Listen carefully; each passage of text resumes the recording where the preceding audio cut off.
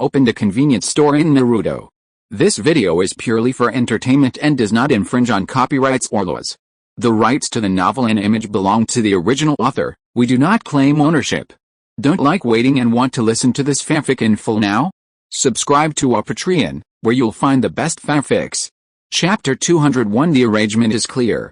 Oh, I'm experimenting with a secret method, Feng said nonchalantly. I can change back anytime, but I think it's fun, so I want to experience it for a while longer. Are the side effects serious? Fidun asked in reproach. Why don't you wait a little longer?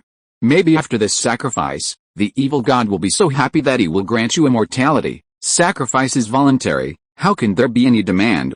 Feng said with a pious face, and accused, Senior, you are impatient. Am I impetuous? Fidun was stunned and doubted himself. How did I disappoint the juniors? After a long while of reflection, Hidden patted his chest and said firmly, my loyalty to the evil god is evident to all. You are right, Junior. I was too impetuous. My missionary work has not been going smoothly. I am ashamed of the evil god's trust, but luckily I have you, Fidun said with great enthusiasm. The scale of this sacrifice is unprecedented. The evil god will definitely be very happy.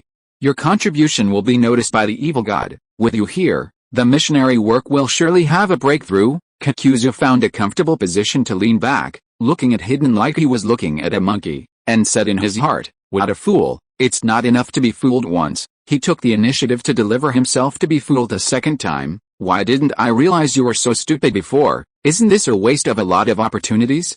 Fools are so easy to fool. The corner star who was watching the show realized that not only Feng had his eyes on him. I told you last time that I'll find a chance to trick you next time. Let's see where you'll run this time. Feng sneered in his heart. Senior, you are wrong again.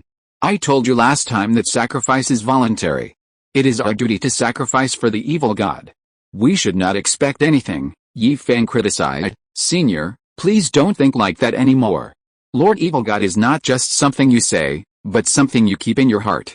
If you keep saying it all day, people will think we are Lord Evil God. How shameless, is that so? Fidun scratched his head. Then what should we do to let others know about the evil god? Simple, Feng said confidently. Look at the chaos in the ninja world right now. There are dozens of countries in this small ninja world. The people are living in poverty, and the long-term wars have caused the people to be displaced. If someone stood up and showed kindness at this time, what would others think? Hey, Junior, just tell me quickly, what exactly should we do? Fidun asked impatiently. He finally understood.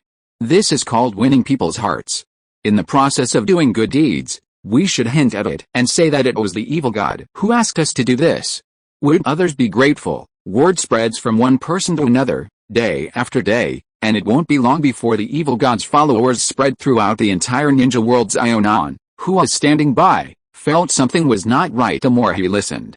Is this a sign of kindness? How are the words kindness connected with evil gods? If an evil god has good intentions, is he still an evil god? Isn't this the same as what our Akatsuki organization is doing now? Zionon knows a thing or two about how she is regarded in the Rain country. The title of angel is people's recognition of her. Generally speaking, angels represent purity. Kindness and noble character. Being given this title is enough to show her status and recognition in the hearts of the people of Rain country. Although she still didn't know how Feng was going to arrange it specifically, if Fidun really did that, it would probably not be long before she would have to give up her title of angel. Angel Fidun, for some reason, Zionon found it a little funny here. Feng passionately stated his plan. Look, many people in the ninja world don't have enough food to eat right now. As the saying goes, it's better to teach someone how to fish than to give them fish. We can't just give them food. This is okay in the early stages, but in the later stages, when there are too many people, we won't be able to afford it, and it's easy for them to develop the mentality of getting something for nothing. We can let them exchange their labor for food or other things. What many people lack is an opportunity. They don't have a stable environment to solve their own food and clothing problems, so we give them this opportunity. This is the second step I want to talk about.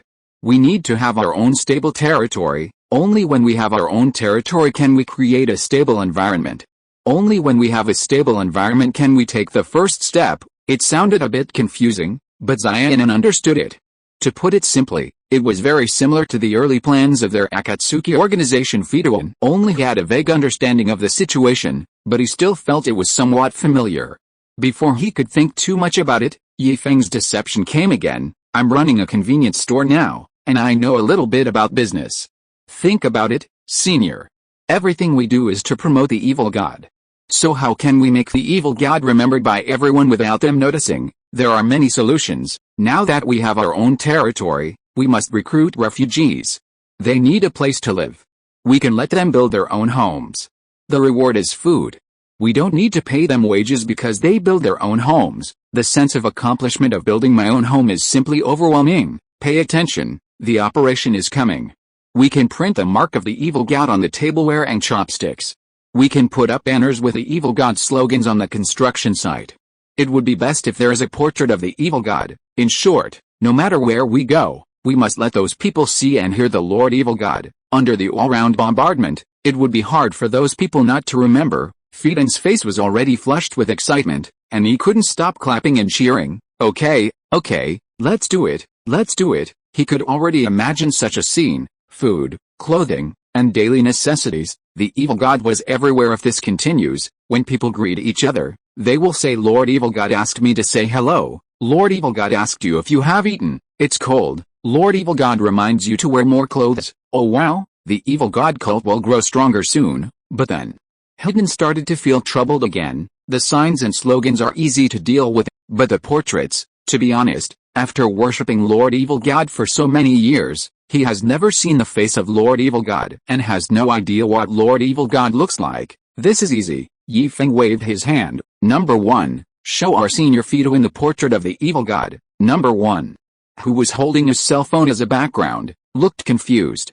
How could he know what the evil god that Fidoan believed in looked like? But after seeing the look Yi Feng gave him, Number 1 suddenly understood and nodded. No problem, uncle. Look, senior, this is our Lord Evil God. Under the split-screen operation, a small frame appeared on the projected large screen. In the small frame, the evil god with a green tail, long golden hair, and a blue bowl looked majestic, with big blue eyes that were captivating. Fiden frowned. This didn't match his imagination of the evil god. Why is she naked and still in a female form? In his imagination, the evil god should be indescribable and have no fixed entity. The evil god that each person sees is the truest reflection of his or her inner heart, with thousands of faces for each person. Even if there is a physical body, it should be a male figure with devil horns on its head, fangs in its mouth, a tall body, and a ferocious look, instead of the current one, which looks quite cute. Bah! What am I thinking? This is the evil god. Fiden quickly stopped his wild thoughts. Wow, so cute. Naruto came forward and exclaimed, look, I'm telling you, Fiden, you can't think about it anymore, or else something bad will happen. Go play. After sending Naruto away, Number 1 took the initiative to introduce her. Senior, don't be fooled by her cute appearance. She is very powerful. Just look. As he spoke, Number 1 opened the video and showed a scene in the picture. The evil god is in the vast starry sky, with his tail stretched straight, falling straight towards the planet before it hit the ground. The light produced by the friction was brighter than the sun, illuminating the entire interior of the planet. Then, Number 1 clicked pause. It cannot be played anymore. If it is played again, it will be the scene of the evil god being pressed on the chopping board, having his tail cut and his belly padded. Number 1 pretended to be serious, without any guilt for fooling others. Senior, the following scene is too brutal. I won't show it to you. No, it's so hard to see a glimpse of the evil god. Fiden was not happy. Where did you get this footage? He wanted to find the source of the picture and watch it secretly himself. Number 1 saw through Fiden's thoughts at a glance. Don't think about it, senior. This is a reward given to you by the evil god. It comes from outer space and there is only one of its kind. Is there also the evil god outside? Fiden asked blankly. He could still understand Xingguang because there were records in the books collected by the Akatsuki organization. Although he didn't know where the records came from, they also explained that the ninja world is a ball and everyone lives on a ball outside the ball. There is a wider world. Fiden vaguely remembered that it seemed to be a book written by a scientist. No one else took it seriously, but he just read it as some weird news to kill time. The power of Lord Evil God is beyond your imagination. Number 1 raised his head and said proudly, Lord Evil God's figure can be seen in all the worlds. All figures are projections of Lord Evil God's body. His real body cannot be seen, and what can be seen is not his real body. Yi Feng couldn't bear to listen any longer. You said something more awesome than me. I didn't even dare to lie so much. And you started with the phrase all the heavens and worlds are me. Do you think this is a fantasy novel? Alright. Lord Evil God is not something we can discuss, we just need to do our job. If he continues to exaggerate, Hidden will wake up. Feng changed the subject in time and said, Senior, I also know that the portrait of the evil god should be majestic, but refugees don't understand this. If we want the refugees to accept us, we must first not draw the evil god too. Do you understand what I mean? This image is very good, cute, and easy to accept. It will not cause disgust or fear among refugees. The little evil god is very cute when he is quiet. As long as he doesn't open his mouth, everything will be fine. It's not an exaggeration to be a mascot just by looking at its appearance. Who would have thought that this was an evil god? Feng agreed with this argument, but soon became distressed. These are all fine, but where can we build the territory? How stupid, Kokuzu said coldly. The Kusagakure village is going to be gone soon. Where are you going to build the territory? Yeah, why didn't I think of that? Hidden slapped his forehead. The Kusagakure village, which was about to be vacant, was just a ready-made piece of land. Building houses on it would not be a problem. He could just keep some of them and raise the rest of the ground with a Shinra Tensei. Kokuzu, who smelled an opportunity to make money, approached Feng and said, I can help you recruit people, and I only need to take a certain commission. It's smaller, the layout is smaller. Feng tempted him. New territory, plenty of opportunities to make money. Think about it, Master Jyoto. Refugees need money to eat, drink, defecate and urinate, right? We definitely don't have that, but you do. You can find someone to sell food and drinks to the refugees. You can sell whatever the refugees need. Food, clothing, housing and transportation are the easiest to start with in the initial stage. Once the refugees get used to your things, will they still buy other people's things, monopolizing the food, clothing, housing and transportation of an entire country? What a huge fortune this is. Later on, you can develop some technology to enrich the spiritual entertainment of the refugees. Okay, then every aspect of the refugees' lives will be under your control. You can have as much money as you want, right? Jiao was very excited and asked with narrowed eyes, aren't you afraid that I will drive you out after I take control? Feng said he was not worried at all. We have no conflict of interest. We want people and you want money. We can have the best of both worlds and achieve win-win cooperation. Kokuzu thought about it for a while, but didn't find any loopholes, so he said, okay, count me in on your plan to develop the Kusagakure village. Hey, you don't even know who is about to board the pirate ship. It's easy to get on board, but difficult to get off. Money that is not in circulation is just a pile of waste paper. Where can he spend it? On the well-built territory, he has everything he wants. He can only spend it here instead of renovating Konoha village on its existing basis. It is better to build from scratch. At least there will be no resistance and you can build it however you want. The geographical location of Kusagakure village is pretty good. To the west is the rain country, a lawless area, to the north is the wind country, to the south is the fire country, and to the east is a small country that is also sandwiched between the two great nations. The Fire Kingdom and the Wind Kingdom. The former is rich in resources, while the latter has greater development potential. Although most of the Wind Kingdom is desert, the desert can be turned into an oasis, and at that time the worst that can happen is that the first generation can be pulled out. The first generation reborn from the impure world reincarnation has unlimited chakra and can use wood released to his full potential. Is the desert still a problem for him? When the time is right, we can develop tourism projects and experience the unique culture of the desert. There will always be some people with money and free time who will be curious, but that's all a matter for the future. Now we have to flatten the Kusagakure village first. Number 1, go back to the convenience store and buy an upgraded phone of the same model. Feng looked at Naruto, thought for a moment, and then set his sights on Sasuke. You pay for it. Chapter 202 Sold and Kidnapped Again. How much? Sasuke asked, suppressing his excitement. No matter how much it costs, he is determined to get one.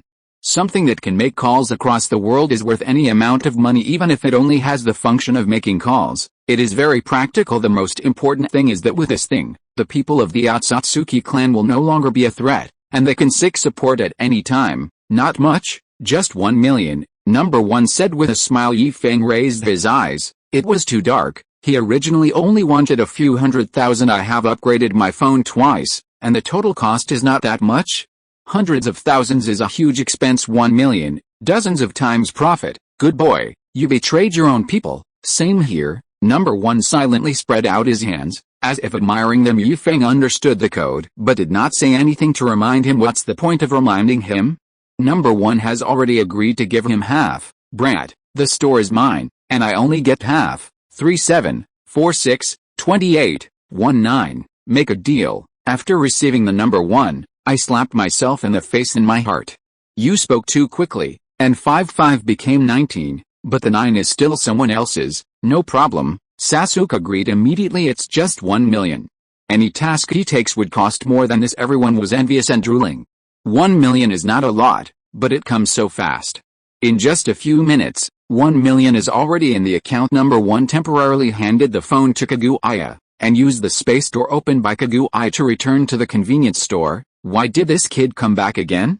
Did he forget to bring his things? Uncle Yao was puzzled. He is increasingly unable to understand today's young people. Just like these few days, there were 3 young men, who seemed to be ninjas from other villages, who came to him on time to report for mealtime. Every time each person ordered a bowl of noodles, but instead of eating at the table, they turned around and held the bowl, eating while staring blankly at the closed convenience store. I looked at the time and saw that the 3 young men were almost here. Number 1 in the convenience store can place orders and receive goods in one go, and the money in the cash box is automatically deducted and disappears. I don't know where the money went.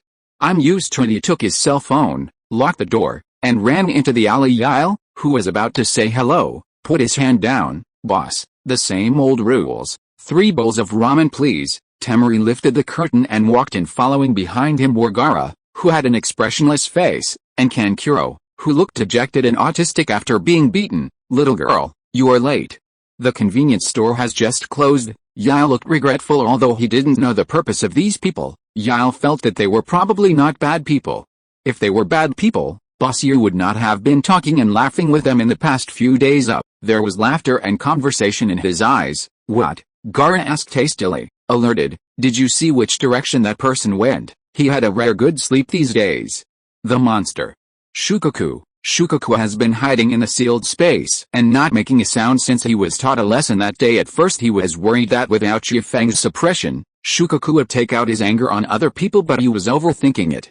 Shukaku was as obedient as a sleeping cat, quiet and didn't say a word to him. He is completely different from the previous Shukaku. I've been guarding the convenience store door these days for no other reason than to deliver money. They haven't paid for the treatment yet. Ichiraku pointed to the alley. I saw him enter the alley.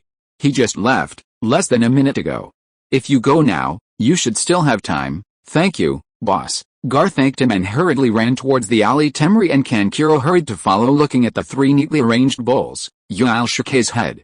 Fortunately, the noodles had not been put into the pot yet. I'm back. Number 1 was holding the phone and just said this when he saw Feng looking at him like an idiot. Number 1 felt a little uncomfortable with this look. He looked down at himself and didn't find anything wrong. He looked puzzled. Uncle, why are you looking at me like that? Why did you take the phone back? Feng was speechless. Just send it to me directly. Now that you have it here, how can I receive it? Number 1 froze, and he, who was blinded by money, finally realized that he had done something stupid. With 1 foot still in the space door, he shouted, Sister Wei, don't close it yet. I'll be back soon. Kaguya waved her hand, indicating that she knew. He returned to convenience store number 1 again and again. After Yao failed to wave at him again, he came and left in a hurry. The whole process of opening and closing the door took no more than a minute. Boss, the same old rules, Temari said dejectedly. Gaara and Kankuro had similar expressions. The 3 of them went into the alley and saw no trace of anyone, as if number 1 had disappeared out of thin air. The 3 people who failed to catch the person came back. Little girl, you're late again, Yao said, not knowing whether to laugh or cry. Just when you left, the convenience store opened again, and then closed, and you came back again. No, what's the matter? I'm pretty familiar with Boss Yi. If you have anything to say, you can tell me first and I'll pass it on to him. Of course, if it involves confidential information, you don't need to tell me. After all, I'm just an ordinary person. He didn't want to get into trouble for knowing something he shouldn't. Now are you late again? Temari sighed tiredly. It's not a big deal. We just owed the convenience store owner some money and planned to pay it back, but the convenience store has been closed, and we don't know when it will open, so we came here every day at mealtime, hoping to run into him, but we didn't expect it to be such a coincidence. It's really unfortunate, Yao said sympathetically. Don't come at mealtime. They don't eat on time. Besides, they're traveling and won't be back for a month. Then why did you say the convenience store was open? Kankuro said in a somewhat aggressive tone.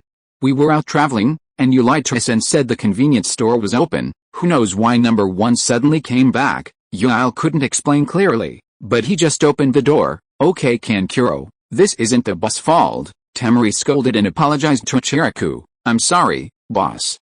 My brother has a bad temper. Please don't bother with him.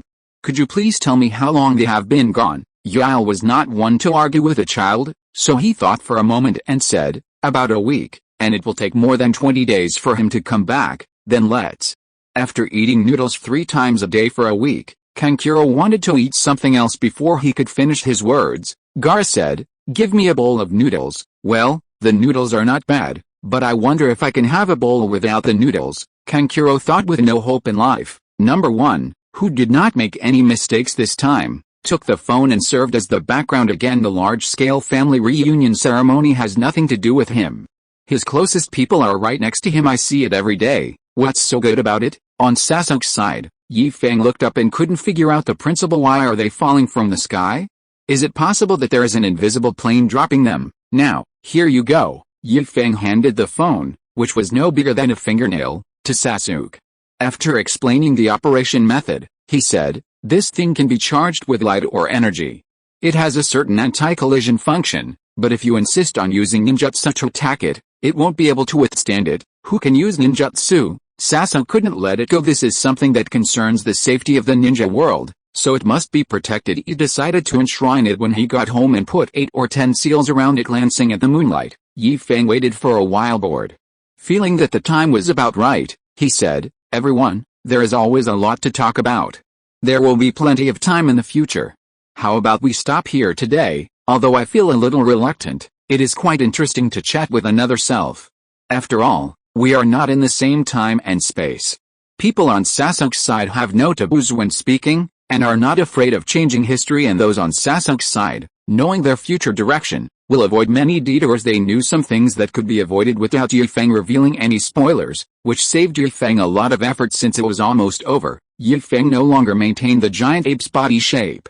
He still had one move that he hadn't passed on to Sasuke. It just so happened that there were a few people with Sharingan on the other side, so I taught them together and charged them later. Not giving. Consider your own strength first. The body gradually shrank and the tail gradually disappeared. Halfway through the transformation, Feng's face changed drastically.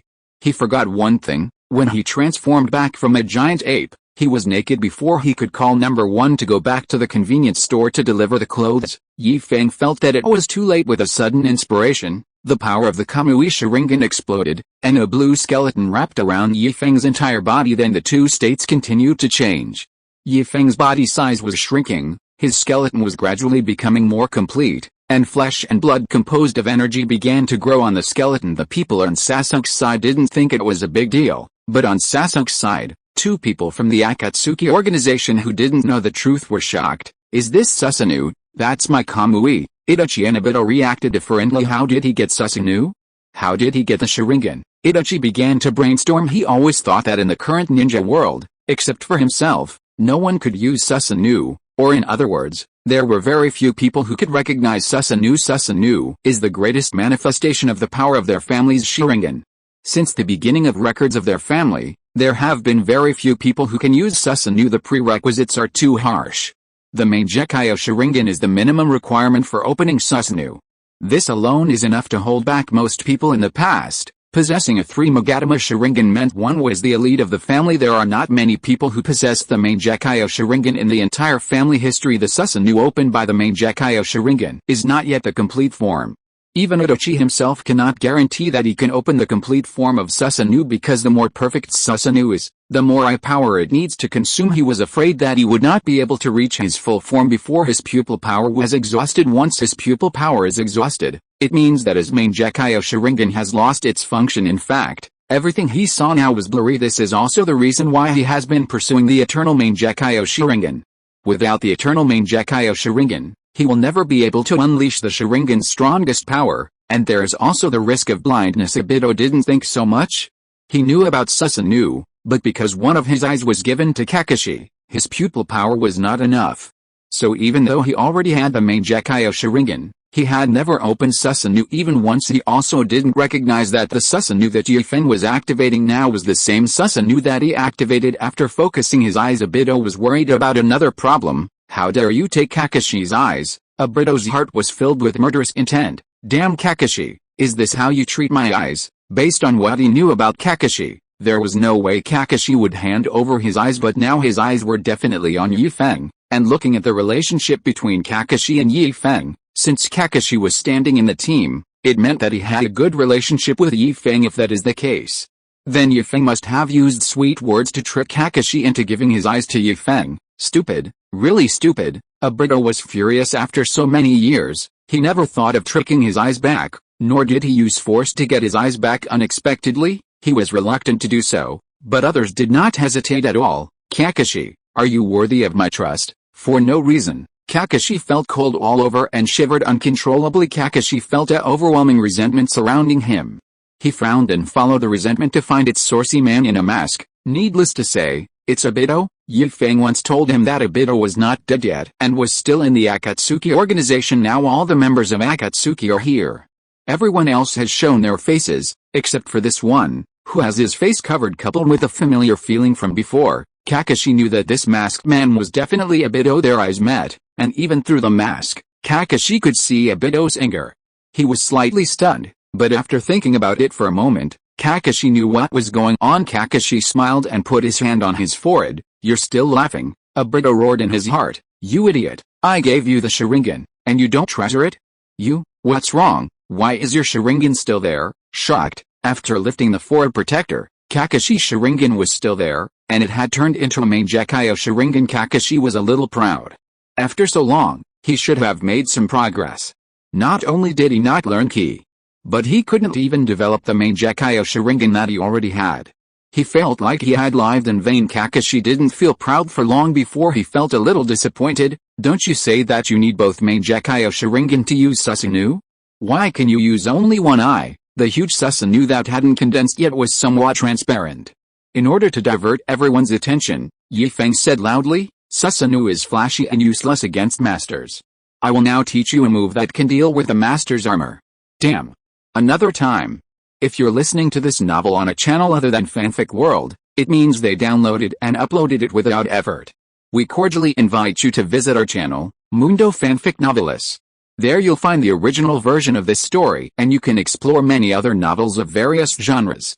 We're waiting for you to immerse yourself in a world of incredible novels. Chapter 203, No Call from the Real Master. Give me the phone. Feng grabbed the phone from the colonel's assistant and shouted, Number 1, create a group. He knew that Number 1 could understand what he meant. Feng didn't take his own mobile phone, but took the new mobile phone bought by Sasuke. Sasuke only knows simple operations, so it would probably take him a long time to set up his own social media account. The space fluctuated invisibly, and Feng's figure disappeared. The people on Big Sasuke's side were a little stunned, and the people on Little Sasuke's side, Number 1, shuddered as if reflexively, holding his head, and said, Sister Wei, don't hit me. It has nothing to do with me. It really has nothing to do with me. The sun was shining brightly, a little blinding. But the breeze was gentle, so it wasn't that hot. The surroundings were desolate. Looking around, there was no human habitation, not even an animal. What the hell is this? Feng was a little dumbfounded. This doesn't look like Namek. He remembered that Namek had a high vegetation coverage rate, with lawns everywhere, and many things that looked like lollipops. Not sure whether they were hills or trees. Some say those are islands, but no matter what it is, it has nothing to do with the scene Feng is seeing now. There wouldn't be such a desolate place on Namek. Okay, Feng, who was wondering where he was, frowned. There are fluctuations of energy. Looking in the direction where the wave came from, Feng smiled and said, The person delivering the clothes is here, hiding his breath. Feng quietly moved towards that place. His transformation stopped the moment he was teleported, but the embarrassing thing was that his appearance returned to normal, but his clothes did not. Wait a moment, Bulma called out, but the person running in front seemed not to hear it and just kept running forward. Bulma, who couldn't catch up, put her hands on her hips and said dissatisfiedly, Really, you actually abandoned a lady like me? How abominable. Bulma, can we go back together? Pool was very happy. The battle ahead was too dangerous. The battle fluctuations alone made him frightened. If possible, It would be better for him not to come forward given his weak strength. Bulma's eyes were firm, and she clenched her fists. We've come this far, how can we go back? Who do you think I am? You are Miss Bulma, who has overcome countless dangerous situations and is invincible in the world. Feng, who touched here, completed the rest of the words for Bulma. Cold sweat instantly broke out on Pool's forehead. He was focusing on the front and didn't notice when someone came from behind. Don't look back, kid. I can't guarantee that I will do anything. Feng used his hand as a gun, pressed against Bulma's lower back, and said in a deliberately cold tone, and you, Miss Bulma, you are so rich, you should care about your life, right? You, what do you want? Bulma's voice was trembling, and she kept cursing in her heart. The few people she left behind, if they were still there, any one of them could deal with the robbers behind him. Although she had some fighting ability, at such a close distance and with a gun pointed at her, Bulma didn't dare to move, for fear of angering the gunman. The robber Feng played his role as a robber. Don't be afraid, Miss Bulma. I have a girlfriend, so I won't rape you. You should have the capsule on you. Come on, find a set of clothes. Bulma thought she had heard it wrong. She had seen people robbing others of their money and their bodies, but she had never seen people robbing others of their clothes or all the robbers nowadays. Solo class, when she was out there making her way, there were many robbers who would kill people over a disagreement. Feng's actions really confused her. Are you new? Bulma asked casually as she took out a capsule from her pocket. She has plenty of clothes. As a girl, and a girl who loves beauty, the capsules that Bulma carries with her contain the most clothes and cosmetics. Stop talking nonsense and take out the clothes. Feng urged, walking around outside naked. I'm about to burst with shame. What if one of the people in front had a change of heart and came back to look for Bulma? Wouldn't they be killed on the spot? Oh, don't worry. Bulma pressed the button of the capsule and threw it to the ground. With a bang and a burst of white gas, a wardrobe about 10 meters long appeared out of thin air on the open space. All my clothes are women's. Are you sure you want to wear them? Bulma laughed. Very boldly. She figured that people who only robbed clothes couldn't be that bad, so she dared to laugh out loud. Hearing the voice behind her, it was a boy. Bulma smiled even more happily at the thought of a boy wearing women's clothes. Feng frowned and snorted coldly. Women's clothes, not to mention women's clothing, as long as it's a piece of cloth that can be carried in a pocket, it'll be fine. An energy tentacle stretched out from Feng's body, extended to the cabinet door, and flexibly opened the cabinet door. Bulma's eyes widened. What kind of method was this? It was something she had never heard of or seen before. She had seen many people or animals who could control objects with their minds, but Feng's operation shocked her again. Her research spirit was successfully aroused. How did you make this tentacle? Is it technology, or your own ability? Feng did not answer. He frowned as he picked out clothes from the closet. Although he said that it didn't matter, he was still a little scared when it came to wearing women's clothes. After choosing for a long time, I finally picked a set of clothes that was somewhat neutral. Using the energy tentacles to roll back and hide behind Bulma, Feng quickly put them on himself. He swore that this was the fastest time he had ever gotten dressed. Feng didn't breathe a sigh of relief until his body was protected again. Hey, how can you be so rude? Bulma said angrily. I've been asking you for a long time, and you didn't say a word. What do you want me to say? Feng said, lifting his bare feet off the ground. Why are you playing with tentacles as a girl? If you have learned how to use ki, you can figure it out yourself. This is just a way to use energy, and the principle is almost the same as Sun Wukong's energy waves. You know Goku. Bulma caught the key words and turned around and asked, if you know Goku, why did you rob me? You're the only one here. If I don't rob you, who else should I rob? Feng pointed at himself. Look at the clothes I'm wearing. With your intelligence, can't you guess it? Haha. Bulma burst into laughter. You look so funny like this. The purple top has lace on the collar and cuffs, and the pants are also purple. They were originally casual pants, but Feng wore them like tights. Feng clenched his fists. Damn it, he didn't want to do it. But this was the only outfit he could wear in his closet.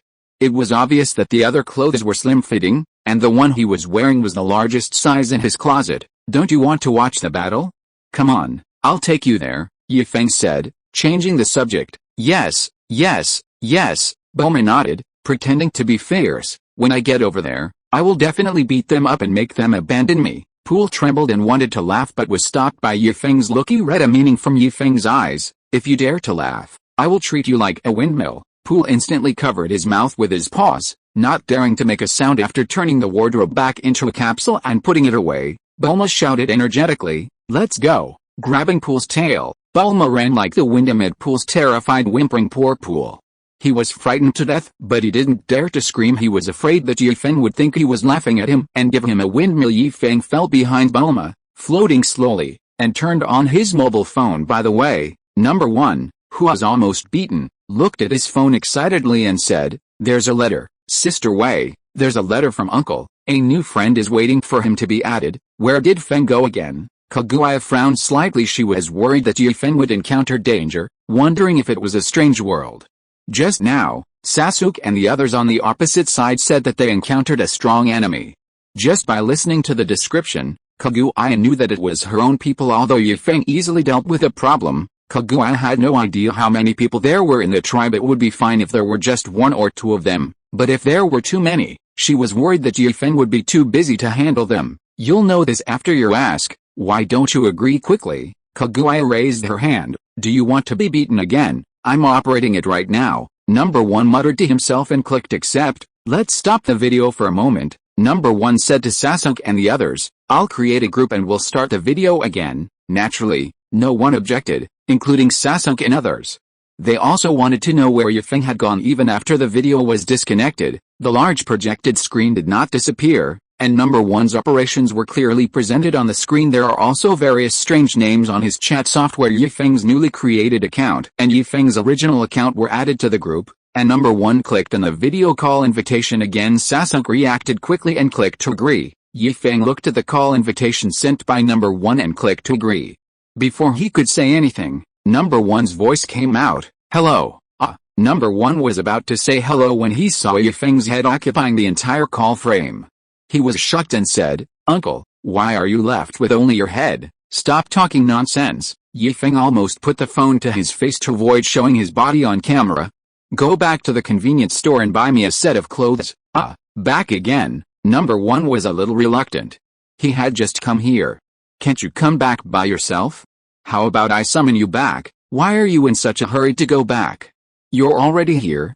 Feng just came here and didn't want to go back so soon. "Okay then." Number 1 nodded helplessly. "Do you want shoes?" Speaking of shoes, Feng thought of the pair of shoes he lost. "Tell Heiju that if he doesn't find my shoes, I will turn him into colorful black when I go back." Number 1 snickered. "Uncle, you're not going to pretend anymore." "What a bullshit," Feng said proudly. "I'm lucky enough that I don't have my tail sticking up in the sky. Do you know where I am now? I'm in Little Wukwang now. No, I should be Big Wukwang now. The speed of time flowing in both places is different. Wukwang is now not only grown up, but also has a child." Number 1 said in shock. "Little Goku is so powerful. How powerful must Big Goku be?" "I don't know." Feng shook his head. "I haven't seen him yet. I don't know what time it is now, so it's hard to judge his strength." As they were talking, the phone had changed hands. Kaguya, who got the phone, asked worriedly, "Will there be any danger?" Number 1 had already explained to her the meaning of forced summoning. Normally, forced summoning was used when convenience store employees encountered problems that they could not solve. If the situation is not so dangerous, employees can handle it themselves, or use a normal summon if there is no rush under the current circumstances. Feng was undoubtedly summoned away by force. "Well, what kind of danger can we encounter?" Feng said in a relaxed tone. "When fighting at home, Wukwang has almost no opponents. Besides, if there is danger, I can go back at any time. Unlike Sasuke's world, Naruto's forced summoning opportunity is accidental and is not recorded in the convenience store. Feng wants to go back, unless someone from number 1 summons him back, but it's different on Wukwang's side. It's officially registered. If Feng wants to go back, he can go back at any time. There are no restrictions. It's just a matter of thought. This is the difference between illegal immigration and legal entry. I'm glad you know what's going on." Kaguya nodded. "I will not say anything for now. You guys should have your conversations. I will be your tour guide and show you around." Number 1 moved quickly. The clothes had arrived. Feng took the clothes that fell from the sky and said, "Hey, where's he?" Bulma looked back and was a little surprised when she didn't see Feng behind her. A flying thing is not even as fast as her running. "Who is it?" Yamcha, who was Bulma's boyfriend at the time, asked puzzledly. "All of them are here, even Bulma and Pool, who are the last ones to come, so who else is there?" "It should be Goku's friend, right?" Bulma was not sure. "He said he knows Goku. This annoying guy obviously knows Wukong, but he still wants to rob me. Bulma found it funny when she thought of Yi Feng dressed as a woman. Robbery? Male or female? Yamcha asked nervously. You didn't suffer any loss, did you? Male. Bulma rolled her eyes. How could she suffer any harm? Do you really think she is powerless? Back then, she was the one who dared to go out on her own. Goku's friends. Krillin touched his bald head. Most of Goku's friends are here. He has known Wukong since childhood. He doesn't say he knows exactly how many friends Wukong has, but he has a general idea of it as far as we know. Apart from those here, most of Goku's other friends are ordinary people who have never practiced martial arts. How did an ordinary person get here? Chapter 204, a name that makes you frightened. They also sensed Frieza's evil aura and came here in advance to prepare in the absence of Goku. Everyone who came here was prepared to die on Namek. The despair that Frieza brought to them, even after a year, the shadow has not dissipated. Krillin put aside his thoughts for the moment and said, was that person behind you all along? Since he is Goku's friend, he is also his friend. People who have never seen Frieza don't know how terrifying Frieza is. Before the fight starts, Krillin wants to persuade this friend he has never met to go back. This place is about to become a battlefield.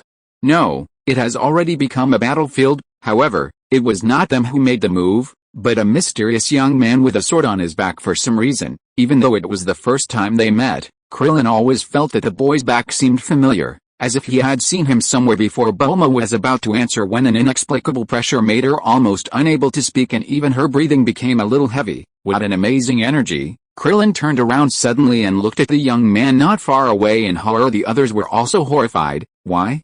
Why can he become a Super Saiyan? Vegeta clenched his fists unwillingly. Why can't I? Because he used too much force. His nails dug into the flesh, but Vegeta seemed not to feel it. Resentment filled his heart, and Vegeta stared at the boy's back. It's fine that Kakarot is a low-ranking warrior who surpasses me, but who are you? Kakarot is a pure-blooded Saiyan after all. But Vegeta could tell at a glance that the boy not far away was not a pure-blooded one. As a noble Saiyan prince, he could naturally feel that the boy lacked the unique temperament of their pure-blooded Saiyans. Super Saiyan. Oh no, Frieza is in trouble. It's not that he was gloating. Yi Feng just felt that Frieza came at the wrong time. It would have been fine if he had met Son Goku, who would have shown mercy to him. But the person he met was Daichi, who was known as the least reckless Saiyan. Not only was he doomed, but his father was also doomed. The sudden sound startled everyone. Who? They were all martial artists, so their reactions were very quick. One by one, they all assumed attacking stances. Vegeta was even more ruthless and punched Yi Feng. If it were in the past, Yi Feng still needed to be a little afraid of Vegeta, but now, I'll give you a hand. Yi Feng raised his hand and easily took the attack without even moving a step. What? Vegeta's eyes narrowed, a little bit unbelieving. Although he didn't use much force in this punch and it was just a tentative attack, not everyone can take it, you know. He is the strongest fighter here, didn't you eat? Yi Feng really wanted to say this to show off, but he was here to watch the fun, not to fight with Datel here. There is no need for him to take any action. Go, kid, go play somewhere else. Yi Feng let go of his hand and pushed Vegeta aside. If you want to fight, talk about it later. Don't disturb me while I'm watching the fun. Hateful. This was a naked humiliation.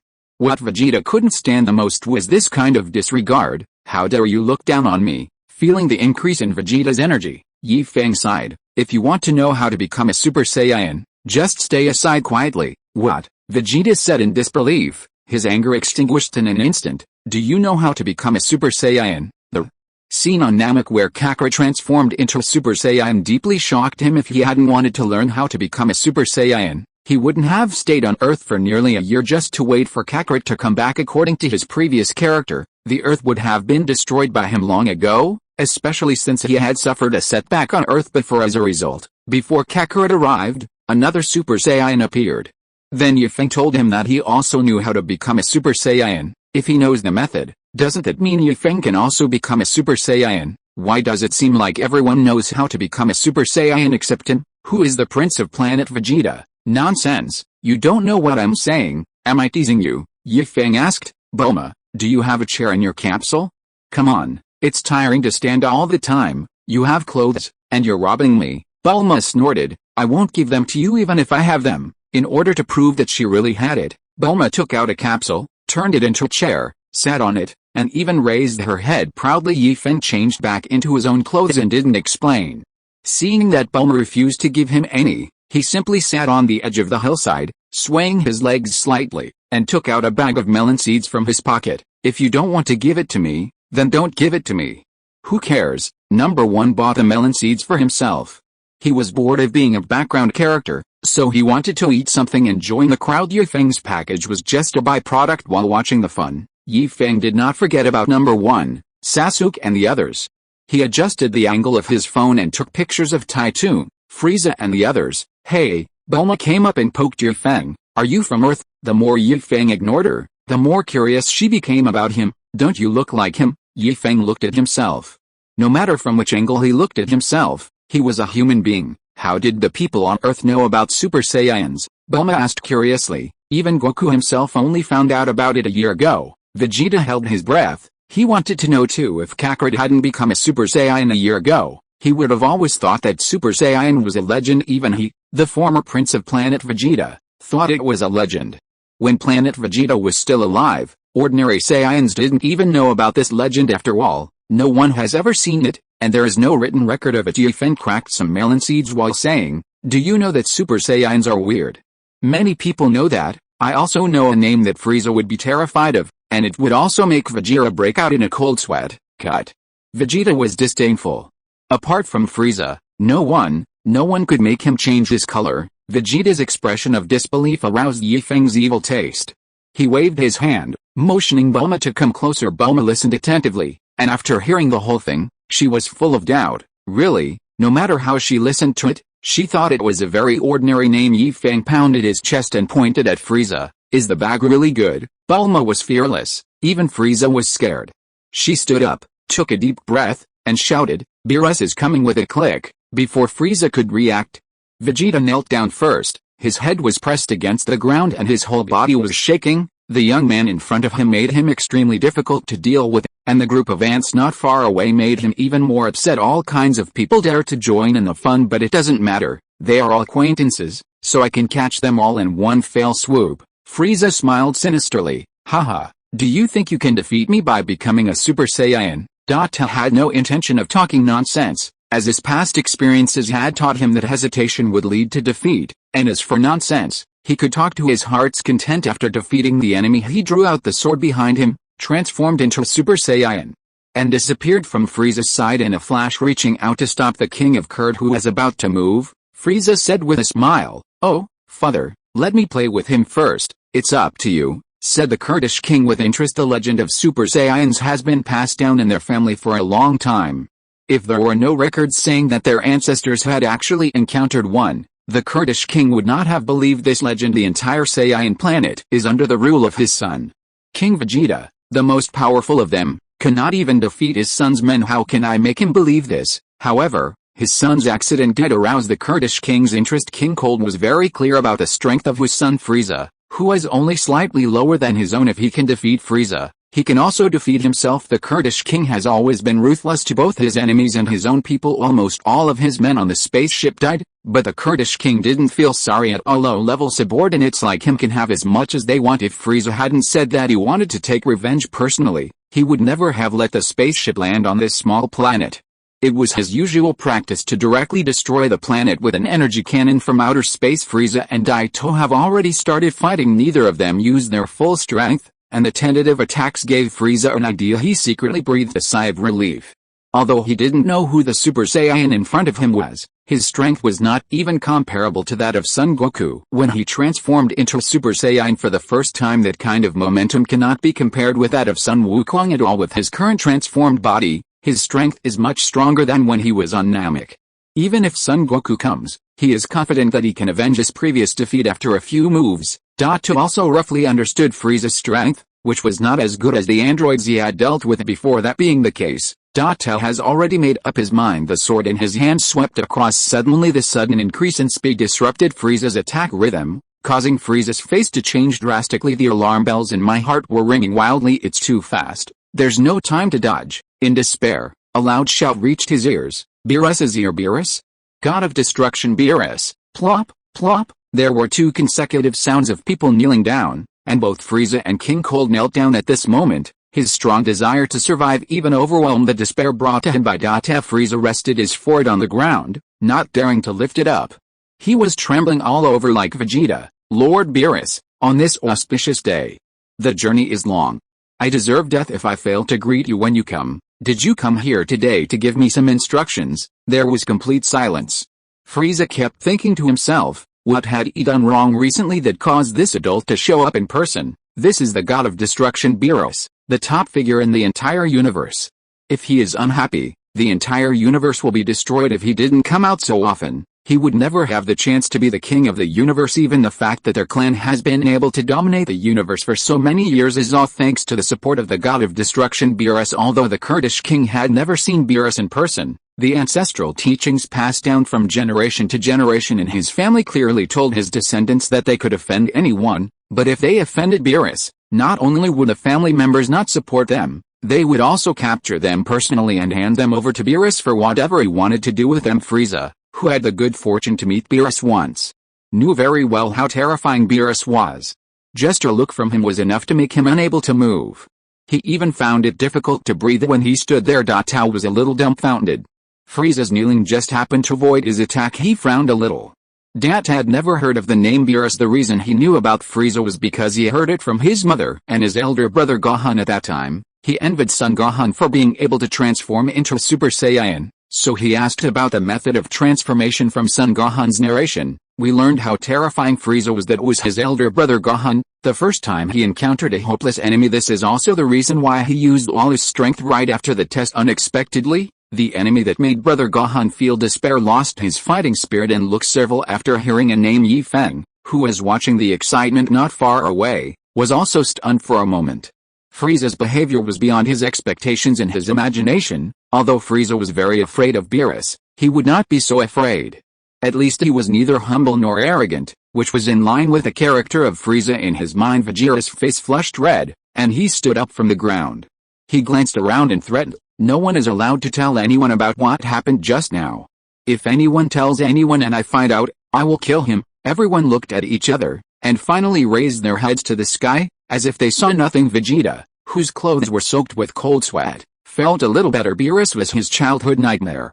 His father, whom he admired very much and the almighty king of the Saiyans, was actually trampled under the feet of Beerus, and his father did not dare to resist at all. Vegeta, whose filter was broken, only learned Beerus' origins when he angrily questioned him afterwards. It turns out that Frieza, who led them, was just a puppet chosen by Beerus. Beerus only needs to move his fingers slightly to crush Frieza, who is invincible in his eyes. He had only seen it once, and after so many years, Vegeta had forgotten about Beerus' existence for a while, but when he heard the name again, his subconscious reaction told him that he had not forgotten it. But the unbearable memory of his father being trampled underfoot was selectively sealed away by him. Oh, it's actually true. Bulma felt very unbelievable, and pestered Feng to ask, who is Beerus? Chapter 205 The King and number 039's death was frustrating. He is not a man, he is a god, the god of destruction. Beerus is one of the people who stands at the pinnacle of your universe. Well, that's all. There's an angel on top of him. Everyone knows how terrifying the god of destruction is, but few people know that angels are even more terrifying than the god of destruction. Feng was cracking melon seeds and throwing the shells away. Forget it. There is also a doctor who is hiding somewhere and specializes in creating artificial humans. He is most keen on collecting data, information and DNA of the strong. It's better not to throw it away randomly, so that someone can't pick it up and use it as a template to create an artificial human. Several energy threads extend from the body, and at the top of the threads is a small energy hand. While operating his little hands to pick up the melon seed shells that had just been thrown on the ground, Feng said, when you meet the god of destruction Beerus, remember, you must speak nicely. You can flatter him, but you can't flatter him too much. You must grasp the scale well to increase your chances of survival. He is a god who is easy to talk to some extent, but he is too powerful and no one can match him. As a result, he has developed a condescending personality over the years, the god of destruction, the god of destruction. You can tell what he does just by the title. He specializes in destruction, but he is very lazy and often puts down his work to go to sleep. He wakes up at irregular times, depending on his mood. Look, Frieza, who's kneeling on the ground over there, his family is the one Beerus chose as his fighter. While he is asleep, the families of Frieza and others will complete his performance evaluation. Don't ask me, a god, why I need performance. This question is too advanced and not suitable for you to know now. There is one more thing, Feng said calmly. Beerus likes delicious food. If someone can make delicious food that satisfies him, he will be very happy and will not kill you or destroy your planet. Every time he attacks, he destroys one planet at a time. Are you telling the truth? Vegeta was shocked and asked hurriedly. Lord Beerus likes delicious food. Is that true? It is true. After receiving a positive answer, Vegeta began to think silently. If he could learn to cook, then could he? I don't know what good thing he was thinking about, but the corners of Vegeta's mouth formed an exaggerated arc. Quick, tear his mouth to pieces. Don't let his mouth be crooked. Suddenly, Feng thought of such a bad joke, after a long time without getting an answer. Frieza bravely raised his head slightly and quickly glanced around with the corner of his eyes. Huh? No, apart from the mysterious Super Saiyan boy standing in front of him and the fly not far away, where else could he be seen? Beerus didn't even come. Frieza realized that he was being fooled and laughed. Good, very good, you succeeded in irritating me. Frieza slowly stood up and brushed off the dust on his body. He twisted his neck back and forth with a cruel smile on his face. Originally I wanted to play with you guys and then slowly torture you, but now, oh, I've changed my mind. I'm going to kill you. Die. An energy ball condensed in his hand. The small energy ball quickly expanded and became larger than his entire body in almost a blink of an eye. The power contained in it is enough to blow the earth to pieces. He changed his posture of holding the sword with one hand to holding it with both hands, and with a light jump, he jumped to a height of 5 or 6 meters. It's too late. Frieza laughed wildly. Boy, destroy the earth together. Having once experienced the destruction of a planet and escaping death, he took this into consideration when transforming his body and made special preparations in this regard. As he is now, the energy generated by the planet explosion is not enough to destroy him. Surviving in the vacuum of the universe may be a problem for others, but for him, it is as simple as eating and drinking. People and their family are born to survive in the universe, so he was not worried about the safety of his father. The Kurdish king, a sneer appeared on Date's lips. Stupid.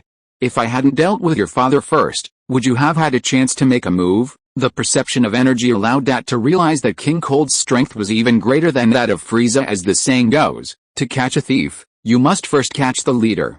Dat also understands a similar principle: solve the big ones first, then the small ones. While the Kurdish king was kneeling on the ground and dared not look up, Dat flashed behind the Kurdish king and swung his sword down. Before the Kurdish king could react, he had already reported to the underworld just as he was about to send out an energy wave to completely destroy King Cold's body. Frieza woke up again anyway. The person is already dead and won't grow legs to run again. So Dart returned in time and prepared to deal with Frieza. He didn't take the energy ball seriously at all. He had seen many energy balls that could destroy the earth and had blocked many of them. He was not afraid of them at all. With one powerful move, in front of Frieza's astonished eyes, the long sword directly split his energy ball, and without any hindrance, it passed through his body again. The feeling of death came again. Frieza opened his mouth, but before he could say anything, the energy ball that was split apart exploded violently. Boom! A mushroom cloud rose up, and the visible shock wave carried smoke and dust in all directions. Seeing that the situation was not good, the remaining personnel on the spacecraft started the spacecraft and prepared to escape. The tail flame spewed out from the bottom of the spacecraft, and with a roar, the spacecraft slowly rose into the air.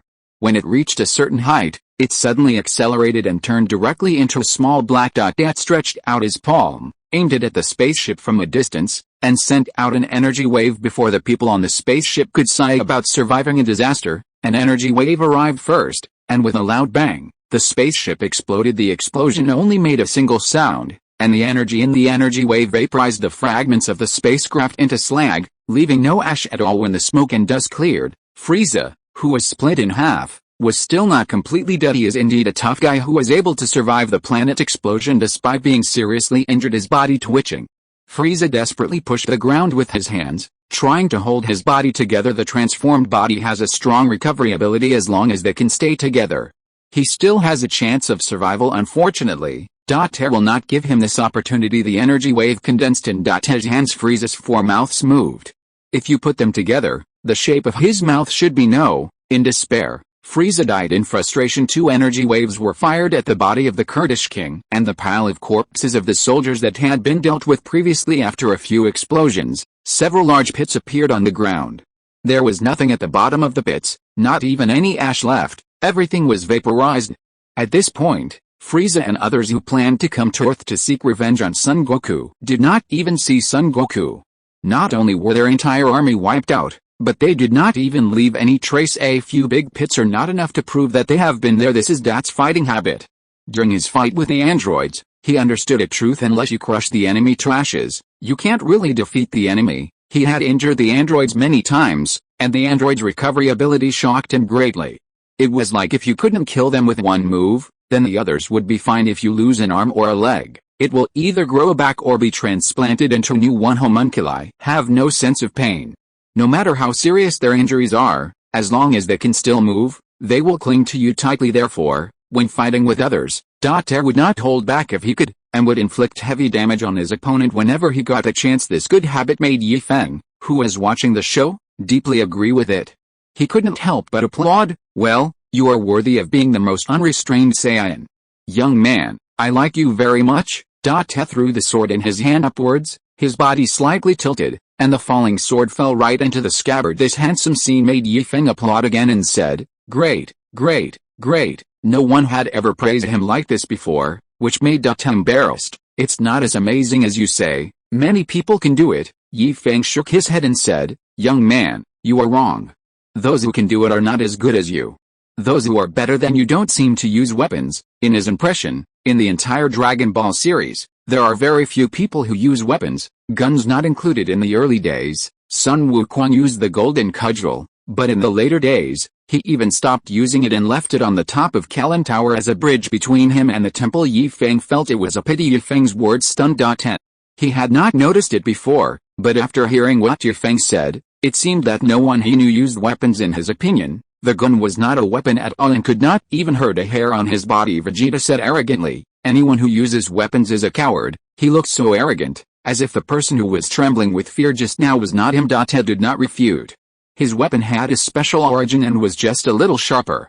Apart from that, it was just an ordinary sword. However, he would feel more at ease carrying it.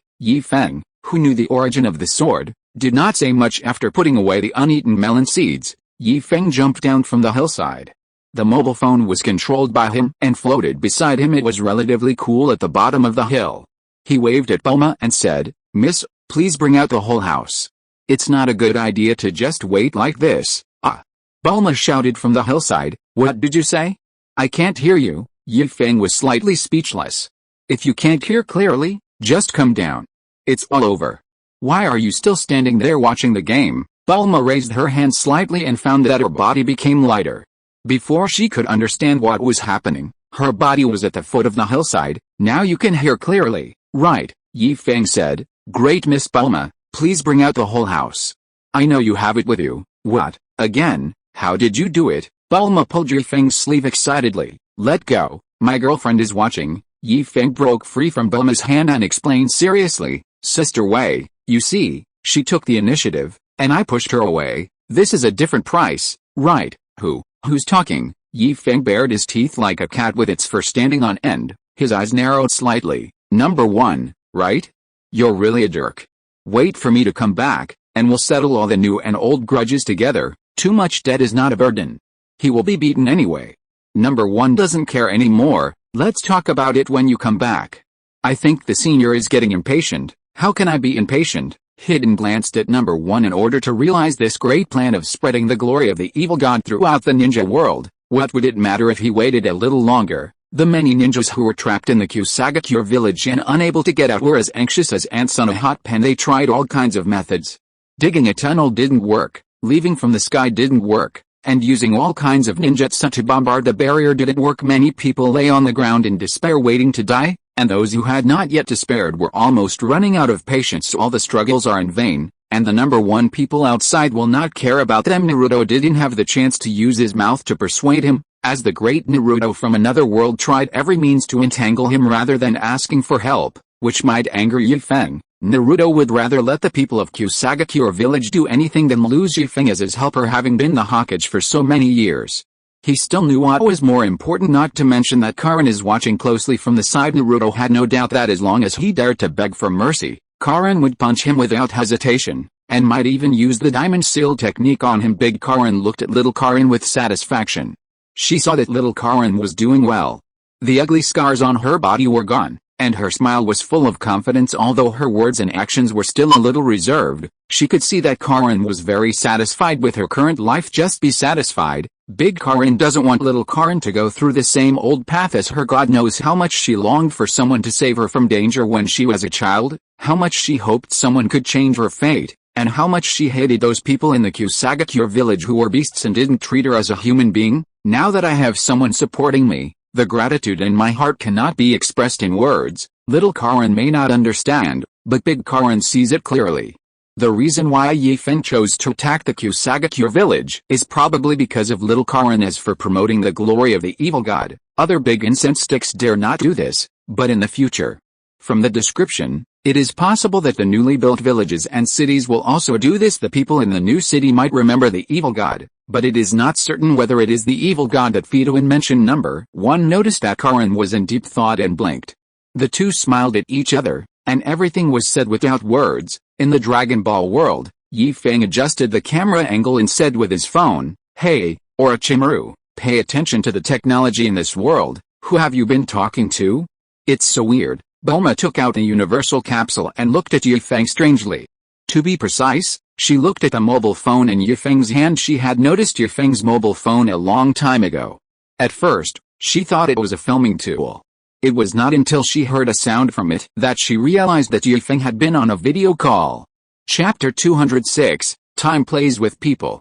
Bulma has it on her phone, and the video calling feature is also there, but on a different device. Bulma had never really thought of combining the two together. It's not that she can't do it, but she hasn't thought about it in this way before. Bulma pressed the universal capsule lightly and threw it on the ground, and a two-story building appeared out of thin air. It was a little small for Bulma, but it was enough as a temporary residence in the wild. Besides, they didn't really want to live here. Just as Dater was about to take out the universal capsule, he paused and put the universal capsule back with his small building. His small refrigerator is no longer useful. Originally, he wanted to treat everyone with drinks from the refrigerator. Keep it. You are short of supplies there. Feng patted Date's shoulder and called on the people on the hillside to come down. Date's eyes narrowed and he looked at Feng in surprise and doubt. With huge waves in his earth, how does he know? He hasn't introduced himself to the crowd yet. Walking into the small building, Feng was pleasantly surprised to find a reclining chair inside. As a frequent customer and gatekeeper of the convenience store, it was natural for him not to be tempted by the reclining chair. He immediately moved the recliner to the door of the small building and picked up a drink. If it weren't for the wrong environment, Feng's appearance at this moment would be almost the same as when he was in front of his own convenience store. The small building has no yard, but you can see this scenery outside by opening the door. Although this place is as desolate as a Gobi Desert, there is nothing to see. But Feng was at ease. He was not looking at the scenery, but enjoying a moment of tranquility and freedom. It would have been better if Bulma, who was lying on his other side, hadn't followed suit. Dater was still standing at the door, and seemed not to have recovered from Feng's words. Feng said complacently, "Don't think about it. Anyway, you will have to explain when Xiao Wukong comes back.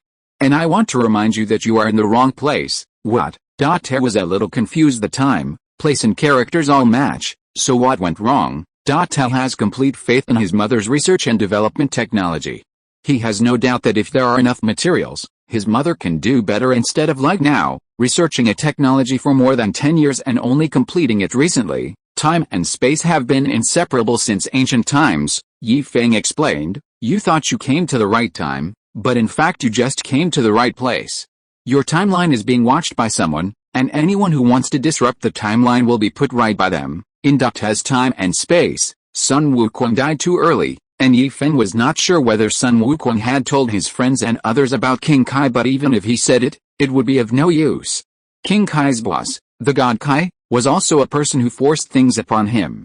He didn't understand many things and didn't have much communication with other god Kais. He is in charge of managing this area of the earth, but he has no idea about time management. He is still in the Kaishin realm, carefree and never comes out. Only when Majin Buu was about to appear did he rush to Earth in a panic, looking for help. This is a long story. One of the duties of the King of Gods is to maintain the normal operation of time and space except for him and his trainee Kaishin, who are qualified to travel through time. Anyone else who travels through time will be sensed by them and stopped in time. There is no way to not stop them. There are too many powerful people in the universe. If they act recklessly, they will destroy themselves without the king of all taking action. Ta only understood half of what was said and looked a little confused the moment Feng appeared. He had a guess, but he just didn't want to believe it. He went through untold hardships to come here, hoping to change history and save his own time and space. Now you tell him that he has come to the wrong place. How can Ted accept it? And there were more than one unexpected changes. He had never seen Feng before, nor had he heard of Feng's name. Anyone who could hang out with this group of people in front of him couldn't be an unknown person. Even if he died early, he should have heard of him before coming here. He made a special effort to cram, combined with what he had learned from an elder brother who had taught him before, piece together, if not all. He knew at least 80% to 90% of the people Sun Wukong knew but Feng. Feng changed into a comfortable position and took a sip of his drink. He felt very comfortable. Don't think about it, young man. Instead of letting others save you, why don't you save it yourself? Others can save you once or twice, but can they save you 3 or 4 times? Ta looked uncertain, frowned and asked, do you know something? Feng admitted, and said nonchalantly, the more you see, the more you know. I can only tell you this, you can only save your time and space by yourself. Don't even think about it, little Goku. He can't die as long as I'm here. Bulma became interested and came over to ask, when did you and Goku meet? Why have I never heard him mention you? Based on her understanding of Sun Wukong, if he had a friend as powerful as Feng, it would be impossible for him not to mention him once. But then again, when he was a kid, Goku wasn't that warlike. Feng looked up at the sky. The sunlight was a bit dazzling. Maybe he just thought it was a dream. To be honest, I only met him once, when he was very young, and his tail was still there at that time. He bought himself for a meal. Technically, I'm his boss. What? As soon as these words came out, everyone was shocked. Bulma opened her mouth in disbelief. Goku also works part-time, in her understanding, except for a few odd jobs he did with Krillin when he was a child and was fooled by Master Roshi. Sun Wukong has never worked until now. He still has a vague idea of money working for such a person. Bulma would rather believe that the sun rises in the west and sets in the east. Feng spread his hands and shrugged. He'll have worked in my store for a day, so he won't forget about me. But it doesn't matter. I was planning to come and see him soon, so this is perfect. It is better to come at the right time than to come early. If he had come when Son Goku was a child, he would have to wait until Bulma grew up. After Bulma grew up, her skill points were officially lit up after she studied them, or Orochimaru could have come over and communicated directly, so as to avoid a discordant picture of an adult and a child standing together and discussing. Which would also make it easy for people to regard them as perverts. Vegeta wanted to ask something, but Feng raised his hand to interrupt him. One person is teaching, 2 people are teaching, a group of people still teaching. Wait until little Goku comes. Wait until this young hero finishes his story, then I will tell you my story. There are still a few hours before Sun Wukong lands, and with Xiaolao around, we won't be bored. The small building is equipped with water, electricity and household appliances. Those who want to play games can play games, and those who have no place to vent their boredom can fight if they want to. Feng was also chatting idly. Ms. Bulma, do you know anyone who does urban design? Originally, he wanted to find someone in the ninja world to design it independently, but when there were better options, Feng naturally looked down on them. He wanted to build a modern city in the ninja world. It didn't need to be too high-tech, just enough to be useful and convenient enough no matter what commercial or residential areas, useful or not, we will develop them first. I don't know them. Bulma shook her head. Why are you looking for them? Feng was not disappointed. With Bulma's energy, he could quickly recognize her even if he didn't know her. I have a piece of land that I want to develop, so I want to find someone to redesign it systematically. That's it. Bulma thought, why? Then who are you looking for? I can do it. You also know this. Feng was surprised. He thought Bulma only liked to do advanced research compared to those. Urban design seems to be a bit out of rank. Of course, Bulma said proudly. What don't I understand? She is not familiar with urban design because she is one herself and does not have a deep understanding of it, so she only has a rough understanding of it. Her understanding is probably a level that ordinary people would never be able to reach in their entire lives. That would be great. Isn't this complete? Number 1. Fly higher and take a picture of the entire Kusagakure village so that we can see the youthful and beautiful, invincible Miss Bulma. Feng's flattery made Bulma very happy. She immediately pinched her waist and said with a wild laugh, oh ha, yes, let me see, it's just a small city design, so easy. Dotto had mixed emotions. He had never seen Bulma smile so happily. Feng clicked on the projection on his mobile phone and projected the 3 boxes on the screen. Number 1 had already flown high into the sky and aimed the camera at the hidden grass village. "Uncle, is this angle okay? The picture is clear, the call quality is good," Bulma subconsciously commented in her mind. Well, very perfect technology. Bulma was interested in Feng's mobile phone and decided to start research and development. When she returned, Feng asked Bulma, "How is it? Is it okay?" Bulma thought about it and said, "Higher. It's not enough to just know the overall picture. She also needs to know the environment around Kusagakure village. It doesn't mean that you can just find an empty lot and then build a house. Every aspect needs to be taken into consideration, including water sources, convenient transportation, urban domestic waste, and whether there are places to dispose of it." Number 1 obediently raised his temperature a little again. "That's enough," Bulma called out. "Just keep this position and don't move." Naruto, on the ground, looked up at Number 1 with a shattered expression. "When will he learn to fly? Why can't I fly?" Naruto wants to reiterate here again. He is the real body. He is the real body. Why is a shadow clone stronger than the original body? Shikamaru patted Naruto's shoulder and wanted to say something comforting, but after thinking it over, he decided not to. He had a bold idea in his mind. Although it was a little too unbelievable, Shikamaru felt that maybe Feng could really do it. Everyone in the Akatsuki organization had a solemn expression on their faces. It seemed that the situation in the ninja world was about to change. Whether it is Naruto and the others, or the other world where Feng is now, they have all exceeded their horizons. Something they had never heard of happened right before their eyes, and they had no choice but to believe it. They accepted it even if it was an illusion. If they couldn't break it, no one in the entire ninja world could break it. The legendary sages the Rinnegan, and the Sharingan that has a bonus against illusions. There are several pairs of them in their organization, and they can still be attacked silently. If I didn't have the strength to crush them, they wouldn't believe it even if I told them. Hidden and Kokuzu don't care about these things. One of them likes money and doesn't mind as long as he can get the money. The other is a fanatical follower of the evil god and will support him as long as he can promote the evil god. The two of them didn't care about what Feng would do to the ninja world. Obito clenched his fists tightly in his sleeves and kept a distance from Black Zetsu. It was originally thought that Black Zetsu is the product of Madara's dark will. Madara had his own plans, and he also had his own plans. He kept Black Zetsu because there were some things that were inconvenient for him to do. So he used Black Zetsu as a temporary helper. Now it seems that is not the case. He heard Feng's words clearly. "Stop pretending? Steal clothes? How could the product of Madara's will be mixed up with the people of Konoha, and have seemingly harmonious relations with them?" Obito, who didn't understand this, became wary of Black Zetsu. Black Zetsu didn't care. His mother had already come out, so what was the point of making any plans? If he wanted, he could jump to the other camp at any time. It doesn't matter if it's spotted or not. It's just a chess piece. Move it wherever you need it, and throw it away if you don't need it. Who cares what? You don't accept it. If you don't agree with me, come and beat me. "Mom, look, someone is bullying me." With his mother's support, Black Zetsu doesn't take anything seriously even if it was Feng. When it comes to Feng, Heizetsu gets angry.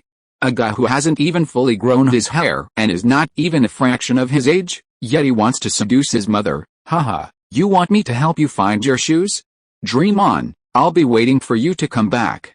If I don't steal everything from you, my surname is not Hei. Black Zetsu, who didn't know that the fact had become a fait accompli, had already thought of 100 ways to deal with Feng, and was waiting for Feng to come back to implement them. On the other side, Bulma looked at the picture displayed on the phone, and her beautiful eyebrows were almost twisted together. "There's something wrong with this part of yours. What's wrong, Feng was also looking at the screen. Although he had never been to Kusagakure village, he thought that since Kusagakure village was able to build a village here, it should not be a big deal for him to build a city here. Is the territory not big enough? If the territory is too small, it is easy to solve. The neighboring wind country is all desert. I believe that the wind country will cede some unnecessary territory on the condition of increasing the green area of the wind country if they refused." Feng said that he also knew a little bit of martial arts. "The site is not a problem. Although it is a little small, it is still possible to build a small town," Bulma said thoughtfully. "It's just that the surrounding environment looks too unfamiliar. It doesn't look like the place I know." Although she has not traveled to every corner of the earth, Bulma has seen the world map and knows the environmental features of every region on the earth. She can't say she knows it like the back of her hand, but as long as she sees it, she can quickly determine the approximate range. Chapter 207, alien stranger. But after looking at the projected environment for a long time, Bulma still couldn't find a corresponding or similar area in her mind. It was daytime over there too. After a series of scientific analyses, Bulma said with certainty, "The territory you are talking about is on an alien planet, right? You are an alien, right?" Yifeng was silent. Seeing that Yifeng didn't say anything, Bulma became more certain that she had guessed correctly, and raised her head with a proud look on her face. "It seems like he is showing off to the people around him. See, let me tell you, I am still the smartest." Krillin touched his shiny forehead and wiped his sweaty hands. "As far as I know, Namek was the first alien planet that Goku visited. How did he meet?" Boss, Krillin didn't know Yifeng's name yet, so when asked to call Yifeng uncle like number 1 did, he either couldn't do it or felt it was weird. Yizio doesn't look very old, but despite his small stature, he is actually in his 20s. He and Wukong have known each other since childhood and can talk about anything. They get together every now and then to chat and compete. If Sun Wukong had really been to an alien planet, there was no way he would not have been told about such interesting things. With his poor memory, if you ask him what he ate yesterday, he may not be able to remember. Besides, the last time I met him was when Piccolo died. It's been many years. Oh, sorry, I wasn't talking about you. Yifeng looked at Piccolo's pale face and subconsciously said an apology. Piccolo's face turned a little dark, and if you didn't look carefully, you couldn't tell. He waved his hand, signaling Yifeng not to bother with him. What his father or mother does has nothing to do with him. That's true. Krillin smiled embarrassedly. He could understand it this way. Wukong has always had a bad memory. Apart from things related to battle, his memory is a complete mess when it comes to life. So, what's going on? Bulma asked curiously. What happened on Namek was not a fond memory for her. She was either hiding or running for her life, and had no time to see the scenery on Namek. If Yifeng really came from an alien planet and was able to build a city, his power must be quite considerable. Then maybe, no, she can go and see the scenery of alien space. Bulma had thought it all out and would use the excuse of needing to conduct a field trip. She didn't believe that Yifeng would refuse. How could Yifeng not agree? Orochimaru in Sasuke's world had green light in his eyes and washed his face with his tongue several times. He wanted to get out of the screen and take a good look at how a small capsule turned into a big house. Although there are ceiling scrolls in the ninja world that can be used to store items, they are all small items, such as weapons like kunai and shuriken, and at most they can be used to move corpses. To store such a big house in it, Orochimaru's CPU is about to burn out, and he has no idea how he did it. Yifeng has not yet seen what expression Orochimaru in his own world has, but he estimates it to be similar to that of his other self. After thinking about the wording, Yifeng was a little distressed. How should I tell you? You can think of it as an alien planet, or you can say it is not. Strictly speaking, this is another universe. You understand the concept of the universe. I come from another universe. Please see the VCR for details. It was impossible to explain it clearly. So Yifeng simply opened the video software and found a video about the multiverse. Click play, and the narration voice will sound. Since the Big Bang, the edge of the universe has been expanding outward at an incredible speed. Bulma listened very seriously, and for some reason, Dotto was also concentrating. The others, including Yifeng himself, felt as if they were hypnotized, and the more they listened, the sleepier they became. There were also some who couldn't bear to listen at all. Vegeta turned his head and walked to the side, covering his ears to him. It was all noise, buzzing, and making him feel upset. He doesn't care about the universe or not. He just wants to know how to become a Super Saiyan. The dignified Prince Vegeta was actually surpassed by a low-level warrior, a hybrid, and a person of unknown species. For him, it was simply a shame. The video is very long, several dozen minutes long. As soon as it finished playing, Yifeng became alert, just like a student hearing the bell for the end of get out of class. Yifeng stretched out his body and squinted his eyes comfortably. Sure enough, the best sleep quality is when I'm listening to the teacher's lecture. Bulma was still a little unsatisfied. Are there any other similar videos? It's gone. Yifeng shook his head. Having just woken up, he didn't want to sleep anymore. The content of this video is not suitable for you to apply to your universe. You can just use it as a reference. The Big Bang Theory that ordinary people talk about is observed from the perspective of ordinary people in the world of Dragon Ball. There is the underworld, the King Kai, and above them are the God of Destruction and the God of Kai. The Kaishin is in charge of creation, and the God of Destruction is in charge of destruction. The two gods each have their own duties. Above these two, there is the Supreme Omni King, who rules over all the universes. There are gods now, So it is obvious that ordinary people's ways are not suitable for the Dragon Ball world. The energy generated by the Big Bang is not as much as the energy consumed by the Omni King in one move. Bulma has never seen these guts, so naturally she doesn't know these things. However, she also found some inaccuracies in the video, but it did not stop her from being excited. I understand what you mean. You mean that you are from another multiverse and not from our universe, right? Yi Feng snapped his fingers. It is very convenient to talk to smart people. They can understand you immediately without you having to explain anything. That's so cool. Bulma cheered. Why don't we stop waiting for Goku and go back now? I can see Wukong every day, but there are not many opportunities to go to another universe. This is much more interesting than an alien planet. No, before Yi Feng could say anything, Vegeta was already unhappy. If you want to leave, you have to teach me how to transform first. He waited on Earth for a year, but he didn't come to Earth to enjoy the scenery. Can't I let Goku teach you? Bulma was even more unhappy than Vegeta. She stood up and pinched her waist and said, I didn't say anything to you. After all, I saved your life. You actually left me alone and ran away. Is this how you treat your benefactor? Vegeta was speechless and yelled with a red face, I did that for your own good. Who knows what kind of danger you might encounter? You don't even have the power to protect yourself. You'll be a hindrance in the battle. The more he talked, the more Vegeta felt that he was right. That's Frieza. If that guy hadn't appeared, all of us combined wouldn't be enough for Frieza to defeat him alone. How can you help by coming here? That person folded his arms, leaning against a pillar at the door, watching Vegeta and Bulma quarreling, and found it very interesting to him. This scene was second only to the one he had imagined. After saving his world, and seeing life beginning to emerge from the ruins, how dare you look down on me? Bulma rolled up her sleeves, bent her arms, pointed with her other hand and said, see. It's all power, Pucci. Vegeta couldn't help laughing. Ha, you still have strength?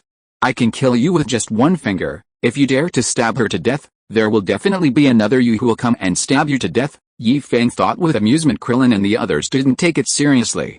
After spending some time together, they got to know Vegeta roughly. He talks tough and is ruthless when it comes to fighting, but when it comes to his own people, he used to be tough, but now, he is just tough in words. 10, however, became nervous and no longer had the heart to watch the show. He quickly stopped him and said, not really, not really.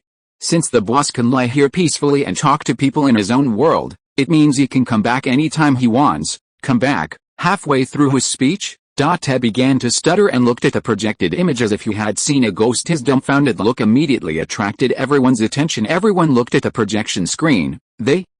Bulma also pointed at the projection screen and couldn't say a complete sentence on the projection screen. There were people who looked exactly the same. Bulma is so smart that she doesn't think that these are so-called twins. They are obviously one her childhood self and the other her grown-up self. Orochimaru had barely changed, except that his face was softer and his feminine features were more pronounced. Yi Feng raised his eyebrows. What's wrong? You just talked about the multiverse, but not the parallel universe. He was asleep and didn't hear what the video was about. What is a parallel universe? Forgive Bulma for never paying much attention to these things before. This was the first time she heard this term. Well, there's really no popular science. Yi Feng knew a little about parallel universes, not much, but enough for everyone to understand. Metaphorically speaking, this is our world. With a wave of his hand, a thread of energy appeared in front of everyone. Yi Feng pointed at the energy thread and said, imagine our world as a highway. There is only one highway, and everyone is walking along this road, but as time went by, suddenly one day, someone didn't want to take the main road anymore. He wanted to cross the highway and take the path outside, so the small road became a big road, which means a new parallel universe was born. Among the energy threads, a thread of energy emerged and extended to other places, just like an eye becomes a boo. The historical process was the same before, but from that intersection, the development of the two parallel universes took different paths. Using the simplest method to explain the most complicated things, even Vegeta could understand. He looked at the energy thread that turned into in a daze. He finally understood why Yi Feng said that he came to the wrong place right from the start, because in his time and space, there was no such person as Yi Feng, and since it is here, it means Yi Feng is the intersection. He smiled bitterly in his heart. Perhaps the change had already happened when Mr. Sun Wukong and Yi Feng met for the first time. Whether he comes today or not, this world will not be destroyed by artificial humans. One Saiyan is gone, and here comes another Saiyan. So these two gangs are from two parallel universes, Bulma exclaimed that she had learned something new. Yi Feng corrected, to be precise, he is a person from a parallel universe.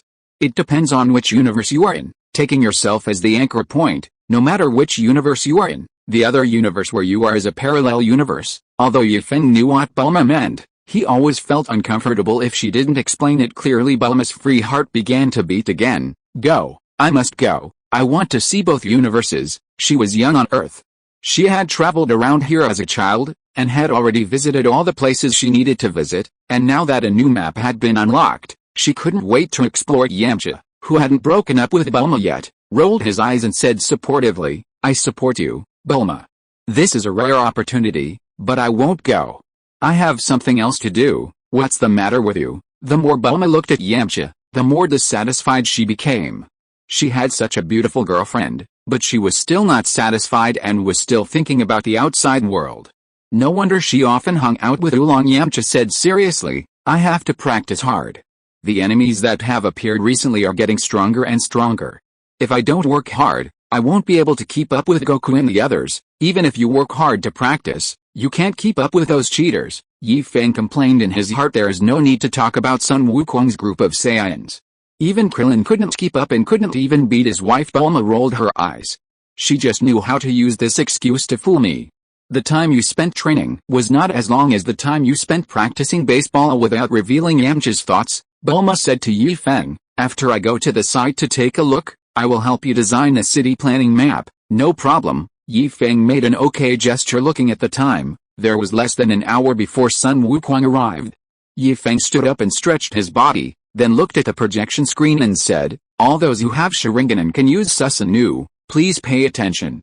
Next, I will teach you another way to use Susanoo. What is Susanoo? Don't ask, just look. Curious baby Bulma failed to go online, but teacher Yi Feng succeeded. He arrived at an open space not far from the small building, and in the blink of an eye, the Kamui Sharingan replaced his left eye. Obito in another world twitched his eyes. No matter how many times he saw it, he could not get used to it. He and Kakashi both had their Sharingan, but now another Kamui Sharingan had appeared. The Sharingan rotated, and under the guidance of the pupil power, the blue energy giant began to reveal its shape little by little. First, there was the upper body with only bones, and then the lower body. The energy formed flesh and blood, wrapping the bones. The blue giant rose from the ground, its armor appeared automatically, and its wings spread out, covering the sky and the sun. Yi Feng was at the center of the blue giant's eyebrows, controlling the giant to take a step forward, and the earth shook suddenly. Isn't this a bit too big? Itachi asked. Chapter 208. You can collect money again. Even if he used all his strength and not taking into account the loss, the range of the Susanoo he displayed was only about 200 meters at most. But looking at Yi Feng, and using the people around him as a reference, it felt like they were thousands of meters away. Even the six-path sage back then couldn't reach this level. Right. Yi Feng controlled Susanoo and kicked towards the hillside with its huge body. Every move it makes is full of power, and the strong wind it brings up raises dust and smoke on the ground with a loud bang. The hillside was kicked into pieces, and the broken rocks flew away with a whistling sound. The sound of things falling to the ground was endless. Xiao Shanpo, you are so noble and great. Just now, you guys stepped on me and I didn't say anything. Now you kick me away. Yi Feng didn't use his full strength, but just gave it a simple try. He lowered his head slightly and found Krillin among a group of ant-sized people. Krillin, do me a favor and test the strength of Susanoo. Krillin hesitated. Are you sure? The target was too big, and he felt that he could hit it with ease. He had no idea how powerful his attack was, and the kick just now didn't reveal anything, but such a large target would not move very fast. No matter how strong the attack power is, it would be useless if he cannot hit him. He can exhaust Yi Feng, who raised Susanoo to a height of 1,000 meters with his own strength without borrowing anyone's help, felt that there was no point in raising it any higher. Being too tall will affect his speed. It's just right now. The speed has not been lost much, and the strength is also limited to a certain range. It is estimated that he is only stronger than the six-path sage and has reached the level of an ordinary Otsutsuki clan member in terms of speed and strength alone. The various eye techniques of the Otsutsuki clan do not count. Come. Yi Feng nodded. Hearing this, Krillin stopped hesitating. If he didn't go up, there would be plenty of people who would go up next. Did he see that Vegeta was already eager to try? Raising his hand, he released an energy shield that covered a small building, and Yi Feng hooked his finger at Krillin. Krillin smiled excitedly and raised his hand to release an energy wave to test the waters. Yi Feng raised his legs to dodge, but he was not as fast as the energy wave released by Krillin. The energy wave hit Susanu's ankle accurately, making an explosion sound. Susanu was made of energy, and only caused ripples at the ankle, causing some skin breakage, which was quickly repaired by the surrounding energy. Susanu raised his foot and stomped hard towards where Krillin was standing. In an instant, Krillin felt that the sky had turned dark. He dodged it instantly. Boom! He missed a step and his foot sank deeply into the ground. Krillin secretly thought it was a good opportunity, and the Ki Yuan Zhan in his hand condensed, and a circular energy circle kept spinning. This is his original move, which compresses the energy to the extreme, making it thinner than paper. The edges of the highly rotating energy circle become extremely sharp and can cut through any object. Aiming, well, actually there's no need to aim. The target is so big, it's hard for him to miss. Krillin threw out the Ki Zhan, and without any pause, it passed through Susanu's ankle that was deeply embedded in the ground, and then dissipated on its own. The connection between the sole of the foot and the calf was disconnected, and the Susanu controlled by Yi Feng almost lost his balance and fell to the ground. Fortunately, the energy was replenished in time, and the broken Susanu foot grew back again. Yi Feng did not waste the energy of his feet left in the pit. He replenished the energy through touch. Hey, can you stop focusing on my ankles? Yi Feng shouted. I asked you to help test Susanu's strength, not to chop vegetables for fun. I can't help it, I can't help it. Krillin touched his bald head embarrassedly. Yi Feng is too big, and his ankles are one of the biggest flaws of almost all upright giant creatures. As long as the ankle is cut off, the giant creature, without a support point, will inevitably fall to the ground. Once you fall to the ground, you will be at the mercy of others. This was his experience of dealing with giant beasts in the mountains when he was a child. Over the years, it has almost become a subconscious habit. If you don't hit your ankle, Krillin shifted his sights to Susanu's waist, which was also a good place to attack. The upper part can attack the upper abdomen, and the lower part can attack the lower body. One of the giant creature's weaknesses is promotion. No, Krillin couldn't help but slap his forehead. He forgot that Susanu was made of energy. Of course, some of it was on Yi Feng. The forehead is difficult to hit. As Yi Feng's hiding place, defense must be of paramount importance. While thinking about where to attack, Krillin raised his hand and released an energy wave to distract Yi Feng's attention. The charged energy waves hit Susanu, creating small holes in it. Yi Feng was also controlling the energy to repair himself continuously, swinging his arms like towering pillars, trying to knock down Krillin, who was hovering around him. Vegeta lost interest after just watching for a while. It was just like a child playing house. Neither of them was using their full strength. They just kept testing each other. Isn't this acting? If you want to fight, fight hard. If you want to test the intensity, just stand there and let Krillin attack you. What does this look like? A gorilla catching lice? Perhaps because he heard Vegeta's inner complaints, Yi Feng called a halt and said, Pause. We won't get anything out of this. Let's make one final attack. Krillin also found it boring. He could see that Yi Feng still had many abilities that he had not used.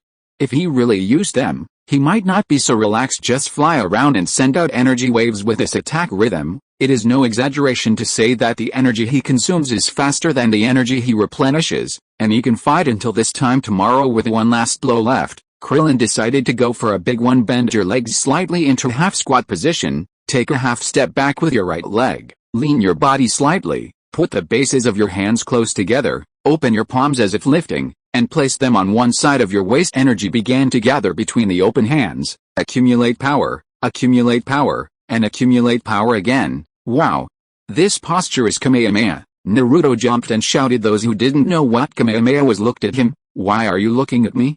Watch the game. Number 1 said for Naruto. The ball is coming. Turtle style kickin'. Krillin roared and pushed his hands forward. The Kamehameha, with its unstoppable momentum, hit Yi Feng, who was unable to dodge. Boom! Bang! The light produced by the explosion was more dazzling than the sun. The shock wave swept in all directions and changed the terrain of the area. Fortunately, this place is desolate and uninhabited, and fortunately the energy waves have no radiation, otherwise people who accidentally enter here would die without knowing how they died. This is the art I want. Deidara was mesmerized compared with his Kamehameha. His so-called clay bomb is just like a child's toy and is not worth showing off at all. Is he okay? Son Gohan tugged at Piccolo's clothes. A little worried, Piccolo carefully sensed the center of the explosion. There was a breath of air there, very weak, but very healthy. Piccolo muttered to himself, who the hell is this guy? He asked himself, if that Kamehameha was aimed at him, he would not be able to withstand it, but the person at the center of the explosion seemed to be unharmed.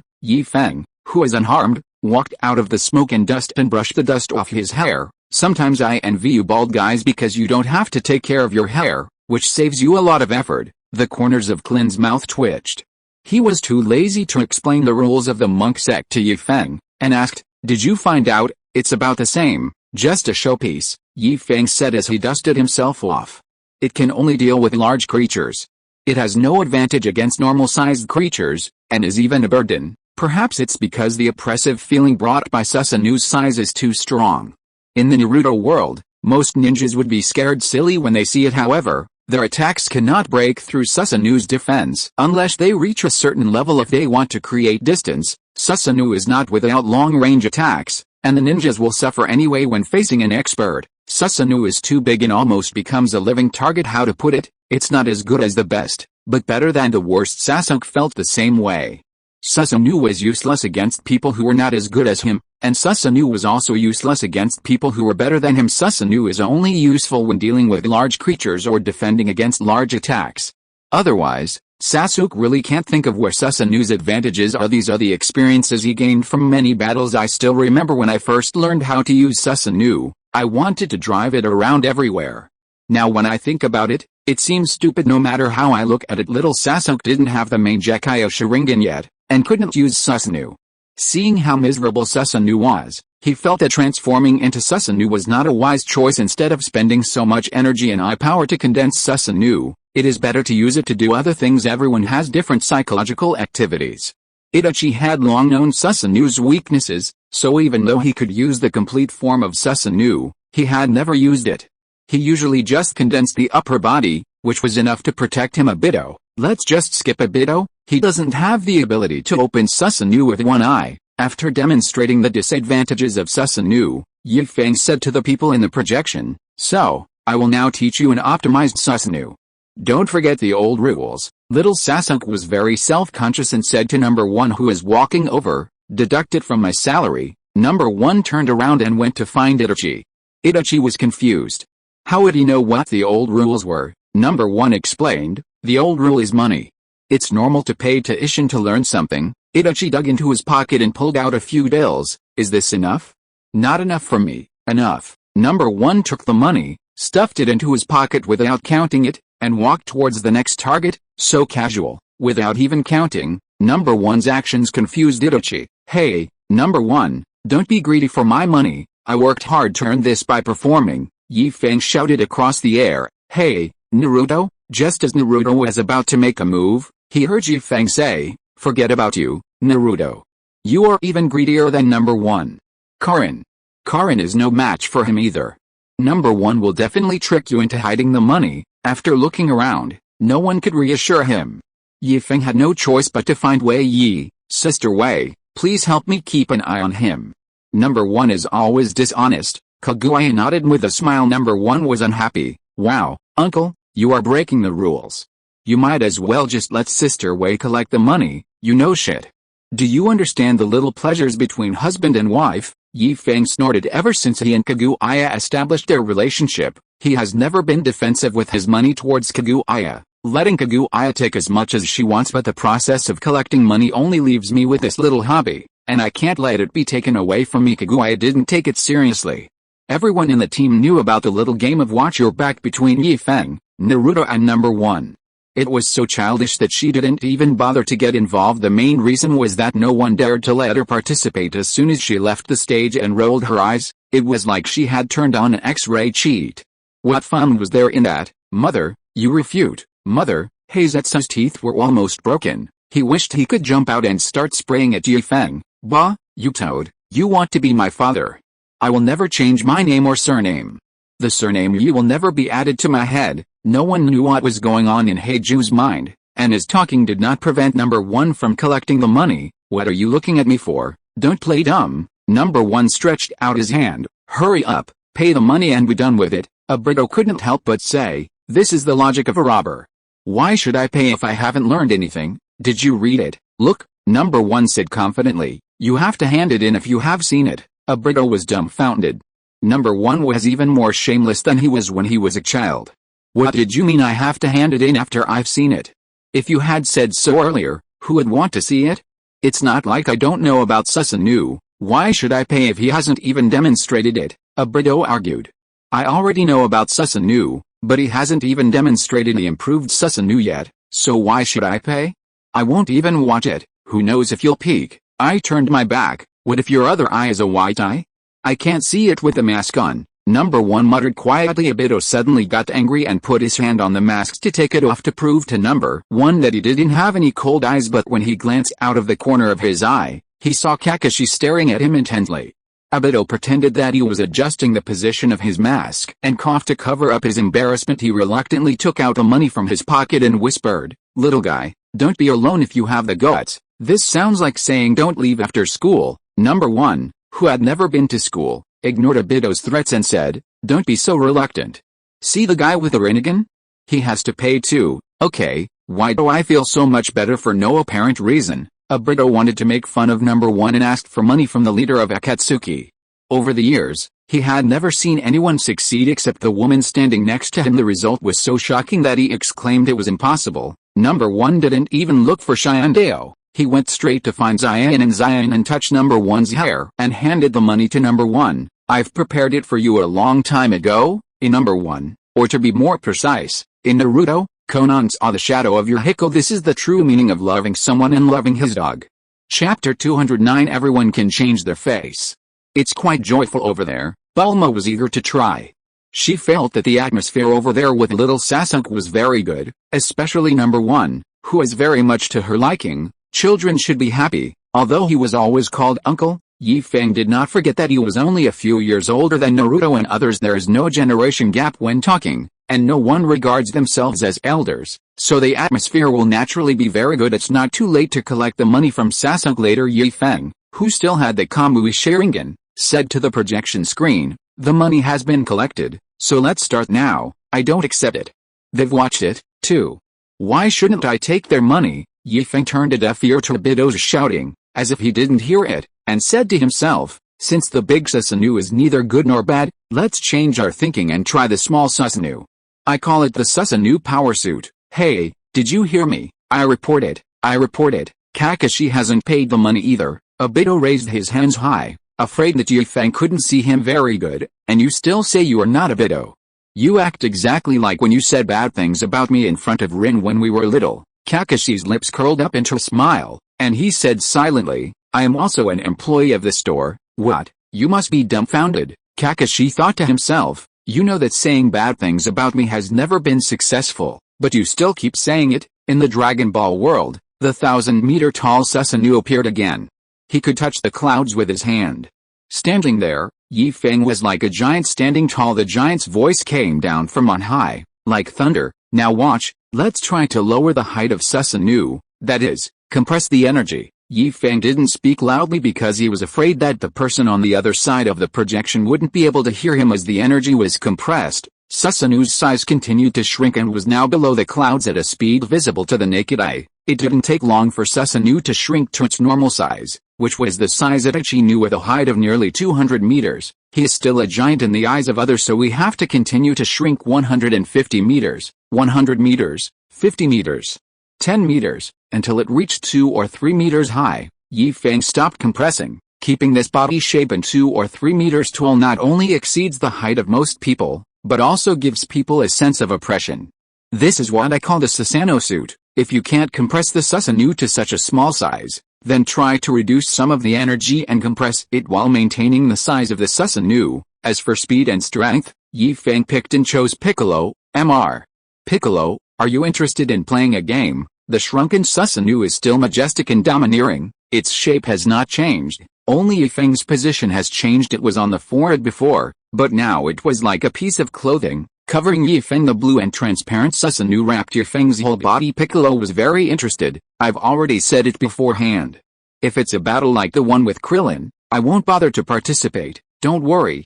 Feng moved his wrist, and the small Susanoo also moved without any delay, nor the heaviness of the big Susanoo, although the speed of the big Susanoo was not slow either. "That's okay." Without taking off his training suit, Piccolo rushed directly towards Feng. Although it was a competition and there was no need to use his full strength, Piccolo was still as fast as lightning. Even without using his full strength in just a blink of an eye, he arrived in front of Feng. The people on the other side of the projection didn't even see how Piccolo moved. Relying solely on his own strength, Feng could barely keep up with Piccolo's speed. He raised his hand to block and counterattack with a punch. Piccolo did not dodge or evade, allowing Feng's fist to hide him. He wanted to test the power of Feng's fist so as to judge how much strength he should exert next. Feeling no pain or itch on his body, Piccolo had an idea. Then his two fists rained down on Feng like raindrops. Feng was exhausted from dealing with the attack. Although most of the attacks were blocked by Sasagi, many punches still hide him through Sasagi. Boom bang bang, they could only hear the sounds. Little Sasuke, Big Sasuke and the others could not keep up with the speed of Feng and the others with their eyes. Even though they used the Sharingan and the Samsara Eye, they still couldn't see any trace of Feng and the other person. Bulma took out a pair of special glasses and put them on. The special glasses allowed her to slow down the speed of everything around her, so that she could see Feng and Piccolo clearly. After watching for a while, Bulma took off her glasses, lay back on her recliner, and said to the two groups of people on the projected screen, "Go away, there's nothing to see." She has seen many similar fights, where you punch me and I punch you, you kick him and he kicks him. It's a competition of who is faster and who can withstand more. In the past, they only fought on the ground. Since they learned the art of flying, they are no longer limited to the ground. The time they stay in the sky is longer than on the ground. She thought it was boring, and little Sasuke and the others thought it was even more boring. They couldn't see anything. They could only see the aftermath of the battle, which shattered the rocks and created a big hole on the ground every now and then. "Sister Wei, can you see it?" Number 1 came close to Kaguya and asked. "I can barely see a little bit," Kaguya, who only opened her Byakugan and not her Samsara Sharingan, concluded. Their fight was very pure. "According to what you said, it was a pure physical battle, without any other." "Not really, I'm still breathing." With every move, ki flows throughout their bodies, greatly improving their physical qualities, including but not limited to strength and speed. "Really?" Kai, who was only good at physical training, said excitedly. "I knew that when Yi and I were sparring, we didn't fight for real." Instead of feeling disappointed, it aroused Kai's fighting spirit. "Ha ha ha, this is so enjoyable. Having a goal to pursue will give you more motivation. You can't see anything. What's the fun in that?" Kakashi was a little depressed. His Sharingan was almost smoking, but he couldn't see a single thing. "This is the first time I have encountered such a situation since I got the Sharingan." "Feeling? Do you understand that feeling?" Kai closed his eyes in ecstasy and took a deep breath. "Feel it with your heart, not just with your eyes." The human eye has limits, but the heart does not. It has to be said that Kai's talent in fighting is definitely second to none in the entire ninja world. If he were placed in the Dragon Ball world, he would definitely not be worse than Krillin and others. He learned the fighting style of the Dragon Ball world without any guidance. Feng was like this. He couldn't see Piccolo's movements with just his eyes.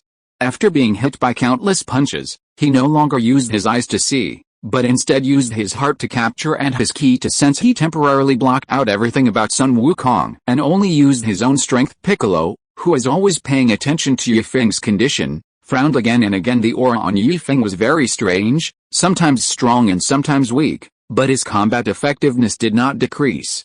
The more he dealt with his attacks, the more adept he became. "Are you using me as a training ground? Is this a test of Susanu's strength or a competition?" "Neither of them is right. Are you treating me as a sparring partner?" After seizing the right opportunity and giving Feng a hard punch, Piccolo flew backwards and quickly distanced himself from Feng. "No more fighting, no more fighting, it's boring." He held back his strength. Feng clearly had more powerful strength, but he just didn't use it and even treated him as his coach. Not everyone is Son Gohan, being someone's babysitter is enough. Feng was a little reluctant to leave. Although he did not use all his strength, he still let go. "As a reward for your hard work as a sparring partner, I will teach Mr. Piccolo a move later." "Ah, now you've said it all. You're really my sparring partner." Piccolo waved his hand and said, "Forget it. I have my own fighting style. You don't learn moves randomly. What's suitable for others may not be suitable for him." Just like the Kamehameha that Sun Wukong knows, if he wanted to learn it, he could learn it in minutes, but he didn't think it was necessary. His own special move, Magic Light Cannon, was quite easy to use. "What?" Feng returned to his recliner and scratched his face in frustration. "I haven't even mentioned any moves yet. Among so many people, I think you are the most suitable." Piccolo has super self-healing abilities and can even regenerate severed limbs. If he learns the 8 gates, he will be almost the same as the Edo Tensei Kai that netizens joked about, who can open the 8 gates infinitely still unwilling to give up. He asked, "You really don't want to learn?" It's similar to Sun Wukong's Kaioken. These are all moves that instantly increase your combat effectiveness. What's that? Before he finished speaking, Piccolo came to Feng at almost teleportation speed and asked excitedly, "Are you telling the truth? He has always envied Sun Wukong's Kaioken, but he just can't learn it." Piccolo thought that his talent was not bad, but the Kaioken was just like recognizing a person. Except for Son Goku himself, no one present had learned it even if Sun Wukong told them several times. What's so deceptive about this? Feng pointed at Kai on the projection screen and said, "See that watermelon-headed guy? It's him.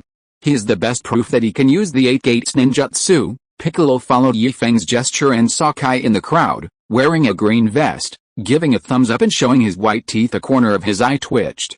For some reason, he saw the shadow of Sun Wukong in Kai. It's not about the aura or anything, but that kind of carefree, silly-looking personality and appearance. Oh, there's an even sillier one next to him.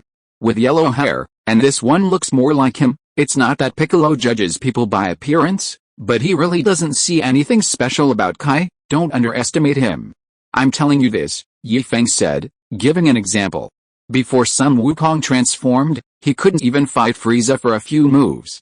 But once he transformed into Super Saiyan, he could almost kill Frieza in 1 second. Look at that group of people. Who do you think is the strongest? Piccolo looked at both boxes, and instinctively chose Xiandao just by looking at the way he stood. He felt that Xiandao was terrifyingly powerful. Good vision. He is indeed very strong, but Kai can kill him in seconds. Kai smiled a little embarrassedly. It's not that exaggerated. Humble, Kai, you are just too humble sometimes.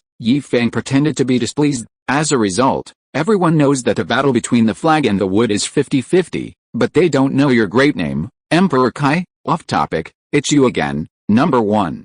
Don't think that I won't know it's you just because you're hiding at the back. Feng was furious. Number 1 pointed at himself doubtfully and said aggrievedly, "Uncle, it really wasn't me this time." Black Zetsu, who had retired after completing his mission, looked straight ahead, thinking, "If you are not here, I can't deal with you, but can't I deal with your subordinates?" Hey, ahem. Feng, who refused to admit that he had recognized the wrong person, coughed lightly and naturally changed the subject back to "How about it, Mr. Bick? Are you interested now?" "That's so interesting." Piccolo was a little worried again. It's not as difficult to learn as the Kaioken, right? Feng didn't know how difficult the Kaioken was, but he could guarantee with confidence that Piccolo could definitely learn the 8 gates now. All of the 12 young warriors who follow him know how to do it. It's just a matter of how many doors to open. Don't worry, you can definitely learn it. With Feng's assurance, Piccolo breathed a sigh of relief. Which one? Can I learn it? Data hesitated for a long time and then mustered up the courage to ask. Data wants to learn anything that can enhance his fighting power. There is no way. He is the only one who can take on responsibilities in his world.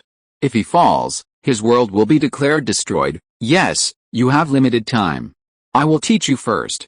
According to the old rules, Feng looked at Daten, turned his head to look at Bulma and Vegeta, hesitated for a moment and said, "I allow you to owe it first, or wait until you have time to pay it back later." Vegeta was confused by Feng's look. How much? He wants to learn too? Another person joined. Feng glanced at the time and asked, "Is there anyone else who wants to learn? Sign up quickly. I will teach you together. Little Wukong will be back soon. Can't I teach now that Goku is here?" Krillin touched his smooth head. He wanted to wait for Wukong to come back and learn together. "I've already told you we're in a hurry."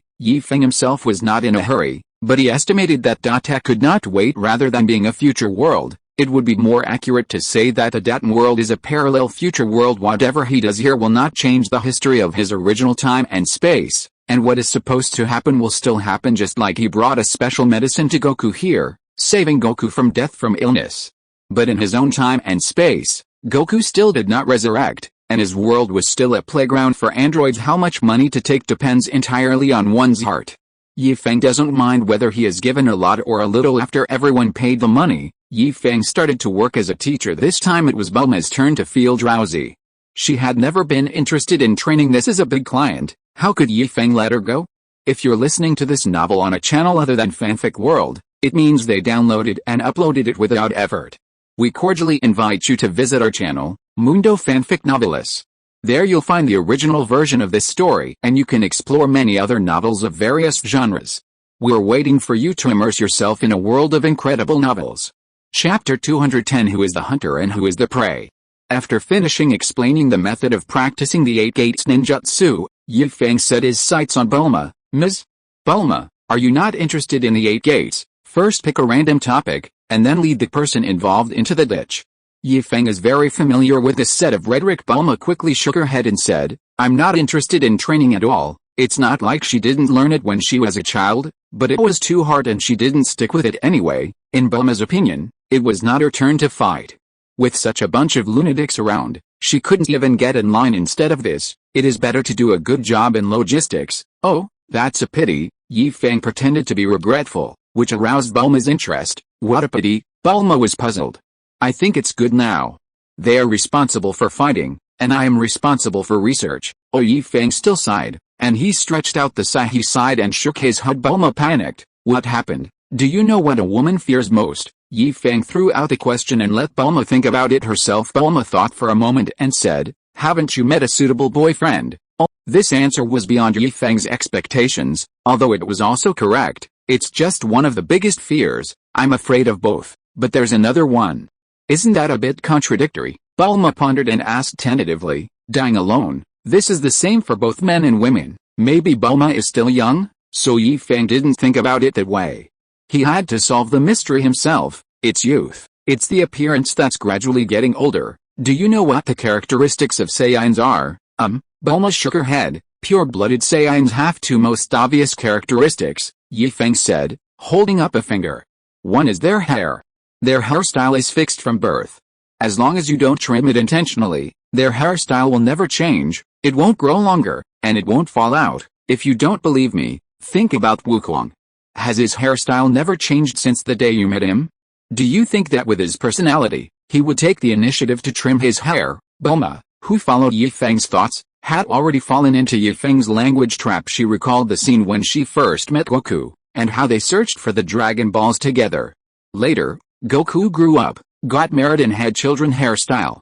I never noticed it before, but now that I think about it, it's really like that. Really? Bulma exclaimed.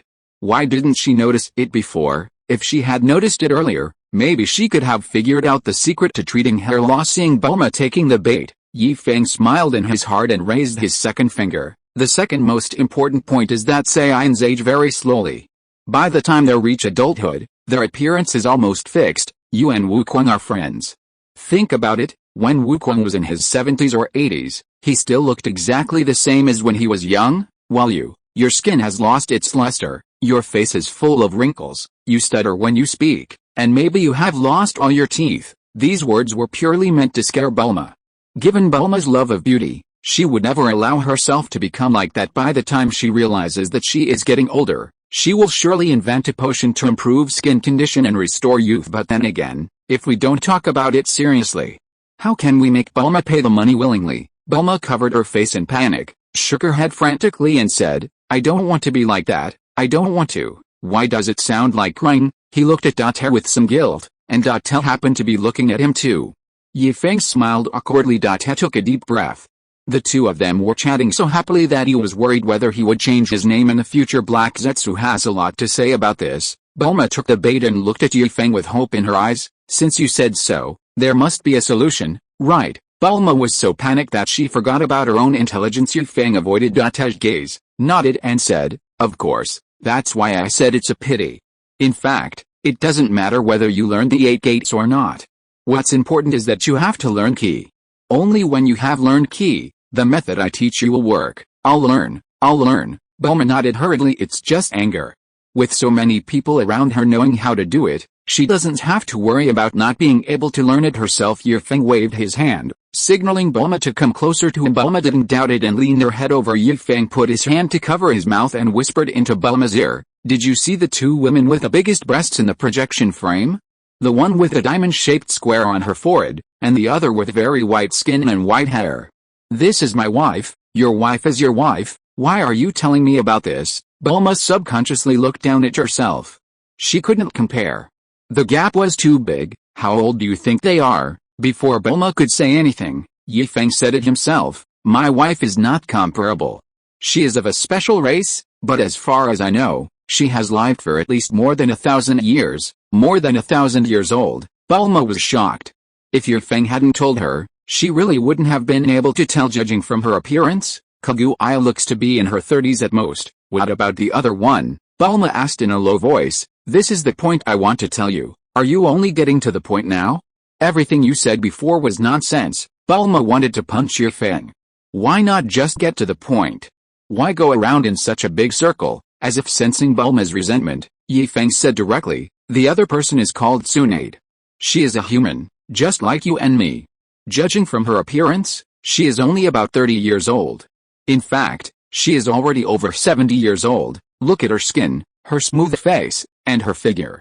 How can she look like she's 70 years old? Bulma's eyes lit up and her heart was beating fast. However, Feng had not finished his explosive news. The technique she practices can not only keep you young forever, but also adjust your body shape freely. You never have to worry about getting fat or losing your figure. And, if you have anything else to say, just tell me. Bulma pinched Feng's neck and shook him hard. Feng, who was a little dizzy from being shaken, said with difficulty, you can also change into any age of your own, 5 years old, 10 years old, any age is fine. This is usually useless, but after getting married, well, it's not something that can be told to outsiders. Vegeta, you'll have to thank me later. Bulma let go of her hand in a daze. She was so shocked that she didn't know what to say. After a long while, Bulma took a deep breath. Let's go. We don't need to wait for Goku. I want to find Tsunade. I want to become her disciple. This won't do. If you take her as your master, how can I make money? Feng smiled and said nothing. Bulma rolled her eyes. I'll give you money. In fact, I can do what Tsunade can do. Feng said slowly. No need to worship her as a master. After all, they have been together for a week. If Tsunade, who is not afraid of deception, teaches Sakura the Yin seal, then Feng is no longer Feng. If Sakura learned it, it meant that he had learned it too. Not only that, he also improved the Yin seal. The original Yin seal is only suitable for women to learn. The improved Yin seal can now be learned by men as well. Feng felt that the diamond mark on the man's forehead looked a bit awkward, so he moved the Yin seal symbol to another place and also beautified it, changing it to a snowflake symbol. In this way, the customer base instantly became much larger. If we have time to make further improvements in the future, maybe even animals can be trained. How about this? I won't ask you for the city design drawings. That just offsets the difference? Feng was dumbfounded. No, we are so close. You are asking me for money for designing a blueprint. He always thought that Bulma could do it easily. Why would it cost money for a minute's work? Bulma squinted at Feng and pointed at her head. What do you think I'm pretending to be? Smart. Unlike a certain brain worth 2 million that has never been used, Bulma's brain is definitely one that is highly developed. Bulma said with a half smile. Don't beat around the bush in the future. It's just money. I may lack anything, but not money. I want the Yin seal you mentioned, or whatever it's called. How much is it? Name your price. Originally on the blueprint, she hadn't planned to ask for money, and it was worth it to take the opportunity to visit other worlds. But since Feng is beating around the bush and insists on asking her to pay, then come on, I pay and you have to pay too. Snort. Offset it? It must be offset. Feng waved his hand, appearing very heroic. He was sure that if he took the money, Bulma would make him pay a higher price. Bulma raised the corners of her mouth and winked at Tsunade, who also winked back. This adorable gesture made Jiraiya cover his chest with his hands, his eyes filled with hearts. He had never seen Tsunade be so playful before. After explaining to Bulma the precautions for practicing the Yin seal, Feng lay down on the recliner somewhat decadently, without any energy in his body. In the brain power competition, I was completely defeated. What he didn't know was that Bulma and Tsunade had already fallen in love when he showed Susanoo before. At first, Bulma just casually asked Orochimaru about his age.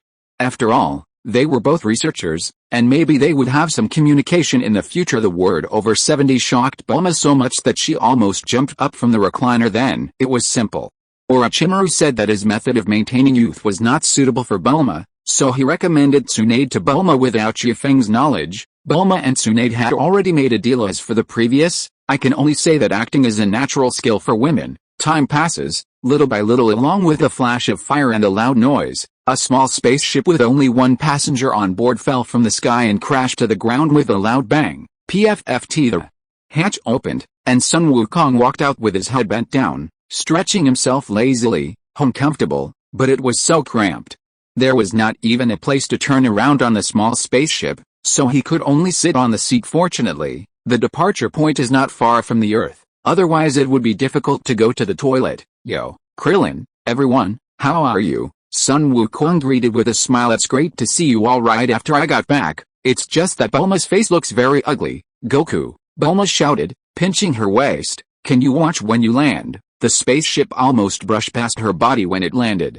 If Dottel hadn't pulled it in time, the impact of the landing alone would have blown her away. Sun Wukong scratched his head, smiled sheepishly and said, I know, Bulma, I will definitely pay attention next time. Do you want it to happen again next time? Bulma was so angry that she almost rolled her eyes. I'm lucky this time. Maybe next time I'll hide her directly. It's not my setting. Sun Wukong said aggrievedly. How could he fly a spaceship? Everything was programmed in advance. The last time he took a spaceship to Namek, the destination was also set in advance. If he were left to operate it on his own, there was no telling where he would fly. Let's not talk about this. Where is Frieza? I sensed Frieza's breath before. Sun Wukong became serious while traveling in space. He saw Frieza's spaceship passing by his spaceship. It's a pity that his spaceship is not as fast as Frieza's. When he sensed Frieza's presence appearing on Earth, he immediately wanted to use the newly learned moves to teleport directly to Earth. Before he could use any moves, he sensed the appearance of another aura that was no weaker than Frieza's. He was no longer in a panic. Sun Wukong thought that it would only take a few hours, so there was no need to expend a lot of energy using new moves. As long as the Dragon Balls are still there, it doesn't matter if the Earth is destroyed. A wish can restore the Earth to its original state. It's just quite surprising. The Earth doesn't look damaged. Is Frieza hiding? How dare you say that? If you don't come, we'll leave, Bulma said unhappily. Frieza was destroyed by this boy. By the way, he can also become a Super Saiyan just like you.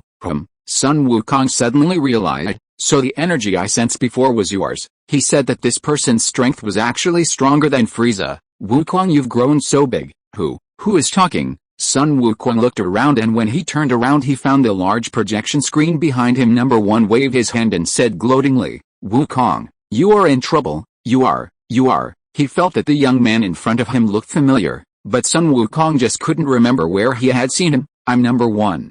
And I paid for your ramen. The painful memories almost drained him away. Ramen. Sun Wukong muttered, shaking his head. I forgot. It's okay. Uncle will make you remember. Number one pointed behind Sun Wukong. If you don't move the spaceship away. Chapter 211. The door that one and number 039, T open. The place where Yi Feng had been lying before sank deeply. The spaceship directly smashed a big hole in the ground and pressed Yi Feng underneath. Yi Feng could hear clearly the voices outside. He didn't move. He just wanted to see when everyone would remember him. He was wrong. If it weren't for number one's reminder, he would probably have lay here until tomorrow morning. Crunch sizzle. The sound of the spacecraft rubbing against a pit wall was a bit harsh. Sun Wukong held the spaceship in both hands, lifted it up with a little effort, put it aside, poked his head out from the edge of the pit, and called out carefully, Uncle, I'm not your uncle. Huh? A clod of dirt fell into his mouth. Yi Feng spat out the dirt in his mouth and said sarcastically, Hey, look who's here. Isn't this our hero, the great Mr. Sun Wukong? Dear Kakarot, how do you feel about defeating the Emperor of the Universe? Frieza, why don't you come out first? Sun Wukong reached out to pull Yi Feng, but Yi Feng dodged by turning his shoulder. I won't. Yi Feng was firm. It's comfortable to lie in the pit. I like lying in the pit. Leave him alone. Let him lie in the pit. Bulma waved her hand to drive them away. Make way. Make room. You are blocking the sunlight. Tess subconsciously looked up. The sun was shining brightly and his shadow was almost invisible. It was the time of the day when the sun was the hottest. There was an extended eaves blocking the view before, but after being broken by the spacecraft, the sun shone directly on Yi Feng. The dazzling sunlight made Yi Feng squint his eyes. Sun Wukong scratched his head in embarrassment. He had a deep impression of Yi Feng, as he had invited him to dinner and accompanied him in battles at that time. He felt that Yi Feng did not use his full strength, but he still enjoyed it quite a lot. But after that, he couldn't find the way back, and for a long time, he thought he was dreaming. The strange thing is that every time I try to forget it, this dream always pops up. This time too, when he was hurrying back, He inexplicably thought of Yi Feng, thinking that it would be great to see Yi Feng again. He must ask Yi Feng to treat him to another meal. As for that ramen, he only tried one flavor last time, and there are many other flavors he hasn't tried yet. Suck it. Yi Feng looked at Sun Wukong's eyes and changed. He covered his chest and said vigilantly, "I'm warning you, my hobby is very normal. If you want to find it, go find Vegeta. Tell him how to transform into a Super Saiyan. He may not reject you, he'll just let you get closer, and then punch you in the head. What are you thinking about? Your mouth is drooling." Vegeta walked aside silently.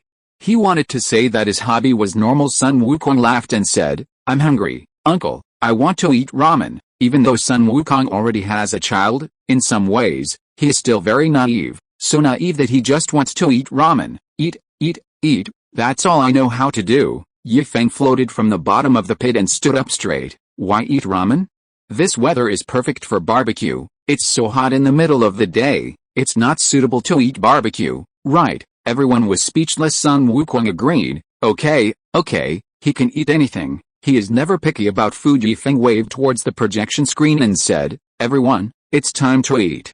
We'll talk later. I'll hang up now. Bye." With a click, Yi Feng turned off the phone.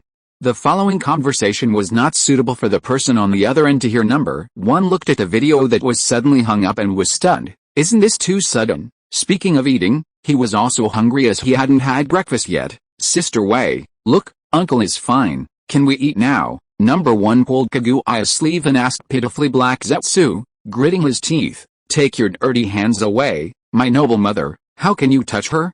Not even her clothes." Kaguya touched the top of number 1's head and smiled. "You guys eat, I'm not very hungry." She doesn't eat anything. She can survive by just absorbing energy, and she eats purely to satisfy her appetite. If Yi Feng was there, she could still eat a little, but when Yi Feng was not there, she had no appetite. On the other side, Sasuke and others, after driving the little guys back home, gathered in Orochimaru's laboratory again. Orochimaru now has a special status in Konoha. He is highly respected, but also under surveillance. It's mainly because of what Orochimaru did in the past that made the older generation of Konoha more vigilant, but the younger generation is not so worried. Orochimaru's laboratory is almost the safest place in Konoha, so everyone feels more at ease talking here. You all saw it, that person was definitely Kaguya. Naruto's face was serious. Kaguya Otsutsuki left a deep impression on him. It was almost the entire ninja world was about to fall. The person they had sealed with so much difficulty appeared on the other side in broad daylight. Don't they know who Kaguya is? He was worried that the people on the other side might have been bewitched by Kaguya, or simply didn't know anything about Kaguya's deeds. Orochimaru said nonchalantly, "Yi Feng is right, you are not suitable to be Hokage. Why has your brain become so dull? Yi Feng knows so many things.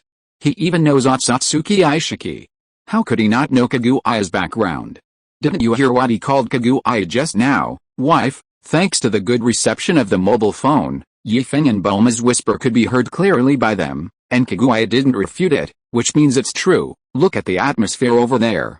Although it's always number 1 who's coming forward, the one leading it is undoubtedly Kaguya. No matter what he does, number 1 will always greet Kaguya, which is enough to prove Kaguya's status. But Orochimaru was interested in something else. Isn't your shadow clone a little too special? Anyone who knows Naruto can tell at a glance that number 1 is a shadow clone, because Naruto would never dress up that handsomely. The Ford Protector is like his life, and he would wear it 24 hours a day, not even taking it off when taking a shower. Oh, Naruto didn't know what to say. His shadow clones have always been unique. He is reliable in battle. In normal times, when he is happy, he will listen to him. When he is unhappy, he will even beat up his original form. What do you think about the other thing the uncle said? Shikamaru interrupted. What's the matter? Yi Feng said a lot, but Naruto didn't know what Shikamaru was talking about specifically. Shikamaru reminded, didn't the uncle say that he opened a location in our world, so it will be much more convenient to come here in the future? Since he can come here, it means we can go there too. In this case, we must choose carefully where to place our door. When Shikamaru heard Yi Feng say that positioning was opened in this world, he instantly thought of a lot of things. It was impossible to reject because the enemy was getting stronger and stronger, and they could not deal with it alone. If Yi Feng had not appeared in time, Naruto and Sasuke might have died in the different space. They almost represent the highest combat power in the current ninja world. Once the two of them are finished, the entire ninja world will be finished. Yi Feng can be used as their trump card. Since it is a trump card, it cannot be revealed easily. The place where Yi Feng appears is very crucial. First, it must be hidden enough, and second, there must be someone to respond at all times. After all, we are not from the same world, so we still need to be on guard against each other. This is also to prevent other people from entering by mistake so that they can respond in time. Orochimaru chuckled and said, I think I'm very suitable here. Shikamaru nodded. Indeed, Orochimaru's place was hidden enough, and Orochimaru was also very powerful. The most important thing was that he was second to none in the ninja world in terms of ability to save his life, and no one dared to claim to be first. With Orochimaru watching, there is no need to worry about unnecessary casualties. Shikamaru would feel relieved if he placed the door here. Lord Orochimaru, thank you for your help. No trouble. Orochimaru was so happy that he couldn't contain himself. Another self has common topics, the same research ideas, and the same way of thinking. When two people study together, it is more than just 1 + 1 = 2. There is also a Bulma with stronger research ability. Oh wow, Orochimaru is so happy, huh? Naruto scratched his head. This is too. Just now you said that I was not suitable to be Hokage, and then you made the decision without my consent. It is so embarrassing for me to be the Hokage. Do you have any different opinions? Sasuke was fiddling with the phone in his hand and took the time to glance at Naruto. Naruto was extremely moved. Look, it turns out that Sasuke understands me the best. No, Naruto shook his head. He also agreed with Shikamaru's decision. After all, Orochimaru was really the best choice for Konoha. Apart from the people present, let's not talk about whether others are familiar with him or not. The key point is that Yi Feng is not familiar with him. There is no need to send someone Yi Feng is not familiar with to receive the guests. The most important thing is that the position of the other Orochimaru is also relatively forward. Sometimes, position represents status. How could he know that Orochimaru came so close to him? Because he was interested in the phone. Position is the basis of status, is not a concern for Yi Feng. He can get along well with number one, so what status is there to talk about? Don't talk if you don't have it. Don't you know your IQ? Sasuke said contemptuously. Listen more, watch more, and learn more. You have been in the village for too long. Have you forgotten the outside world? Did you take the wrong medicine? Naruto frowned, saying this as if he was ignorant of the world. Every day someone reports to him about changes in the outside world, and no major moves in the ninja world can be hidden from him. Sasuke shook his head, as if lamenting Naruto's hopelessness. I found that what the uncle said was very right. You have fulfilled all the promises you made to yourself, but it seems that you have not fulfilled the promises you made to others at all. Look, Sasuke said, picking on the problem, you promised Nagato that you would take good care of the Rain Country, but as far as I know, you seem to have never been to the Rain Country at all. At least, you have never been to the Rain Country after becoming Hokage. Do you know what the Rain Country has become now? It's even worse than it was 20 years ago when Nagato was here. He entrusted the Rain Kingdom to you, and this is how you take care of it. I wonder if Nagato's spirit in heaven will rest in peace. Sasuke's words hit Naruto's heart straight away. Naruto broke out in a cold sweat and felt as if he had lost all his strength. He slumped in the chair, gasping for breath. Hoo-ho, you're right, Sasuke. I certainly didn't do that. Naruto's face was full of bitterness. He had been the Hokage for so many years without making any mistakes, and he no longer felt complacent. I will make amends. Later, I will launch a series of cooperation with the Rain Country. I dare not say that things will get better, but it should be no problem for the people of the Rain Country to rebuild their homes. That alone is not enough, Sasuke said unsatisfiedly. You haven't figured out the root of the problem. The reason why the Rain Country has never been rebuilt is that, first, it is in a no man's land, and there is no strong person to suppress the chaos. Second, it is related to first. It is precisely because of the chaos that many organizations in the Rain Country have taken advantage of the situation. The Kara organization that Ishiki created earlier has a branch in the Rain Country. My point remains the same. The ninja world does not need a second voice. Do you want to start the fifth ninja war? Naruto stood up angrily, slammed the table, and asked harshly, don't you know how much impact the ninja world war will have on civilians? Once the ninja world war begins, the ones who suffer the most are not the ninjas, but the powerless civilians without the ability to protect themselves. They are like fish on a chopping board, at the mercy of others. Sasuke slammed the table and said, a short pain is worse than a long one. The Otsutsuki clan may come at any time. The Otsutsuki clan is eyeing us covetously from outside, and there are traitors inside making trouble. Even a broken tree wants to join in the fun. Do you want to be attacked from both sides? Let me ask you, what would happen if both of us died? Who would be able to hold up the ninja world, depend on Naruto or Kalki? Or rely on the wedges in their hands? Can you tell me what the difference is between a wedge and a seal? If you don't understand, I'll let Orochimaru explain it to you. If that doesn't work, I'll let him bite you and put a curse mark on you so you can experience it. Why are you involving me for no reason? Orochimaru, who had not cast a curse seal for many years, suddenly saw the gesture Sasuke made to him, narrowed his eyes and said, I haven't cast a curse seal on anyone for many years.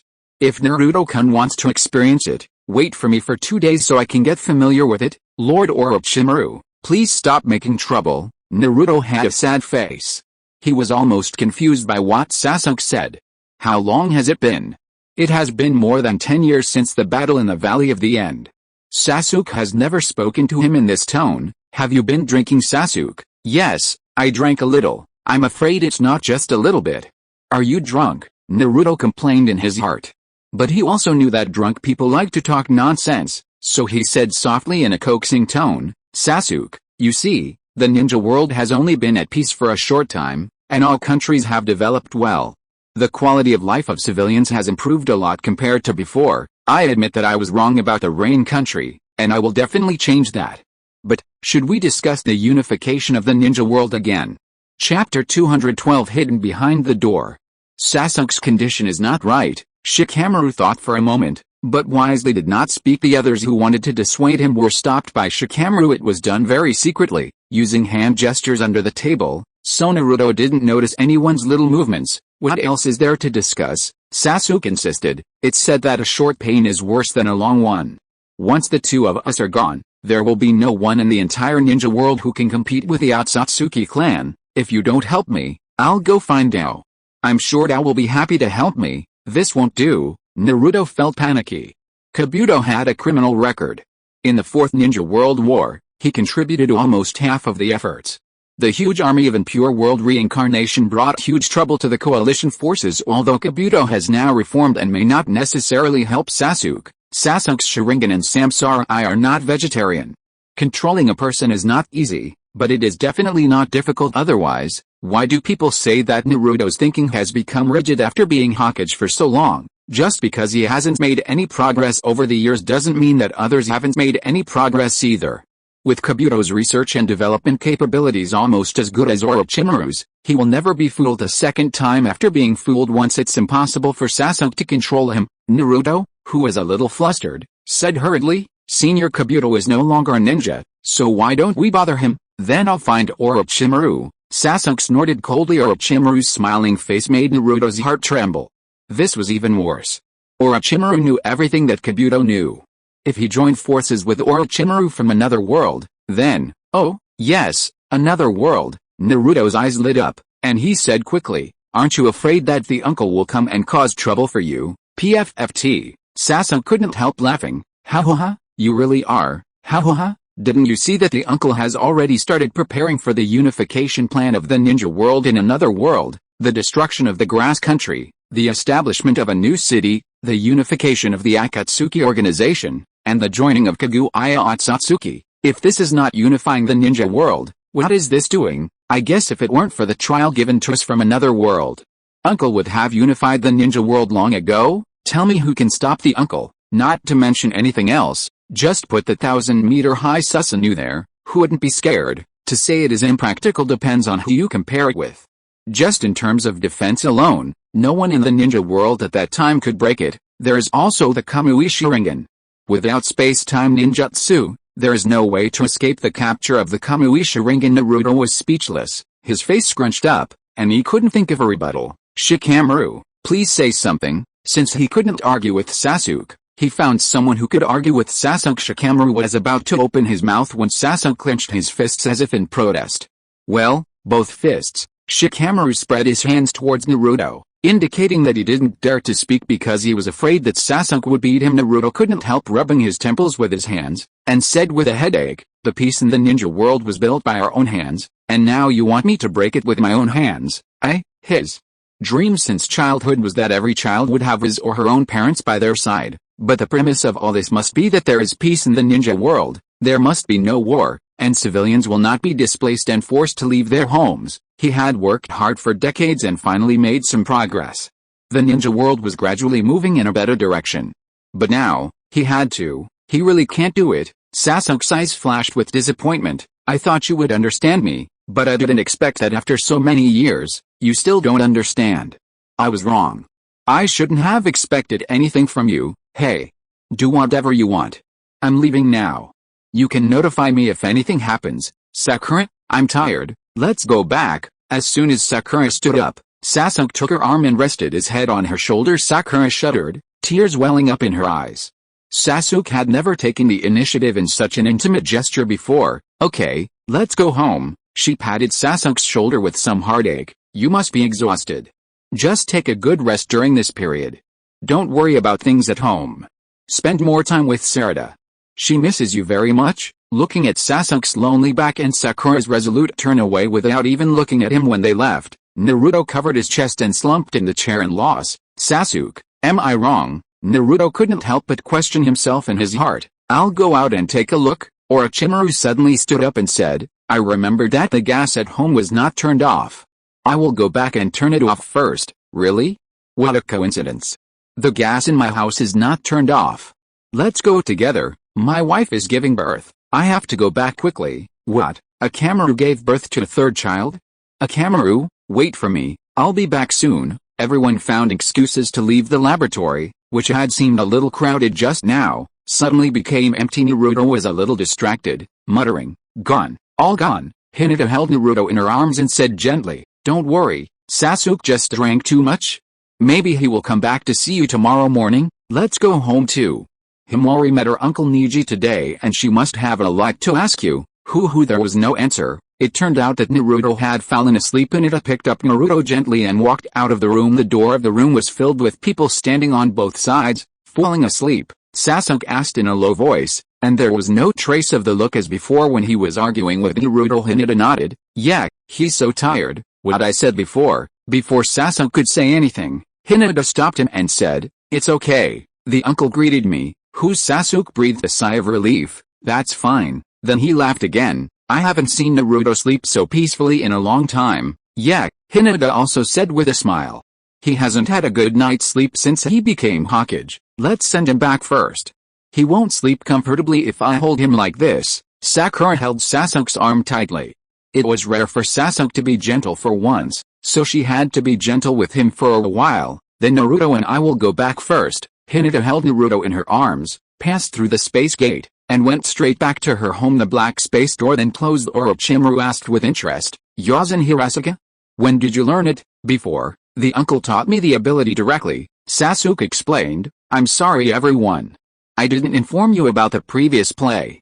Uncle said that the fewer people who know about it, the better, so that the effect will be more realistic. During the meal before, Feng directly transmitted the message to him and told him a lot of things. He also taught him the space-time ninjutsu of Yomi Hirasuke through voice transmission. It might be difficult for others to learn space-time ninjutsu, but it is different for him. Yomi Hirasuke itself is a pupil technique of the Rinnegan. Although it is not a pupil technique exclusive to his Rinnegan, the difficulty of learning it is halved in addition. Feng also told him his experience, so the difficulty of learning was halved again, which led to him learning Yomi Hirasuke in just a few hours. Shikamaru suddenly realized, I was wondering why you have changed so much today. What about what you said before, unifying the ninja world? He wanted to figure out whether this was Sasuke's true thought or he said it on purpose to provoke Naruto. I have this idea, Sasuke said seriously. The current situation in the ninja world is different from before. In the past, our enemies came from within, and no matter how hard we fought, it was all our internal affairs. But now, people from the Otsutsuki clan emerge endlessly, and there are also forces they have formed. Until now, we have not investigated them clearly. I'm worried that if this continues, the enemy will divide us from within. Shikamaru also started to have a headache. What Sasuke said made sense. The more powerful an organization is, the more likely it is to have problems internally. Others may have the cost of trial and error, but they do not. Once they fail, everyone will be hung on the sacred tree as nutrients. We really need to discuss this. The ninja world today is not as easy to unify as before. The various messy scientific ninja tools and the unknown number of cyborgs and artificial humans are a big problem. As if he knew Shikamaru's worries, Sasuke comforted him, "Don't worry, at least we have a backup now. With Uncle here, we won't lose." Shikamaru smiled. "That's right, having no worries makes you feel happy," but the uncle also said. After a pause, Sasuke said, "Konoha had better conduct a major investigation. Everyone's identity must be carefully verified. Everyone has a sole secret technique that can check memories. If possible, use it. Homunculi and cyborgs, as long as they are not original humans, are the focus of the investigation. There are also scientific ninja tools. Let Orochimaru see if there is any backup plan. In the future, it is best to let Orochimaru make scientific ninja tools. It is not safe to make them from outside. In the entire ninja world, to be honest, the one I admire the most is Orochimaru, and the one I covet the most is..." Sasuke stopped talking here, and said with an embarrassed smile, "I won't say the rest, it's all my own imagination, but the previous ones are all my original words." He felt that there was no need to say anything else, as Feng was full of praise for Kaguya, and asked them to find a time to release Kaguya. Sasuke wanted to, but the key point was that with Kaguya being sealed, no one could enter the 6 spaces that belonged to her alone, so even if he wanted to unseal Kaguya, he had no way. "Oh," Orochimaru licked the corner of his mouth and laughed. "It seems that the other me left a deep impression on him. The reason he was able to stay in Konoha now was because he had contributed during the 4th World War, but he was still under surveillance because what he had done before had left such a deep impression on others." Orochimaru was really touched that the Emperor was so optimistic about him when he was being hunted down 20 years ago. "It's really not easy for someone to understand him. How can I let you live in the store?" Sasuke looked at Orochimaru meaningfully. Orochimaru's current research is subject to great restrictions, and many actions require permission from the village. Sasuke wonders whether the restrictions on Orochimaru can be lifted now. They really need to unite all the forces that can be united. Shikamaru also thought of this, so he simply pointed it out and said, "I will hold a high-level meeting later to lift the restrictions on Lord Orochimaru.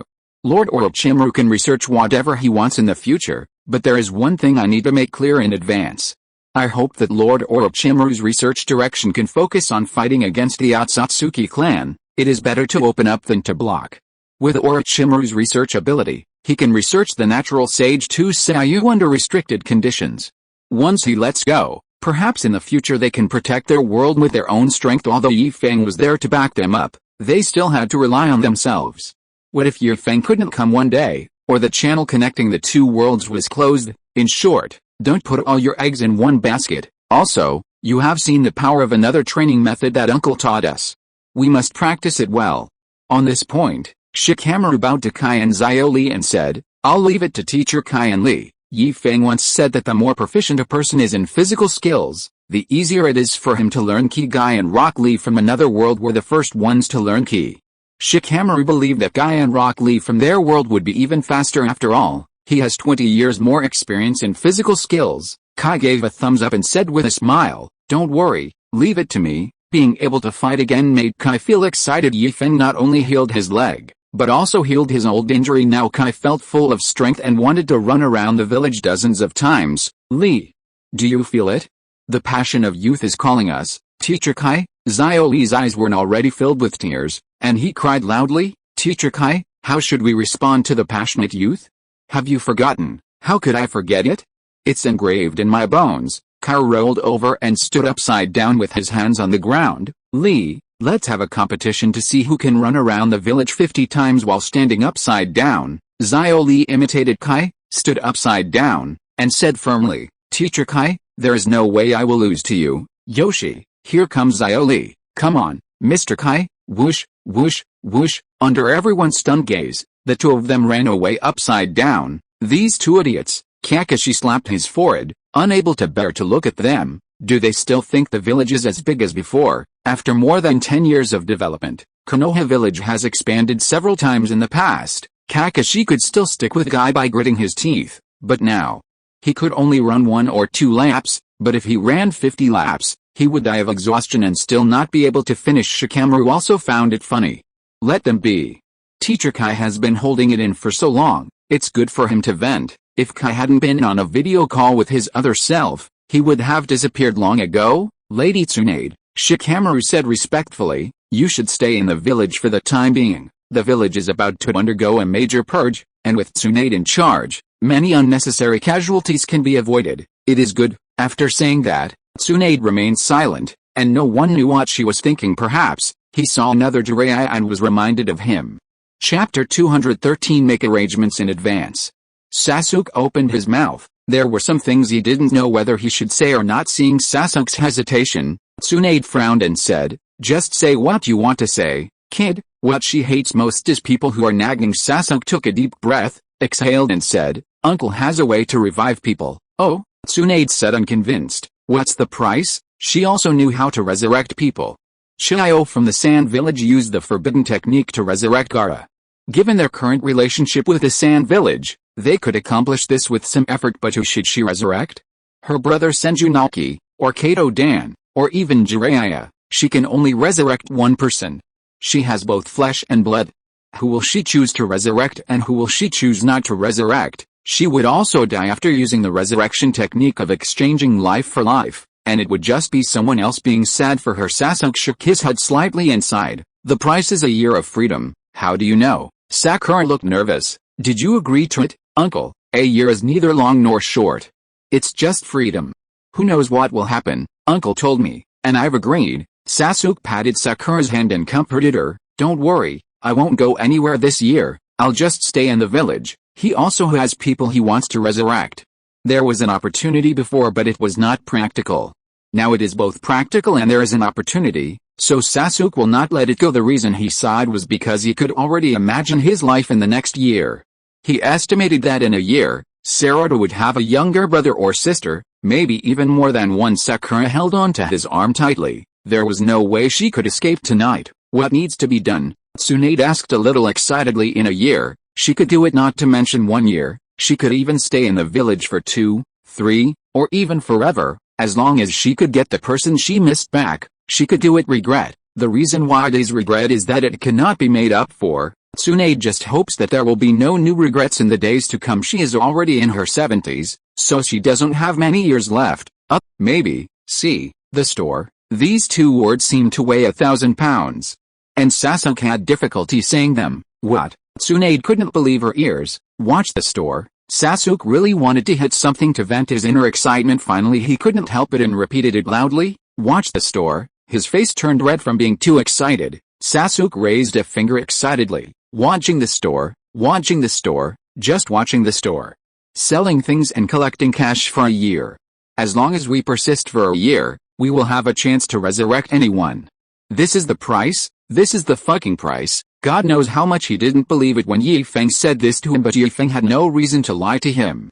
It was only about a year and the cost of trial and error was so low. Sasuke felt that he could give it a try. Tsunade grabbed Sasuke, strangled him hard, and said threateningly, "Boy, you are still young? Give me this opportunity, do what you should do." Otherwise, I wanted to beat Sasuke up, but after thinking about it, I realized that I was no match for Sasuke. So Tsunade said, "Otherwise I will make sure you can't get into Sakura's bed for a year. I'm her teacher, she will definitely listen to me." Sakura was anxious. "Tsunade-sensei, change it, change the conditions." Not sleeping with her for a year wasn't punishing Sasuke, it was punishing her. Tsunade, who had not been back to the village for many years and had little experience in love, had no idea of the situation and said firmly, "No, this is it." The joy in Sasuke's eyes disappeared. He was strangled and said with difficulty, "More than one clerk, more than one clerk." Hearing this, Tsunade said domineeringly, "No matter how many places there are, I want one. Let me go first, I can't breathe." Sasuke said with a red face, patting Tsunade's arm. "This is not excitement, it's purely suppressed." Tsunade's breadth of vision is simply incomparable to Sakura's. Tsunade loosened her grip, and Sasuke took the opportunity to step back. Cough cough. After a coughing fit, Sasuke, who had recovered his breath, said, "There is still one spot left. Who wants it?" "They are all family." Sasuke can rest assured. Everyone looked at each other. To be honest, there was no one in particular they wanted to resurrect. Kakashi once had Obito and Rin, both of whom were his regrets, but during the Fourth War, he and Obito had reconciled. As for Rin, so many years have passed and Kakashi doesn't want to disturb her. Ten raised her hand excitedly. She wanted to resurrect Neji. "If no one wants it, can you give me this spot?" She is no longer a ninja and is concentrating on running her own weapon shop, so she has plenty of time, unlike others, who either have their own jobs or are still working hard for the ninja career. I know, who also runs her own flower shop, also has to take time out to train the younger generations of the family. She has no family, is not married, and is alone. Sasuke also knew Tenten's situation, so he looked around and said, "If everyone has no objection, I'll give this spot to Tenten." Everyone looked at each other and exchanged opinions. "I have no objection." "I have no objection either." "Me too." "Thanks, thanks." Xianshan kept thanking him and said happily, "From now on, if you come to my weapon shop to buy weapons, I will give you discounts." Shikamaru joked, "The ones I bought before were not discounted." Hey, there really is no discount." Shikamaru was speechless, looked at Sasuke and said, "Since uncle is going to open a branch here, did we choose the wrong location? I thought it was a door before, but now it's a store, so it's not appropriate to open it in Orochimaru's laboratory." "No, it's very suitable," Orochimaru said first. "There is an open space at the door, which is very suitable for opening a store. There is always a shortage of customers in places like schools, hospitals, and residential areas. If you open a store there, you will be the only one and your business will not be bad." Shikamaru scratched his head in confusion. Why don't I remember there being an open space at the door? He often came here and was familiar with the environment here. Although he had not paid special attention to it, he remembered that there were buildings on both sides of the laboratory's entrance, whereas the open space. Orochimaru pushed open the window in the corridor and pointed at the door. Suddenly, flames flew everywhere. An explosion sounded in an instant. Yamato, who was hiding in the dark and monitoring him, and the guards inside the laboratory heard the news and came over. Mitsuki, who was in sage mode, broke through the wall of the room, stood in the corridor and looked around. After seeing Orochimaru, he flashed to his side. "Father, there is danger, you leave first." Orochimaru smiled and patted Mitsuki's shoulder. "It's okay, I was just experimenting with a new ninjutsu, you can ask them to disperse." Seeing that everyone was here, he was not panicked, but his face was not very good. Mitsuki seemed to understand something and nodded. "Okay, father.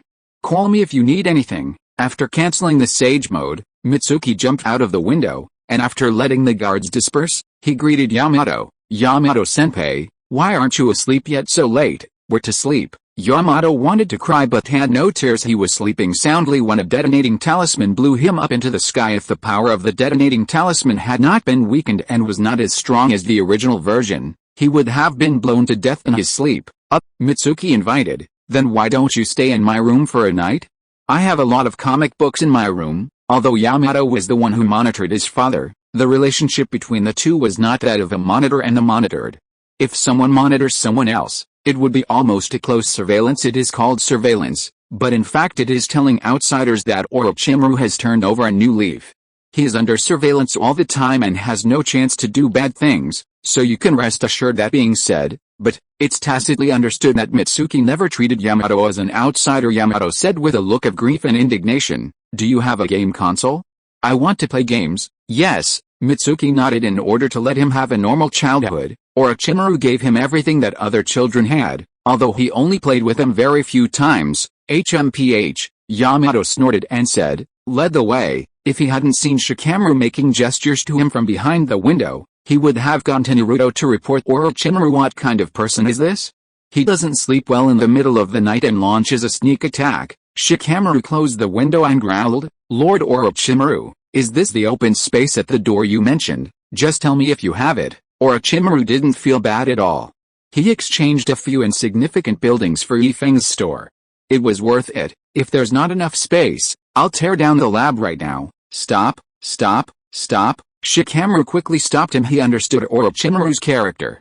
If Orochimaru said to tear it down, he would do so without any compromise. "Sasuke, do you think there's enough space?" He winked at Sasuke, wanting him to delay for a while. No matter if it was enough or not, they couldn't dismantle it anymore. At least they had to transfer the data in the laboratory first. "That's enough." Sasuke nodded and said, "Uncle told me that it doesn't take much space. About 100 square meters will be enough." Feng told him the size of the convenience store, but before he could say anything, Orochimaru took action first. Judging from the area that was blown up, it would be more than enough to open 2 convenience stores. "Any requirements?" Orochimaru asked. "Architectural style or something?" In order to avoid any further complications, As long as Sasuke made his request, he was confident that the main body would be completed by tomorrow morning. Not enough people, are you kidding? The Impure World Reincarnation Army is on standby at any time. First let the first generation use wood jutsu. Then let the second generation use water jutsu to mix the mud, and then I will bring out Madara's Edo period and let him use fire jutsu to shorten the drying time of the cement. There were others, and he made sure everyone found their place. Sasuke didn't know about Orochimaru's crazy idea yet, so he shook his head and said, "No, the uncle has his own building, we just need to find an open space." Space? Orochimaru glanced out the window. The remains of the bombed buildings are still there, which obviously does not meet the requirements. He formed seals with his hands, and in an instant, densely packed snakes appeared in the corridor. When people with trypophobia come here, they will faint and get goosebumps all over their body. Orochimaru, what are you going to do? Shikamaru asked angrily. Clear the space. The excitement in Orochimaru's eyes was about to overflow. In a trance, Sasuke felt that the former Orochimaru had returned. The unscrupulous Orochimaru who would do almost anything for research is back controlling the snake. He opened the windows in the corridor with a plop, like dumplings being dropped into the water. Snakes entangled themselves together and flipped out of the window. As soon as they landed on the ground, the snakes scattered and crawled quickly towards the door. It opened its mouth and didn't care whether it had the ability to bite or not, and held on to the wreckage without letting go when it was about to choke to death. Orochimaru dismissed its summoning and sent it back to Raichi Cave. The building debris will also be taken away. The vacant positions will be quickly filled by other snakes. Visibly, the building debris is decreasing little by little. Everyone standing in the corridor was stunned. Could spiritualism be played like this? Sasuke's mouth twitched. Aren't you afraid that the white snake immortal in the Raichi Cave will cause trouble for you? His spiritual beast also comes from Longdi Cave, and he is quite familiar with the white snake immortal of Longdi Cave.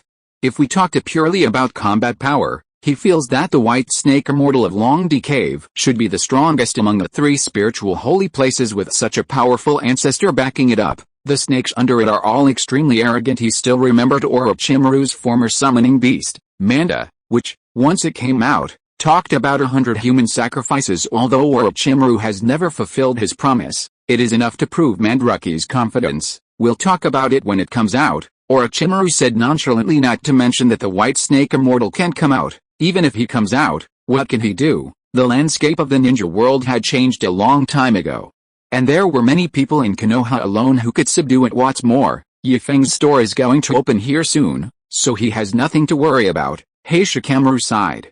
Too many things happened today and he felt like his brain was not enough. While massaging his temple, Shikamaru said, "That's it for tonight. Tomorrow morning, we'll go to Naruto's house to discuss the specific arrangements.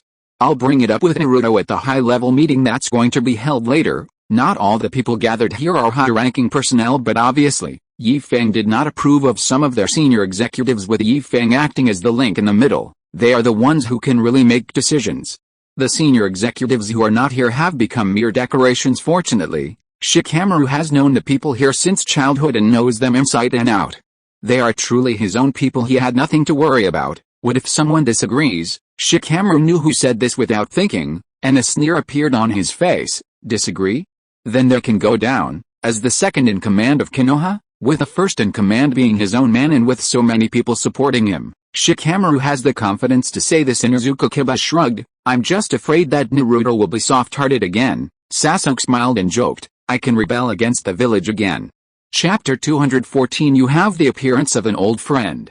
Chasing a wife to the crematorium. What does chasing a husband have to do with you? Yi Feng spread his hands and said, "Why don't you move your home next to Bulma's? It's also convenient for school during lunch, and Kiki can go out for a walk. You are in such a bad condition now. Living in the mountains, it is inconvenient for Kiki to go out to buy vegetables. I'm telling you, I'm just a little late."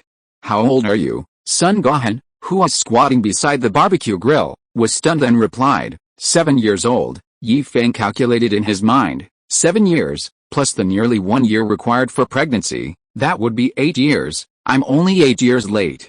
If I had come 8 years earlier, you would have to take my last name for lunch. Black Zetsu is far away in another world. Oh, yes, you are addicted to being a father.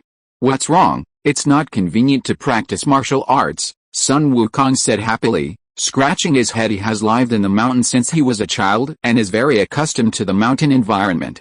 If he moved to the city, he would feel very depressed. Vegeta's eyes narrowed. Kakarot, is this why you are stronger than me? Vegeta, who thought he had guessed the correct answer, decided to move when he returned. He also wants to live in the mountains and be neighbors with Sun Wukong. He didn't do it for the purpose of stealing skills. He wanted to prove to Son Goku that he would always be the prince of the Saiyans, and Son Goku would always be the lower-level warrior like Kakarot. Yi Feng said disdainfully, it's as if you can't practice in the city. You can ask Bulma to build you a gravity room, the same as the one you took when you went to Namek before, or even an enhanced version of the gravity room. You can get the effect of exercise without leaving home. Sun Wukong was a little disgusted. The place is too small, I can't show my skills. The gravity room is good, but the space is too limited. It can only be used to train the body, but not energy attacks such as Kigen waves. Sun Wukong was afraid that he would get too excited and not be able to control his strength, and break through the gravity room. There are dense crowds in the city, and if a Kigen wave is launched, many people will die. Although you can be resurrected with Dragon Balls, how many times can you be resurrected? You can't use Dragon Balls to revive every time, right? Dragon Balls are for emergencies, not as exclusive wishing balls. Then how about I teach you a trick called Gravity Aura so that you are not restricted by the venue? Yi Feng flipped the barbecue in his hand and said temptingly, really? Sun Wukong's eyes lit up and he blurted out. Then we can't go to the city. It's more convenient to exercise in the wild. No oil or salt can enter, Yi Feng said unhappily. Then I might as well open a branch store right in front of your house. Why go to the wild? Go to the store. The space in the store is infinite. You can do whatever you want without worrying about breaking anything. Okay, Sun Wukong nodded hurriedly, his saliva flowing out. I don't know if it's because of the aroma of the barbecue, or because it's a place where I can let my grid run wild. When you are tired from exercising, there are always snacks in the store, so you never have to worry about being hungry. The saliva is flowing even more. There's also a space store in the store, so you can eat delicacies from other worlds, such as the ramen you've always wanted, Gudong. You can also fight against masters from other worlds. Even though they can't beat you, their experience is no less than yours. Is there such a good thing? The corners of Sun Wukong's mouth were almost stretched to his ears. His biggest hobbies are fighting and food.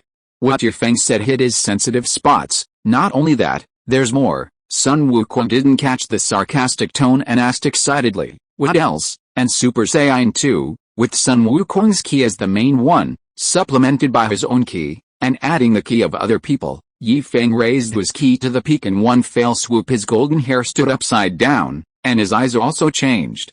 Unlike the green eyes when Sun Wukong transformed, his eyes turned golden. His whole body was wrapped in golden aura, accompanied by lightning that appeared from time to time. He reached behind his back and pulled his tail out of his pants. Yi Feng raised his eyebrows. What? You didn't expect it? A Saiyan who surpassed the Super Saiyan, a true Super Saiyan 2, impossible. Absolutely impossible. Vegeta's face was grim and he stood up suddenly. Yi Feng simply pulled out his self-esteem, threw it on the ground and trampled on it. He can't even transform into a Super Saiyan now.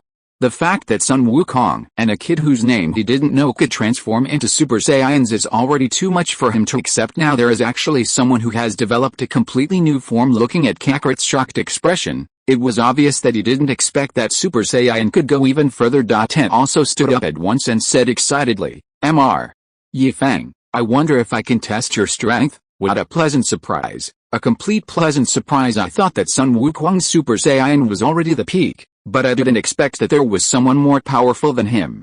Where did this person come from? Hurry up, I have limited time. Yi Feng didn't lie. He didn't even change to Super 1. He directly became Super 2. He didn't even think of it himself originally. I just wanted to add up the energy of others, show the peak of Super 1, and then say that this is nothing. In fact, there are other forms above this, just to fool Sun Wukong. Temporarily let Sun Wukong take the bait, and then move willingly. He didn't want to open a branch in the middle of nowhere.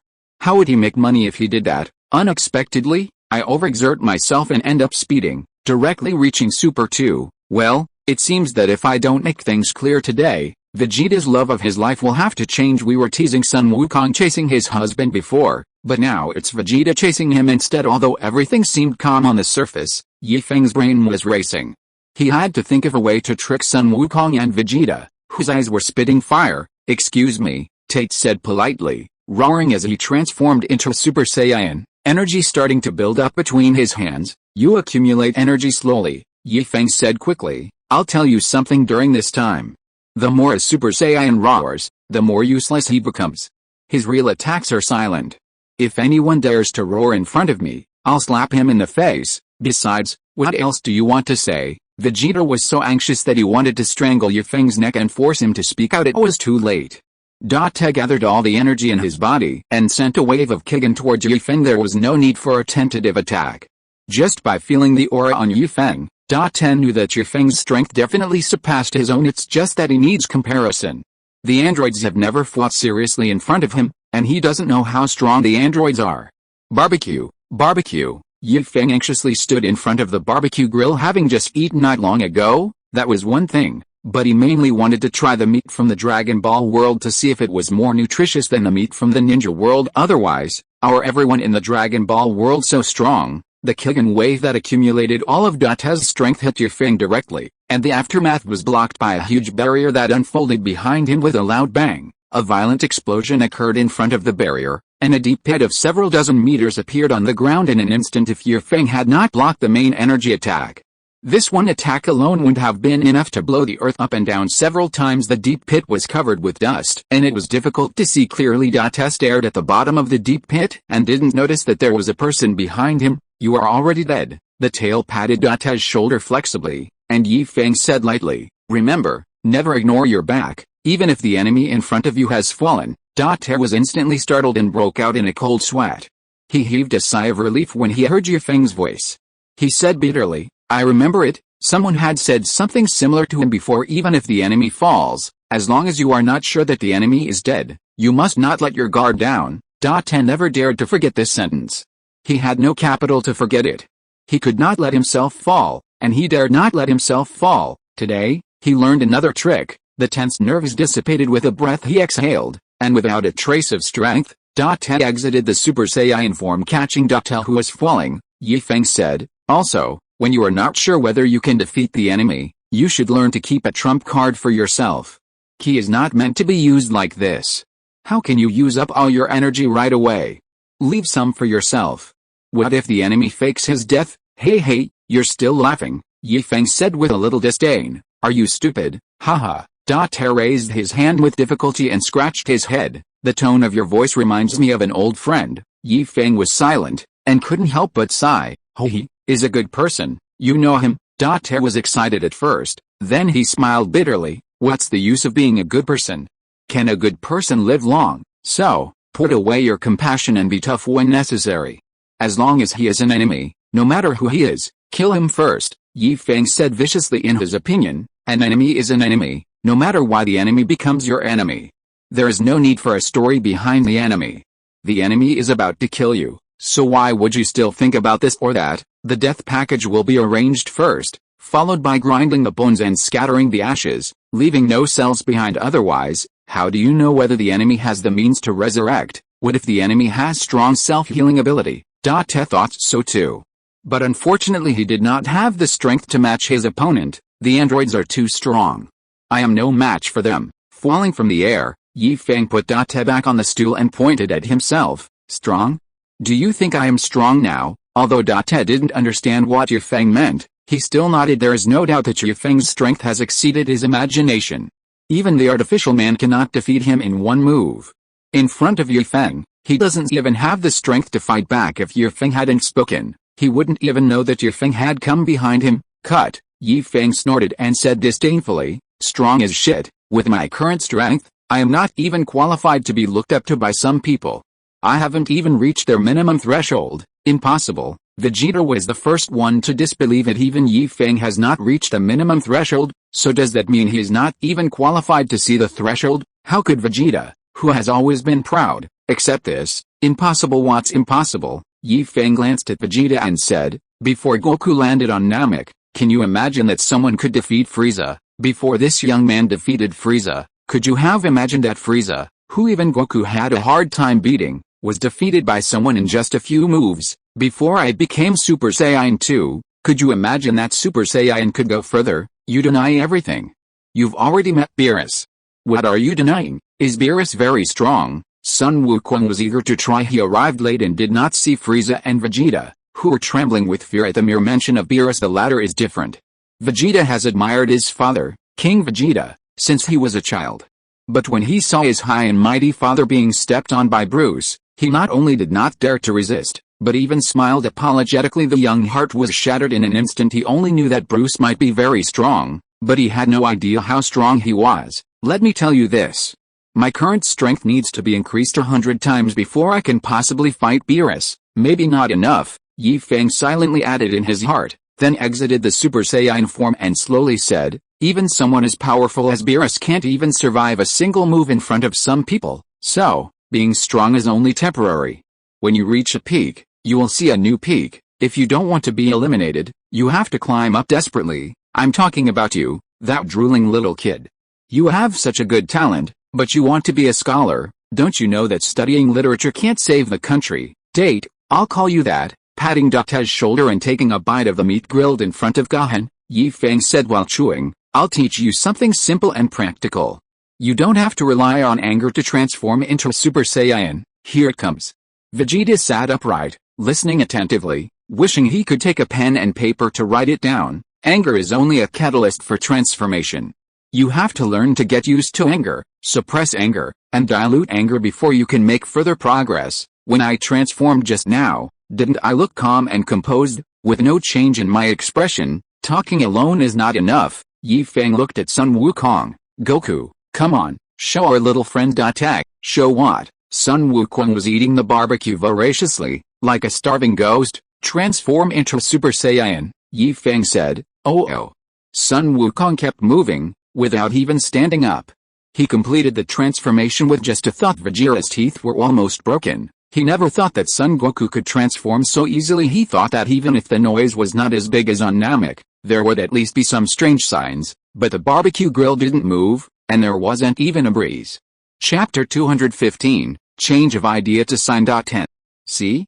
It's that easy. Putting the grilled meat back in front of Wuhan, Yi Feng said indifferently, it's not cooked yet, grill it for a while longer, and add more spiciness for me. I like spicy food. Wuhan curled his lips and wanted to say, it wasn't cooked in the first place, you took it and ate it, but when the words came to his lips, they turned into, okay, nodding in satisfaction at Gohan's attitude. Yi Feng then said to Datek, when habit becomes natural, Super Saiyan will be your normal state. You don't even need to mobilize your emotions or anything. Just an idea, a thought, and you can complete the transformation. Datek opened his mouth and wanted to say something, but in the end he didn't say anything and swallowed it back. Seeing Datek's worry, Yi Feng said disapprovingly, are you afraid that after you transform, the android will be able to find your hiding place based on your breath? Datek nodded. He was afraid to transform into a Super Saiyan casually because he was worried. In his world, he is the only one who has the capital to fight against the androids. Before destroying the androids, he had to be extremely careful. When he went out to look for supplies, he didn't dare to fly, for fear that the androids would notice him. Yi Feng also knew Datek's concerns, and he fully understood them. Didn't I just say that your normal state is very weak? Once you get used to the transformation, you will naturally maintain this state, just like Wukong. If you don't get close, you can't feel his aura at all. Sun Wukong smiled foolishly. It took me a long time of practice to reach this state. Although I don't know what a cyborg is, I guess Datek doesn't have a safe enough environment to get used to transforming. Datek almost cried. Another person who understood him, he just didn't dare to transform, and every time he transformed, it was almost always when he was fighting with the androids. The android was just playing a trick on him. He didn't want him to die so soon, so he allowed him to find opportunities to escape every time. Datek was happy to cooperate. There was nothing he could do otherwise. He was no match for the androids and could only delay time in this way, so even if he could become a Super Saiyan, his proficiency would not be very high due to the lack of a safe environment. Yi Feng slapped his forehead and said, I forgot about this, but it's okay. Didn't I just teach you the 8 gates of ninjutsu? With the 8 gates of ninjutsu, your strength will increase several times. Besides, you should keep your tail from now on. Oh, you do have a tail, right? Datek nodded and said, yes, but when I was very young, my mother removed my tail. My mother said that the tail is the weakness of Saiyans. The tail is not the Saiyan's weakness. Vegeta couldn't help but retort, then why don't you leave a tail? Yi Feng asked teasingly. Vegeta snorted proudly, I don't really want to say it. Can I say I have a psychological trauma? I never noticed it before. Or maybe it was because I had never encountered a tough guy before. Before coming to Earth, Vegeta had always been proud of having a tail. The tail is the symbol of Saiyans, but after coming to Earth and turning into a giant ape, he was about to show his power when a short and fat guy with a knife chopped off his tail. Not only was he beaten back to his original form in an instant, but he almost died on Earth until now. He still doesn't know what that guy's name is. If Feng hadn't mentioned the tail, he would have almost forgotten about it anyway. Since then, Vegeta no longer had the idea of keeping a tail. If you can't transform into a giant ape, then you can't transform into one. What's its name? Susanoo? Yes, it's Susanoo. He is more like a target than Susanoo. He has a weak point at the tail end when bullying weak opponents, and is useless in a game against experts. He is purely like the chicken ribs in Kakarot's mouth. A little familiar. You bastard Kakarot, you stole my chicken. Well, Vegeta, there's so much food here, you can just eat something else. Sun Wukong said vaguely. He just picked it up from the grill and didn't know it belonged to Vegeta. If he had known, he would have dared. No, I want to eat my own. Vegeta reached out to grab it after eating all the food in his mouth. Sun Wukong bared his teeth and said, "No, you give me, no, give me, no." Childish. Feng was too lazy to even look at the two of them. He reached out and took a piece of barbecue, taking a bite with great relish. It's so fragrant. The meat in front of him disappeared again. Gohan sniffed in grievance. He didn't even get to eat a single bite. For you. Just as Gohan was about to grill the meat again, a piece of grilled meat was handed to him. Uncle Piccolo, little Gohan was almost crying, "Eat quickly, or he'll snatch your food away again." What Piccolo couldn't stand the most was Gohan crying in front of him, so he simply turned his head away and didn't look. Yeah, little Gohan nodded heavily. He took the barbecue and started to tear it into pieces. He eats much better than his father Wukong. He is like a hero of the outlaws and a lady from a noble family. When Taichung saw this heartwarming scene, he couldn't help but think of his elder brother Gohan when he was a little distracted. A piece of barbecue was handed to him, with teeth marks on it. Eat it. It's Gohan's barbecue.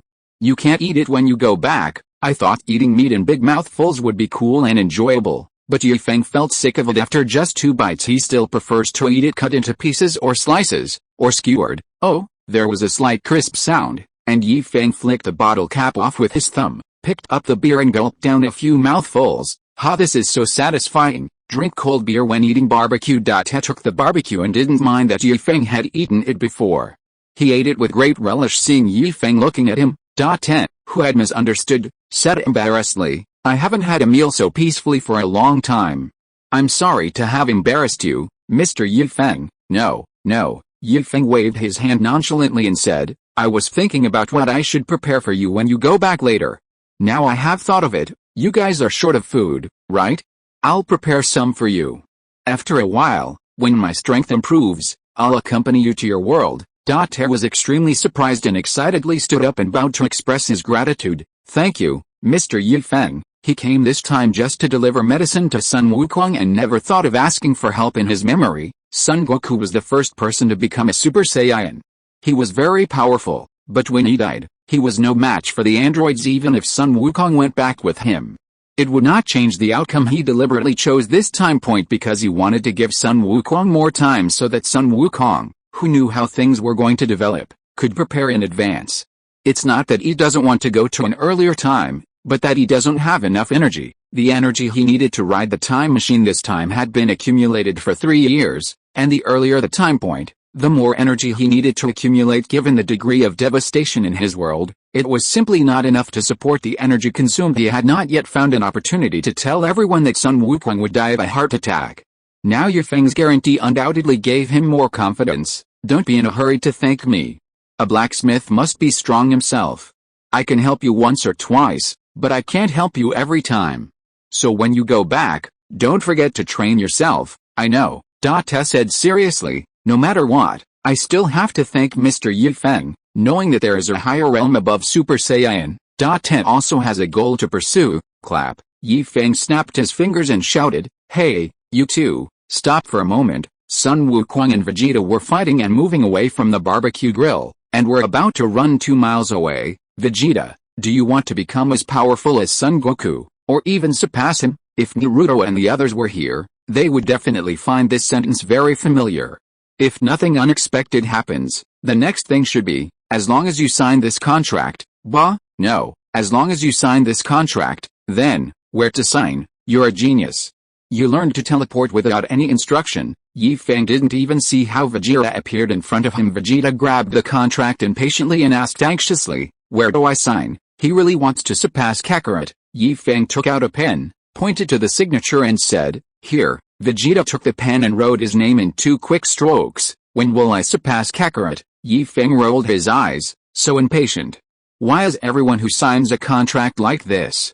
Don't they read the contents of the contract? Next time I will sign a contract to sell myself, and see if you will sign it. Look at yourself, are you kidding me? Vegeta was furious, even angrier than when he saw Son Goku become a Super Saiyan. What are you doing? Feng said unhappily. This contract only means that you have a perfect place to practice, where you can give full play to your abilities. If you don't work hard, it will be useless even if I give you all the resources. How? What's the matter? Is our Prince Vegeta scared? Are you afraid that you will still not be able to surpass a lower-level soldier in the same environment? To deal with someone like Vegeta, you have to use provocation. I'm afraid of him. Vegeta's voice was so loud that it almost broke through the sky. What a joke. It only takes 1 year, no, half a year, only half a year for me to pin Kakarot to the ground and beat him. Then come on. Feng made a cheering gesture and said to Wukong, as for you, don't transform into a Super Saiyan in the near future. Since you can transform at will, there is no need to transform all the time. Practice your basic strength more. The stronger your basic strength is, the stronger you will be after transformation, and the easier it will be to break through. Sun Wukong nodded excitedly. Feng had already walked ahead of him and developed new forms. This was all experience, and he listened very carefully before he finished speaking.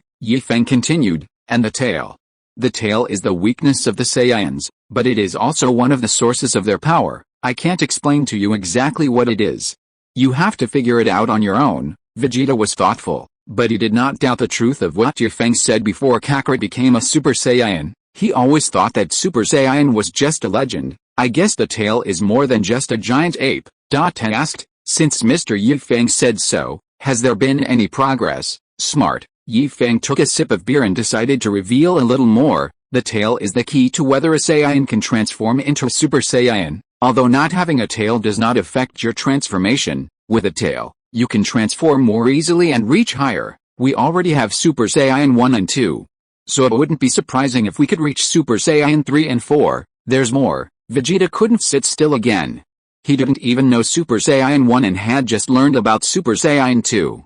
He didn't expect there were Super Saiyan 3 and Super Saiyan 4. If that's the case, are there also Super 5 and Super 6? Feng gave Vegeta a meaningful look in return, without saying anything further. He flipped the contract signed by Vegeta in his hands, and 3 blank contracts appeared after handing all 3 contracts to Datak. Feng instructed, sign one yourself, go back and ask your mother to sign one, and if you have the chance to meet the God of Destruction, let the God of Destruction sign the remaining one. To find the God of Destruction, you must first find. It is not easy to find the God of Destruction, but it is easier to find King Kai.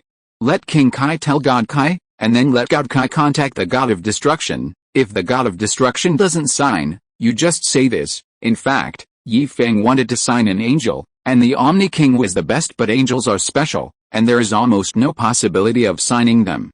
The Omni King is easy to fool, but it is too difficult to meet him in person. I guess I can't fool Big 3, so I have to do it myself anyway. The branch was able to sign 3 employees, 1 from Goku's world, 1 signed by Goku himself, 1 signed by Vegeta, and the other 1 was left by Feng for the Omni King. I didn't expect that. I was having so much fun chatting with Date that I forgot that Date is not from this world. He also said he wanted to bring something for Date. What's the point of bringing a contract? Just open a store there, create humans, all the ashes are thrown away for you. Ha ha ha. Seeing Feng suddenly laughing, everyone was confused. Little Gohan subconsciously protected his barbecue and moved towards Piccolo. Date scratched his head and asked in confusion, what exactly is this contract for? The smile suddenly stopped, and Feng said in surprise, you are the first one among all my employees to ask this question. Somehow, Vegeta suddenly felt like he'd been cheated. Finally someone asked this question. Feng took Date's hand and explained kindly, I opened a magical convenience store. You will know how magical it is in the future. Signing the contract means you become an employee of my store. This is not important. What's important is the employee benefits. You're short of food, aren't you? With this, you can eat whatever you want and as much as you want. It's limited to employees. If you use the store's items to help others, the store won't allow it. This is the store's rule, not a rule I set. Chapter 216. How many times has the plum blossom bloomed? Also, there is a space gate in the store that connects to other worlds. Next time you come here, you don't have to take a time machine. You can just come here directly. It is also for employees' own use only. In the store, employees are protected and no external force can harm them. Ted became excited. So if my mother is in the store, I don't have to be afraid of the artificial human. If you want, the android can't even get through the door. What if a robot attacks the store directly? Everything was fine in the store, but Dad was worried that the android would get angry and attack from outside. Feng said disdainfully, even if the universe is destroyed, my store will be fine. Let them attack. If they can break even a brick or a tile, they will be considered powerful. Dad's heart was like on a roller coaster, going up and down, and his expression became dazed. The android that I was worried about just now was no longer a threat. What he was most worried about was his mother, followed by other people. If his mother was safe and sound, Ted could almost say that he had no worries at all. Even if everyone else died, even if the earth was gone, Ted believed that with his mother's intelligence and wisdom, she would be able to find a way to resurrect them, similar to the wish-making in Dragon Ball, being able to travel freely between this world and with the guidance of Sun Wukong and so many people. Ted believes that with his own strength, it won't be long before he can completely get rid of the androids. Once the androids are solved, everything else won't happen. The resources in this world can also help him quickly rebuild his own world. I just don't know if I can bring the supplies back to my own world. After expressing his concern, Ted waited for Feng's answer anxiously. It doesn't matter if I can't. It's good enough. Good enough. His mind couldn't help but drift away. He wanted to go back. Okay, Feng nodded and said, if it's not possible, I wouldn't say that I want to take Bulma to my place for a field trip. Right. This time, Ted was completely relieved. He picked up the pen and signed his name. Does it have to be signed with this pen, or will any pen do? Facing Ted's questions, Feng was not impatient. It was rare for someone to ask him so many questions about the contract. It will be alright. The special environment has created Ted's special personality. He is different from the Saiyans who will brave the wind no matter it is with them or against them. Dado is cautious and his attacks are almost always fatal. He will not show mercy and has no concept of showing mercy among all the Saiyans. Feng admired him the most. Let's go. One. He opened a new bottle of wine and handed it to Ted. Ted took it with a smile. Go. One. Ping. The glass bottles collided. The two men smiled at each other, and each drank the wine in his hand. Cough cough. Ted drank too quickly and choked on the wine. He smiled embarrassedly and said, this is my first time drinking. We don't have extra grain to make wine. What we are drinking now is almost all the stock from the past. It's okay to drink wine once in a while, but as for food, you can enjoy it as much as you want. Feng threw the empty wine bottle into the air, raised his hand and released a Kegon wave, which reduced the bottle of wine to ashes. Bang, bang, two sounds. Ted put his hand down, and the empty bottle in his hand disappeared. Artificial human. X2. In unison, Ted said, it is someone who collected Mr. Sun Wukong in Bay. When it comes to Vegeta, Daito is still a little hesitant. However, thinking that he could come over any time in the future, Dad decided to let it go and said directly, it was the genes of Mr. Vegeta, Mr. Krillin, Mr. Piccolo and others that created the androids. That's why I am so careful. When he landed in the time machine just now, he quickly checked his surroundings. He didn't see any robots disguised as flying insects or other animals, so he waited here for Frieza to land with peace of mind. Otherwise, Far Cry would never have allowed Frieza's spaceship to land on Earth. Feng slapped his thigh and said, you think the same as I do. I'm just afraid that someone will collect my genes. I didn't even dare to throw away the melon seed shells before. If my genes are collected by someone with ulterior motives, you will all be doomed. Although it would be useless for others to get his genes, with the protection of the convenience store, no one can use his genes to research anything without his consent. But the scientists in the Dragon Ball world are too perverted, and Feng has to be on guard. Be careful when sailing for 10,000 years. Once my branch opens, you won't have to worry about this problem. There is a protection mechanism. Why don't we go back now? Dad stood up, looking a little impatient. It won't take a little while, right? Feng looked at his barbecue. It had just been grilled and he hadn't eaten a few skewers yet. It is, why does it feel like something is missing? Damn, who stole my barbecue? Yi Feng stood up and pointed at Sun Wukong and asked, Wukong, is it you? Sun Wukong put his hands behind his back and shook his head, not daring to speak at all. He was afraid that the meat in his mouth would fall out as soon as he opened his mouth. Seeing Yi Feng's reaction, Vegeta regretted that he should not have believed Kakarot's slander, and put his hands behind his back. There are so many here, it's okay to eat some of your barbecue, right? Bulma rolled her eyes, took a bite of the skewer in her hand, and praised, the skewers you grill are the best I've ever eaten, better than those made by my chef at home. You don't, ouch. Yi Feng was so confused that he didn't know where to put his hands, and his face was distorted with anxiety. No, oh my, stop eating, Wukong, why are you chewing faster the more I talk to you? Hurry up.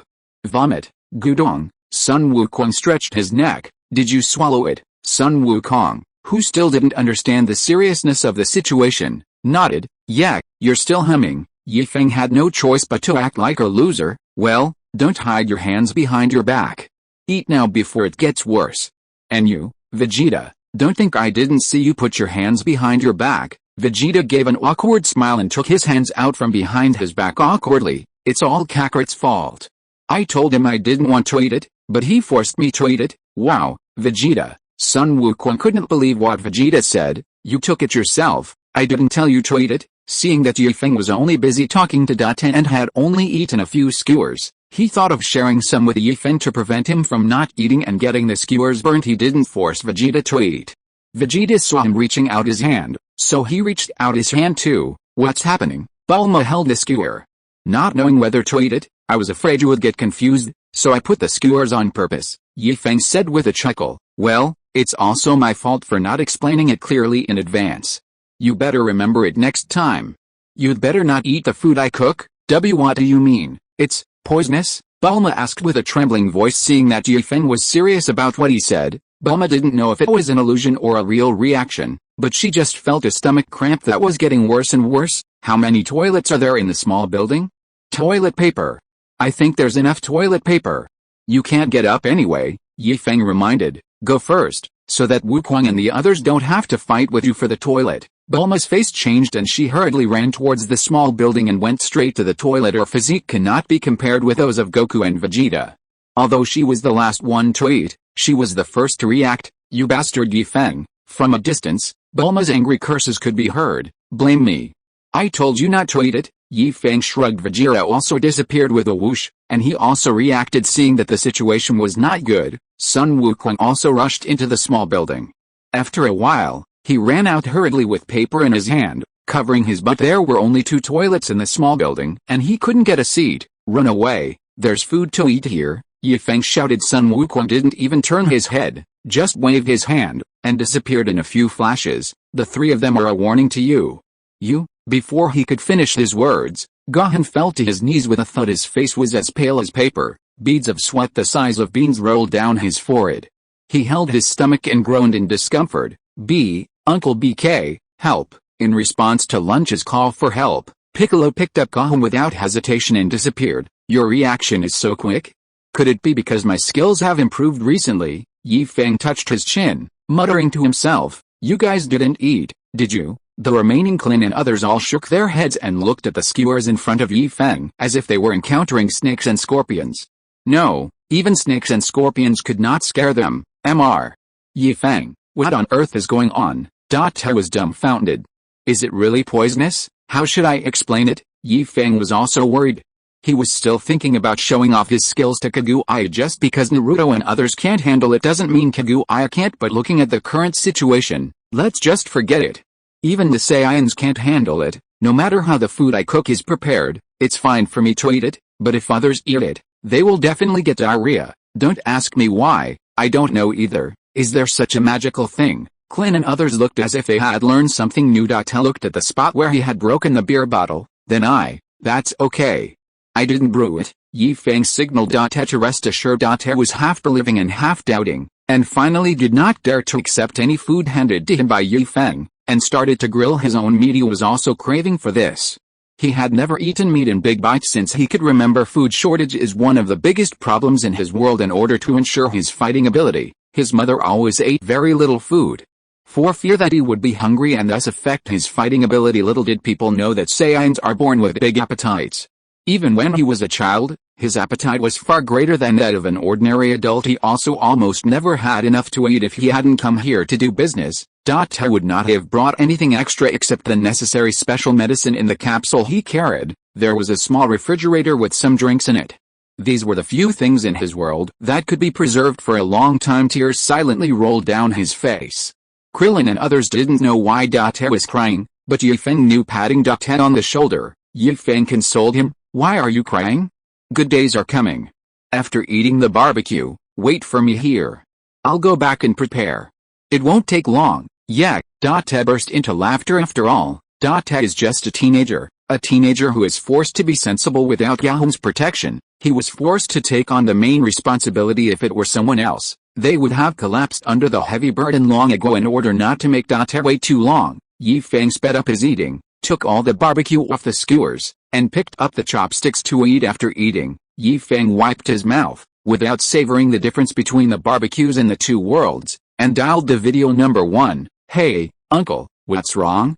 Are you done over there? Number 1 was slurping noodles and he had just started. Why isn't Wukong here?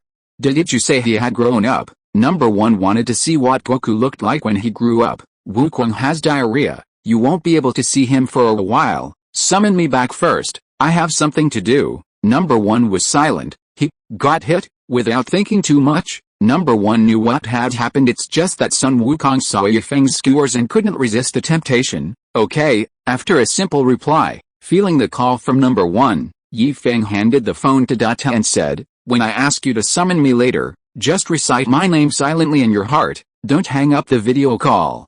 The video is on so that the time flow on both sides is normal. Although he didn't quite understand, Date still nodded vigorously. After saying that, Feng's figure suddenly disappeared and appeared behind Number 1. Date couldn't help but feel surprised. Where's Feng? That bastard, why didn't you tell me earlier? Bulma held her stomach and limped. From childhood to adulthood, diarrhea has never been so severe. It is completely uncontrollable and Bulma feels like her butt is almost numb. Uncle has gone back. Date pointed at his cell phone. He's lucky to run fast. Bulma said viciously. Next time I'll make him some dark food and let him experience the feeling of having diarrhea. Not daring to sit down, Bulma stood by the barbecue grill, looked around and asked, where are Gohan and Piccolo? Gohan got hit and couldn't walk, so Mr. Piccolo took him to the bathroom. He explained the reason in brief words, and the psychological effect made Date feel uncomfortable in his stomach. You beast, you even didn't let the child go. Bulma cursed excitedly. Hey. I heard it. Feng's words came out from the receiver of the mobile phone. Who told you not to ask before eating? It's all your fault. Bulma snatched the phone and said angrily, who knew you had this skill? If we knew, we definitely wouldn't eat it. As she spoke, Bulma's expression changed again. She hurriedly stuffed the phone into Date's hand and stumbled towards the small building. Feng laughed and said, ha ha ha, you are greedy. Otherwise, let Date take you there. I don't think you can make it to the small building. Roll. Bulma cursed breathlessly and quickened her pace. Bulma was forced to remember the martial arts that she had almost forgotten after not practicing them for many years. When he walks, his steps are whizzing and not very steady, swaying from side to side. If you're listening to this novel on a channel other than Fanfic World, it means they downloaded and uploaded it without effort. We cordially invite you to visit our channel, Mundo Fanfic Novelis. There you'll find the original version of this story and you can explore many other novels of various genres. We're waiting for you to immerse yourself in a world of incredible novels.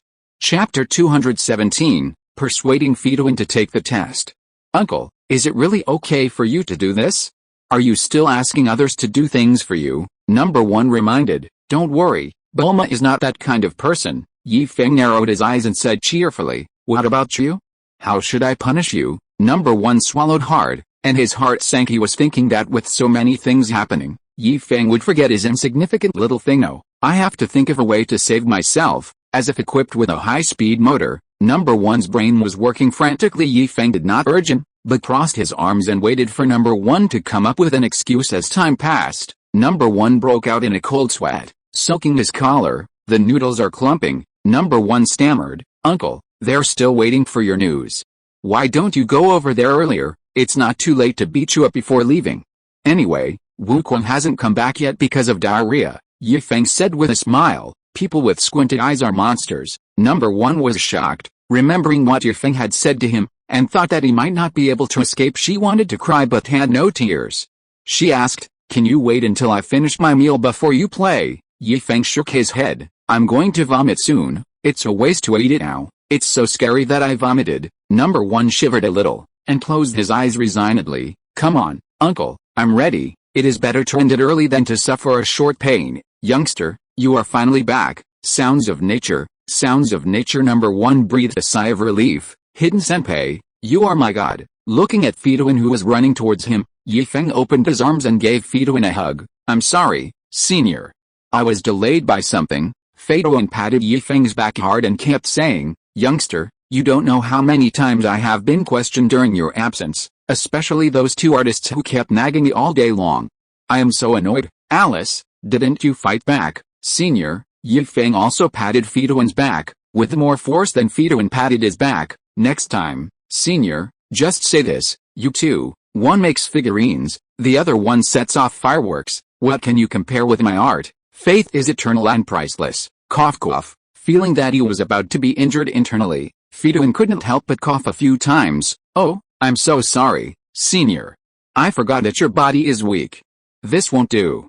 Without a healthy body, how can you serve the evil god?" Feng pretended to think, let go of Fituin, clapped his hands and said, "I got it. How about this? You follow Orochimaru to train your body for a while, and learn a new training system from him." Fituin ignored his aching back and said without hesitation, "Not a big deal. This is a betrayal to the evil god. I have already learned the ninjutsu taught by the evil god. How can I practice other systems?" "Narrow-minded, too narrow-minded," Feng criticized with a tone of disappointment. "Senior, do you really understand Lord Evil God? With Lord Evil God's great power, how could he only have such a small territory as the ninja world? His presence is everywhere in the heavens and all realms.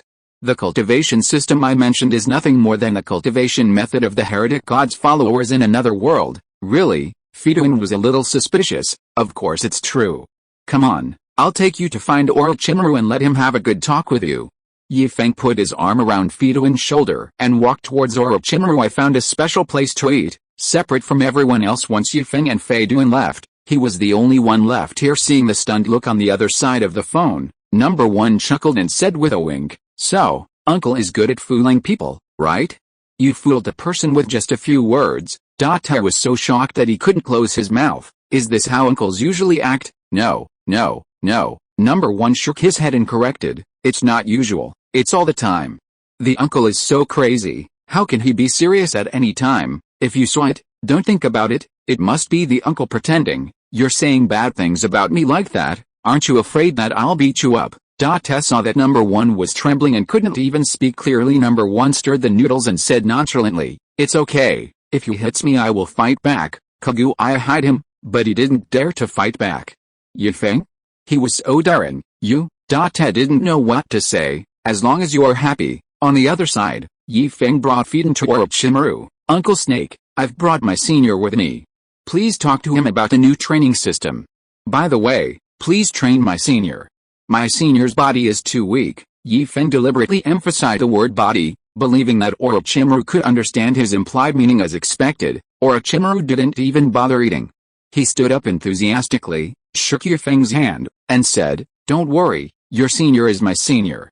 I will take good care of his health." He also put emphasis on the word body. "It's that simple to talk to a smart person." Leaving Fituin a little confused, Feng said, "Then I'll go first. Uncle Snake, there are still some things that haven't been resolved. You go ahead and do your thing." Orochimaru waved goodbye to Feng politely. Feng flashed to Kaguya's side and gently held her hand. "Sister Wei, I'm sorry, there are still some unresolved issues. I have to leave soon. Things don't come unless they come, but when they come, there are so many of them that Feng is a little dizzy. After we are done with these few days, let's go for a good stroll. Without them, just the 2 of us, okay?" Kaguya leaned her head on Feng's shoulder and said softly, Look, how considerate, such a good girl, woman, no, a goddess, such a good goddess, but you bunch of bastards have made her into what she is today. Otsutsuki clan, I don't even know where your lair is. If you dare to come, I will kill you and feed you all to the sacred tree as nutrients." Heiju, who was not far away, was shaking all over, his fists clenched tightly, wishing he could punch Feng away with one punch and then kick him. No, my mother, I do not want to change my name. No matter how Black Zetsu screamed in his heart, he didn't dare to go against Kaguya's gaze. He understood the meaning in her eyes. If he dared to go over, Kaguya would kick him away without mercy. After being affectionate with Kaguya for a while and looking at Black Zetsu provocatively several times, Feng gently patted Kaguya on the back and said, "Sister Wei, I should go now. They are waiting for me over there. If you are tired of waiting, you don't have to wait for me to destroy the Kusagakure village. You can do it yourself." The Kusagakure village was in chaos. The ninjas were running around like headless flies, looking for any possible way out. Some people who had given up on themselves had already started burning, killing and looting. Facing them, Feng had no mercy at all.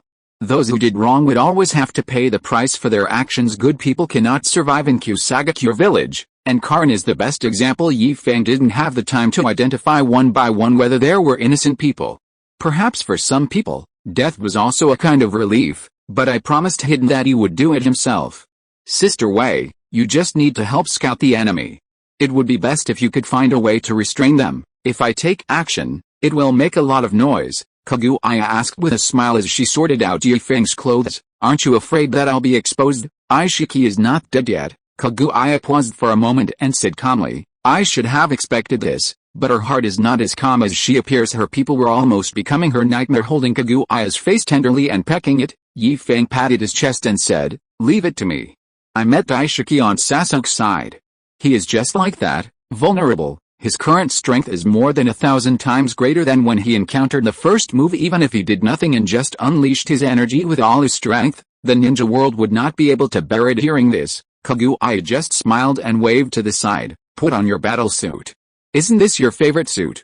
Feng looked at Ningxi, who was running over in surprise. Why is it you? This kind of errand job shouldn't be done by, number one isn't here. Humph, he's lazy. I'll beat him up later. You, number one, are still a child? Kaguya said angrily. Black Zetsu, Mom, I am a child too. Look at me. Feng laughed and said, only half-grown children are fun. Look at Black Zetsu, he's not as lively as a child at all. Black Chu, I'm over 1,000 years old. How do you want me to be lively? After putting on the clothes handed to him by Ningxi, Feng of the Akatsuki organization came online and said, let's go. I'll be back soon. A black space gate appeared behind Feng. Feng lay back and fell into the space gate, and then the space gate closed. Kaguya also put on the Akatsuki uniform and her expression became stern. Blind eyes. The entire Kusagakure village instantly appeared within her observation. With just a glance, she had a thorough understanding of everyone's situation. Ningxi stood aside, and under the forward protector, the mark of the caged bird had disappeared. The rule that teleportation is not allowed in the convenience store is of no use to Feng, who has full authority over the convenience store. He teleports directly into the convenience store naturally. They didn't know that opposite the convenience store, there were 3 little guys who were eagerly waiting for the convenience store to open. Sitting behind the cashier counter, Feng was constantly operating the cash register. This convenience store is magical, but also quite confusing in some aspects. Feng, who is almost omnipotent in the store, has to go through some procedures to open a branch and must operate the cash register. Fortunately, it was not troublesome. Feng found the option about opening a branch on the cash register and clicked confirm. A total of 3 branches need to be opened. The worlds of Sasuke, Goku, Tate and others have all been recorded by the cash register. It's just that the location of the store still requires Feng to go to their world in person to confirm it. After completing all the preparations in advance, Feng disappeared in the store in Sasuke's world. Orochimaru was so excited that he couldn't sleep. Everyone else had already left, and Orochimaru was worried about when Feng would come again, so he didn't even have the heart to do the experiment. Lying by the window in the corridor, staring at the empty space at the door in a daze. What are you thinking about, Ant Snake? Orochimaru was startled, but fortunately he reacted in time. Feng was the only one who would call him like that. Nothing, just thinking of a new experimental project. Seeing Orochimaru's eyes sparkling, how could Feng not understand what he meant? There is a new project at the moment. My Uncle Snake is going to study Fituan, Hidden, the one with the immortal body. If you are interested, I will give you the permission after the store is ready, and you two can exchange ideas. Okay, Orochimaru nodded excitedly. Even though Hidden has been dead for almost 20 years, Orochimaru still misses him when he was in the Akatsuki organization. He was very envious of Hiden's abilities. There is a fundamental difference between his reincarnation and Hiden's immortal body. One is to transfer one's soul into other people's bodies in complete rebirth, and the other is to be immortal no matter how hard one tries if they can be combined together. Orochimaru believes that his immortality will truly become immortality. Is there anything I can help with? Since the benefit had already been given, Orochimaru naturally wanted to show his sincerity. Do you need me to call other people over? Glancing at the sky, it was already late. Yi Feng shook his head and said, no need, I have other things to do. I'll leave in a moment. Have you chosen the location of the store? If you have chosen one, you can start working now. It's already been chosen, Orochimaru said, pointing to the empty space at the door. It's right there. After the efforts of many snakes, at the cost of almost being choked to death, the snakes summoned by Orochimaru cleaned up the ruins at the door. Fearing that the ground was not stable, Orochimaru personally took action and leveled the ground. The entire ground was compacted, and it was difficult to insert a kunai. Right at the gate of your experimental base, Yi Feng jumped out of the window, flew high into the sky, looked around, landed and said, this place is quite desolate. A place like an experimental base would naturally not be opened in a busy area of a downtown area. The base is surrounded by lush trees, with only one path leading to the brightly lit area not far away. Orochimaru was not embarrassed at all. If it doesn't work here, my experimental base can be relocated as a whole. He had made up his mind that he would move the experimental base to wherever Yi Feng opened his store. Although he was under surveillance in Konoha, the results produced by his experimental base accounted for the majority of all research bases in Konoha. It can be said that his experimental base is the leader of all experimental bases in Konoha. It was like this before, but now that it has been communicated, his importance is bound to be raised. No, just here, they had already planned to open a store in the Dragon Ball world in the wilderness. So Yi Feng didn't mind opening the store in the Sasuke world in a more remote area. Pointing at the open space, Yi Feng silently said lock, and a two-story building appeared out of thin air on the open space. Chapter 218. The countdown has returned to 0. Just when Yi Feng was busy opening a branch, Kaguya Otsutsuki also started her own actions. The Byakugan can not only detect, but also judge whether a person is good or bad based on the color of the chakra. Kaguya generously taught Niji another way to use the Byakugan. You have seen the wounds on Karin's body, right? Everyone's chakra aura is different. Even if a long time has passed, the two different chakras will merge together, but the traces between them cannot be erased. You need to carefully identify and catch this trace. Niji also opened his Byakugan. Without the limitations of a caged bird, not only did his field of vision become perfect, but the distance he could see also expanded a lot. Similarly, the Kusagakure village was also seen thoroughly by him. Many ninjas with keen perception in the Kusagakure village felt the scans of the two visions one after another, just like walking naked on the street. It also made them realize that the changes in the Kusagakure village were closely related to the owner behind the vision scans. Some people cursed loudly, while others knelt down and begged for mercy, unable to even break the barrier. The latter did not even think about confronting the owner of the vision. Originally Kaguya was worried about innocent people, as she was not a bloodthirsty person. But after looking around, she found that every ninja had traces of Karin's chakra in their bodies. Even the civilians had fierce looks on their faces, and even though they were not ninjas, they still had Karin's chakra flowing through their bodies. Some were very faint and almost disappeared, while others were still very clear, probably because they had absorbed Karin's chakra recently. Kaguya did not see any signs of injury on the latter, and could not help but think that perhaps some of them could no longer be called human beings, as they took pleasure in bullying and abusing the weak. There is not a single innocent person in the entire Kusagakure village. Although the dungeon is full of people, they all have Karin's chakra. A village like this should have been destroyed long ago, Kaguya said coldly. If it was 1,000 years ago, such people could only hang on the sacred tree and serve as nutrients for the sacred tree. To save them, Kaguya herself would have killed them first. The aura on her body changed silently, and Kaguya returned to her true appearance. Black Zetsu is trembling with excitement. The former ancestor of chakra was back. He wanted to shout out loud, ha ha ha, tremble, ninja world, your master is back. The change in the aura alarmed everyone nearby.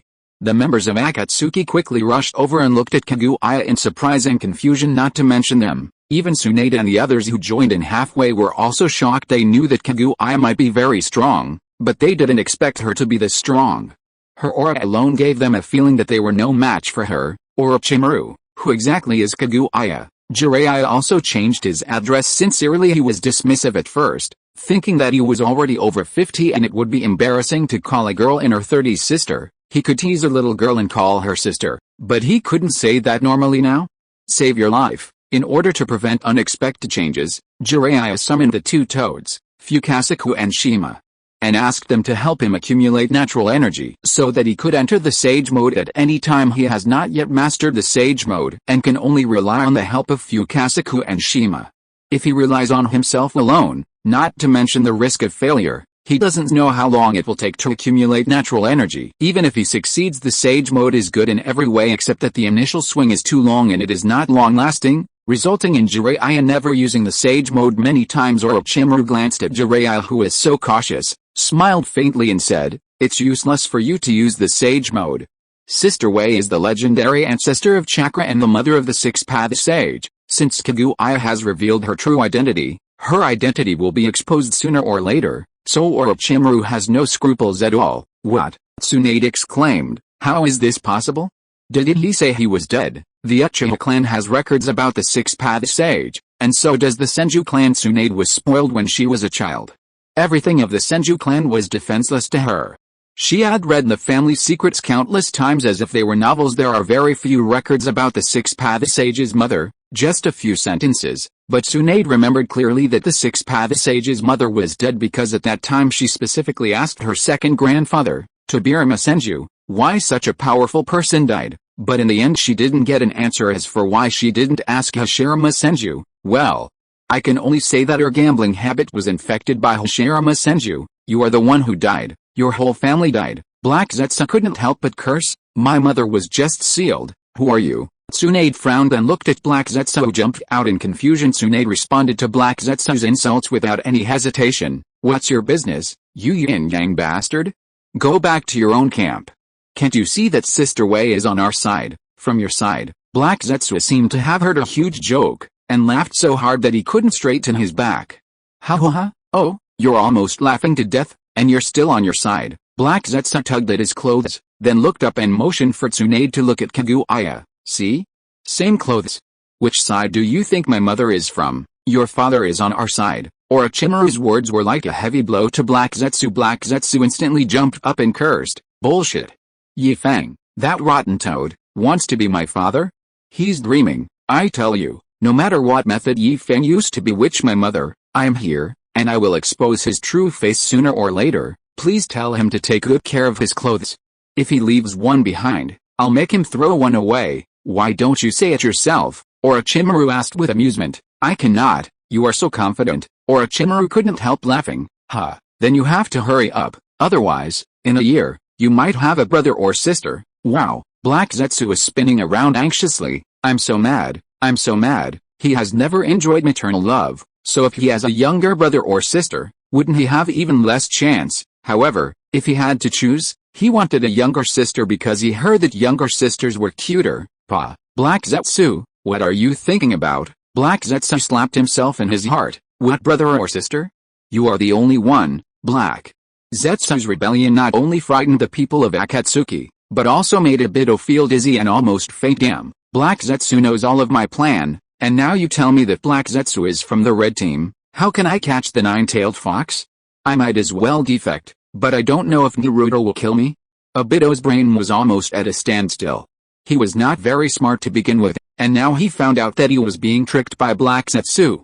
He felt like smoke was coming out of his head. Not caring about these things, Tendao's Rinnegan was fixed on Kaguya's forehead, the blood-red eyeballs on it, the ripples, and the 9 Magatamas scattered on the ripples. If you remove these, isn't it just the Rinnegan? How is it possible for someone to possess both the Byakugan and the Rinnegan? Isn't it said that only the legendary Six-Path Sage has it? Could it be that the person in front of me is really the mother of the Six-Path Sage? But it has been more than 1,000 years. How is it possible for someone to survive for such a long time? Several questions filled Nagato's heart behind Shyandao, making Nagato feel that the ninja world might be about to change. Ever since the man named Yi Feng appeared, everything started to become strange. "I'll help you tie them up in a bit, so do it as soon as possible.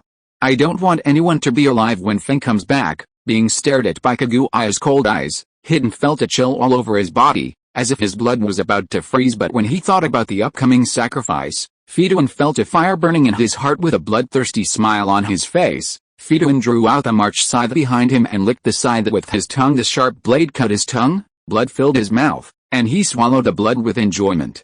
Fidun waved the march sickle in his hand and said excitedly, "Don't worry, I'm quick. Sister Wei, number one, who was carrying noodles, ran over from not far away, shouting as he ran, wait a minute, record the screen." "I haven't recorded the screen yet." Number one ran over and quickly said to Date on the other end of the phone, "Dat, I'm going to hang up first. There's something more important here that I can't miss." "But Uncle," Uncle asked me to wait for his news." Number one didn't hear the second half of the conversation because he had already hung up the phone. "What's wrong?" Kaguya asked softly, without any of the coldness from before. "This makes Black Zetsu want to go crazy. I also want my mother to speak so gently." Woo-woo-woo-hee. Number one held a bowl in one hand and the phone in the other. "Sister Wei, the last blow is the last blow that needs to be done to completely erase all traces after the grass village is cleared out. Can we let Shiandao do it?" "Who?" "That's the one with the Runnigan." Number one pointed at Tandao and said with a smile, "The classic scenes created by him are impossible to happen in Konoha, but they can happen here. Uncle must be looking forward to seeing that scene." Kaguya nodded. "Okay." She supports everything concerning Yi Feng. She also became curious about what famous scene Yi Feng was looking forward to since it has been confirmed that there are no innocent people in the Kusagakure village. Kaguya naturally has no worries when she takes action. A white dough-like ball of energy appeared in the palm of her hand. "Gently throw it upwards and the energy ball will quickly grow larger." The people of Kusagakure village felt as if they had fallen into shadow, and the sky above the entire village was as if dark clouds were covering the sky, blocking out the sun. They did not see the entity of the energy ball, but they felt cold all over controlling the energy ball. He arrived above the Kusagakure village under the horrified gaze of the Kusagakure villagers. Tentacles stretched out from the energy ball. It really is a tentacle. With something like a palm on the top, tentacles quickly reached into the barrier and wrapped around the villagers one by one. "Watch out for the tentacles," the person who was entangled shouted, but no one answered, and no one came to rescue him. "The barrier is gone. Run." Not many people even thought of resisting. They had been trapped in the barrier for a long time and had tried all kinds of methods, but to no avail now that the barrier is gone. Only a fool would stay and be entangled by the tentacles. Are there still fools fighting with tentacles?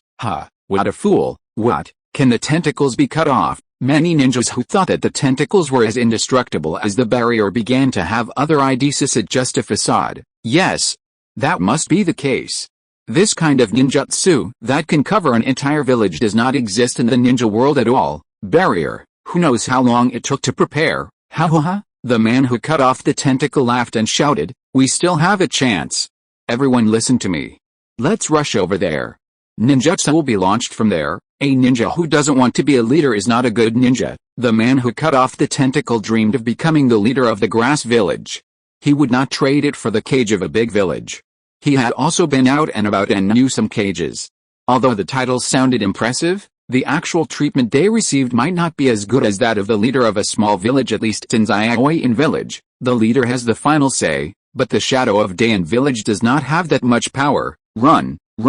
It's a good chance for you to draw some firepower for me." The man who cut off the tentacle thought with malicious intent. He was not the only one who noticed the direction of the ninjutsu.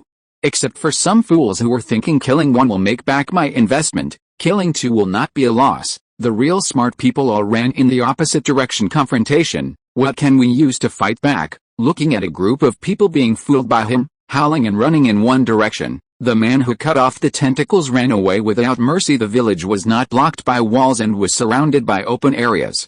The man who randomly entered an alley and turned several turns found the exit. As they got closer to the exit, the man who cut off the tentacles had a bigger smile on his face. Suddenly, his smile froze on his face, blood gushed out from his neck like a fountain. Fidun licked the blood on the march scythe and squinted his eyes in enjoyment. First, whenever he killed someone in the past, he would stay there for half an hour to let the evil god feel his respect. Just now, Master Evil God, please enjoy the sacrifice from your most loyal believer, Hidden. Oh, I almost forgot, there is also the junior Yi Feng. Forgive the stupidity of the believers. Without the younger generation Yi Feng, I really didn't expect the scale of the sacrifice to be so large. Those people outside are your future followers, and they have also made great contributions. The disciple Fei Duan, dare not ask for the blessing from the Lord Evil God. I have already received it, but the disciples outside have not received it yet. Please, Lord Evil God, please teach me." Kneeling on the ground, Phaeton prayed devoutly. After finishing the prayer, Phaeton stood up, and the bloodthirsty smile appeared on his face again. Next, the feast is about to begin. Chapter 219, Killing Bulma. This is a feast of slaughter, and here, the dawn is about to come. Flying high in the sky, Number 1 filmed the scene below and added commentary for his own entertainment. Hell is empty, and the devils are on earth. This is the truest portrayal of Kusagakure village. The people of Kusagakure village can no longer be called human beings. They are demons covered in human skin. They look like humans, but they don't act like humans. The nearby mountain bandits, the robbers who robbed houses, the mercenaries who robbed their own bandits, the ninjas who killed their employers, they are a group of beasts who gave up their dignity for money. They are willing to be slaves to money, even at the cost of their souls. Their crimes are too numerous to list. It may seem prosperous on the surface, but underneath there are piles of bones. I flipped through the pages of Kusagakure village's history and saw only 2 big blood-red characters: cannibalism, the decline of morality, and the decline of humanity. Look, they are gnawing on the flesh of their compatriots and drinking their compatriots' blood. Listen to the cries and shouts of the innocent, which are the roars of unwillingness. Smell it, it is full of the smell of blood. They will meet their end today, under the guidance of the pioneer, the great Mr. Yi Feng. All major organizations have reached a consensus. All members of the Akatsuki organization, under the leadership of their leader Nagato, are determined to eradicate the evil Kusagakure village. They have set up a large formation in advance and will use the blood of the Kusagakure village to sacrifice the souls of the innocent. One of the members of Akatsuki, Mr. Hidden, led the way, braved all difficulties and obstacles, and was the first to break into hell, which marked the beginning of the destruction of Kusagakure village. The legendary ancestor of Chakra, the goddess of the rabbit, the kind, beautiful, noble and generous Kaguya Otsutsuki, has brought down a divine punishment on the Hidden Grass village. Those tentacles that extend out are silent death spells.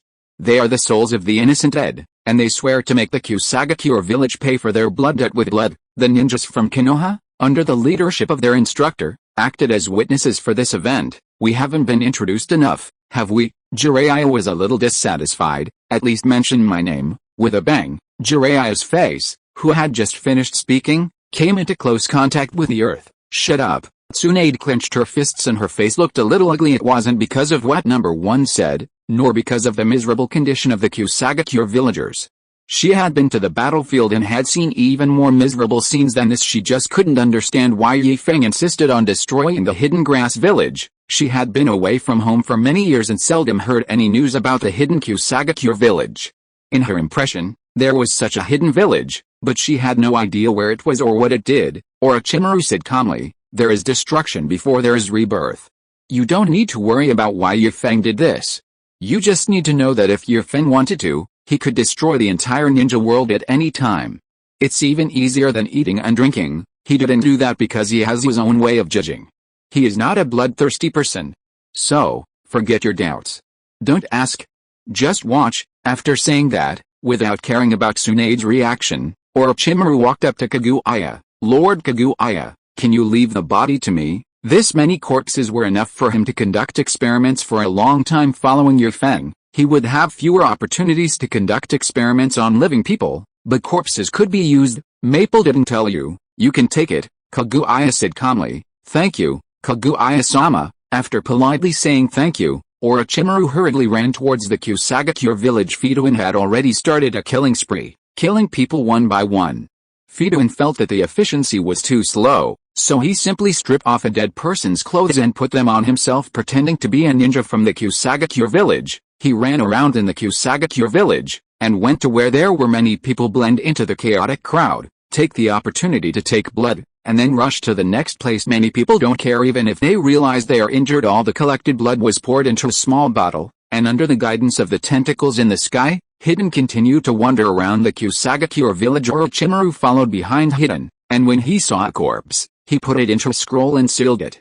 When there was no corpse left, he found a place to hide temporarily, waiting for Hidden's final sacrifice. Some people who thought the barrier was open discovered in despair that the barrier was still strong, and they had lost their last hope. They let the tentacles in the sky wrap around them, absorbing their chakra and transforming into new tentacles to grab their companions. Sadly, It was only at this time that they remembered that they were companions. An unknown amount of time had passed before Fridolin leaned against a wall, panting. His physical fatigue could not hide the excitement on his face, and the bottle in his hand was also filled with blood. After taking a few deep breaths, Fridolin drank all the blood in the bottle, then took his weapon and gestured on his body, as if looking for where he could deliver a fatal blow. To be honest, Fridolin was a little scared about sacrificing so many people at once. It's not that he was afraid that his body couldn't bear it and he would die, but he was afraid that if he died, it wouldn't matter, but it would delay the sacrifice and betray Yi Feng's trust. Putting the March sickle on his neck, Fridolin showed a cruel smile. Would you like my help? A small snake swam to Hidden's feet, opened its exaggeratedly large mouth.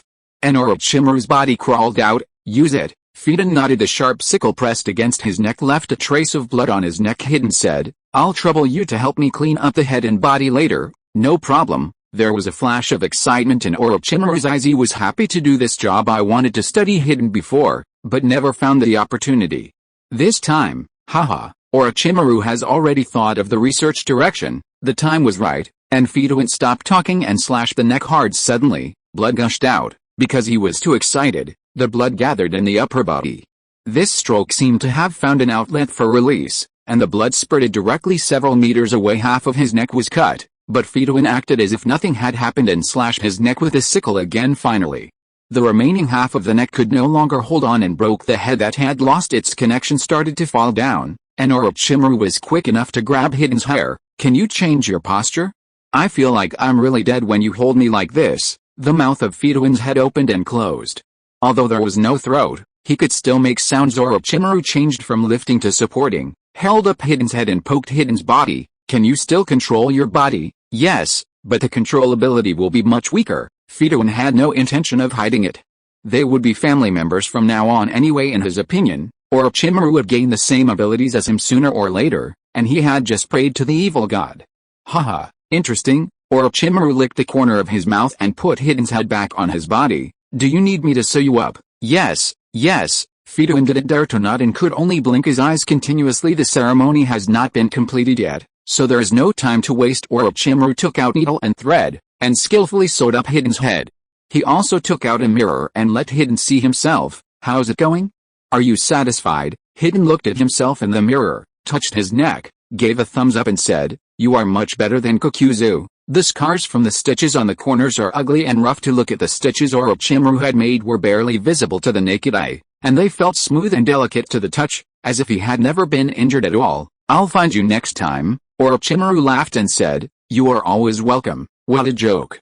How can anyone compare to his skills? All his experiments over the years were not in vain. Despite what they said, the two of them did not forget their own business. After asking Hidden and getting the answer that Hidden did not need the corpse, Orochimaru started his own busy work and summoned a dense swarm of snakes to carry the corpse for him. As for Hidden, he knelt on the ground devoutly, muttering something to himself. The general meaning is probably shouting, Lord Evil God, dinner is ready. I don't know if the little evil god who is far away in some unknown world can hear his voice.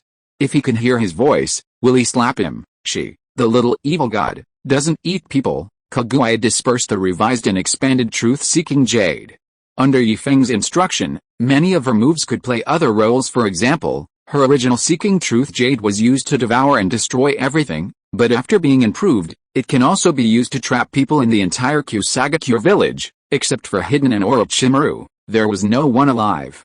All the poultry were packed up and taken away by number one, who temporarily placed them in the storage room of the convenience store. Bah, a bunch of poor bastards who don't even have decent poultry. Number one complained. The poultry, those who eat vegetarian food, are all skinny and bony, while those who eat meat are shiny and oily, but their eyes are green, which shows that they are not real meat. He kept the vegetarians, and even if he didn't eat them himself, he could sell them later. All the meat eaters were destroyed by number one. Did you record everything? Kaguya asked when she saw number one coming back. Well, the most exciting part has not been recorded yet, said number one, looking at the eerily quiet Kusagakure village not far away.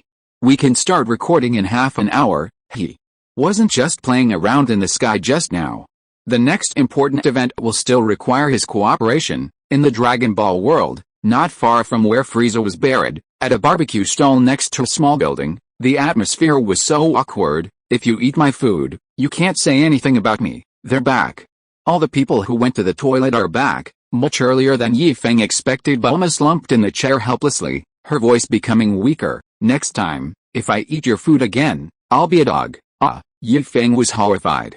If my convenience store loses a big customer like you, won't it go bankrupt before it even opens? Uncle, I wanted to wait for your signal, but number one hung up the video. He explained he still didn't understand what the different speeds of time flow meant, but after waiting here for several hours, the sun was about to set, and Yi Feng still hadn't come back. He thought that Yi Feng had encountered some accident. Yi Feng said nonchalantly, "It's okay, number one will deal with him when I get back." He said it couldn't be that fast. He didn't look at the sky just now. He looked at the time and realized that several hours had passed in the Dragon Ball world thanks to the Saiyan's physique. Vegeta was surprised to find that his strength had actually increased a bit, although it was little. Vegeta had never thought that eating a meal could increase his strength. I've only eaten a few bites. If I eat more, it's just diarrhea. Vegeta gritted his teeth and thought, I can hold on. Sun Wukong didn't realize the problem yet. He just felt full of energy.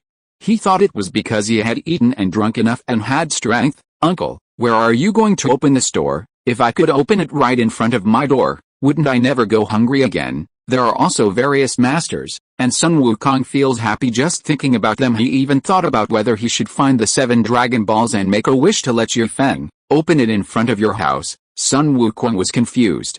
He hadn't even made the wish yet, but the dragon had already made it come true. Sun Wukong came back to his senses, jumped 3 feet high, and shouted happily, "Great!" Bulma said weakly, "What good thing is there that must be mine?" She knew that convenience stores were mostly for people to buy snacks. Bulma didn't think there was anything attractive in such stores. There are handsome guys from different worlds. PFFT. Before Bulma could react, Dad spat out a mouthful of water, coughing. Ten asked carefully, "Uncle, are you still buying and selling people in your store?" After knocking on Date's head, Yi Feng snorted and said, "What human beings are you buying and selling?" "I'm talking about the employees in the store. One of them is proficient in transformation. He can transform into any handsome guy you want, or even a beautiful girl." Tisk. Bulma was about to get up excitedly, but when she heard Yi Feng say that, she lay back down and asked casually, "A male employee or a female employee?" "Male." Yi Feng changed the subject and said, "Handsome guys and beautiful girls are not important. What's important is that the space-time gate in the store connects many worlds. As long as you spend money, I can give you access. You don't need my permission. As long as the world is connected, you can go to any place you want." "You like doing research, don't you?" "I know 2 good researchers. You can discuss it freely when the time comes." Recalling the previous video call, there were 2 people who looked at her very strangely. Bulma said, "Are they the 2 people with gloomy faces who don't look like good people?" "Well, Uncle Snake and Aunt Snake don't look like good people, and they are also insidious and cunning, but that has something to do with his experiences since childhood." Yi Feng racked his brains to speak well of Orochimaru. "In fact, he is a very good person.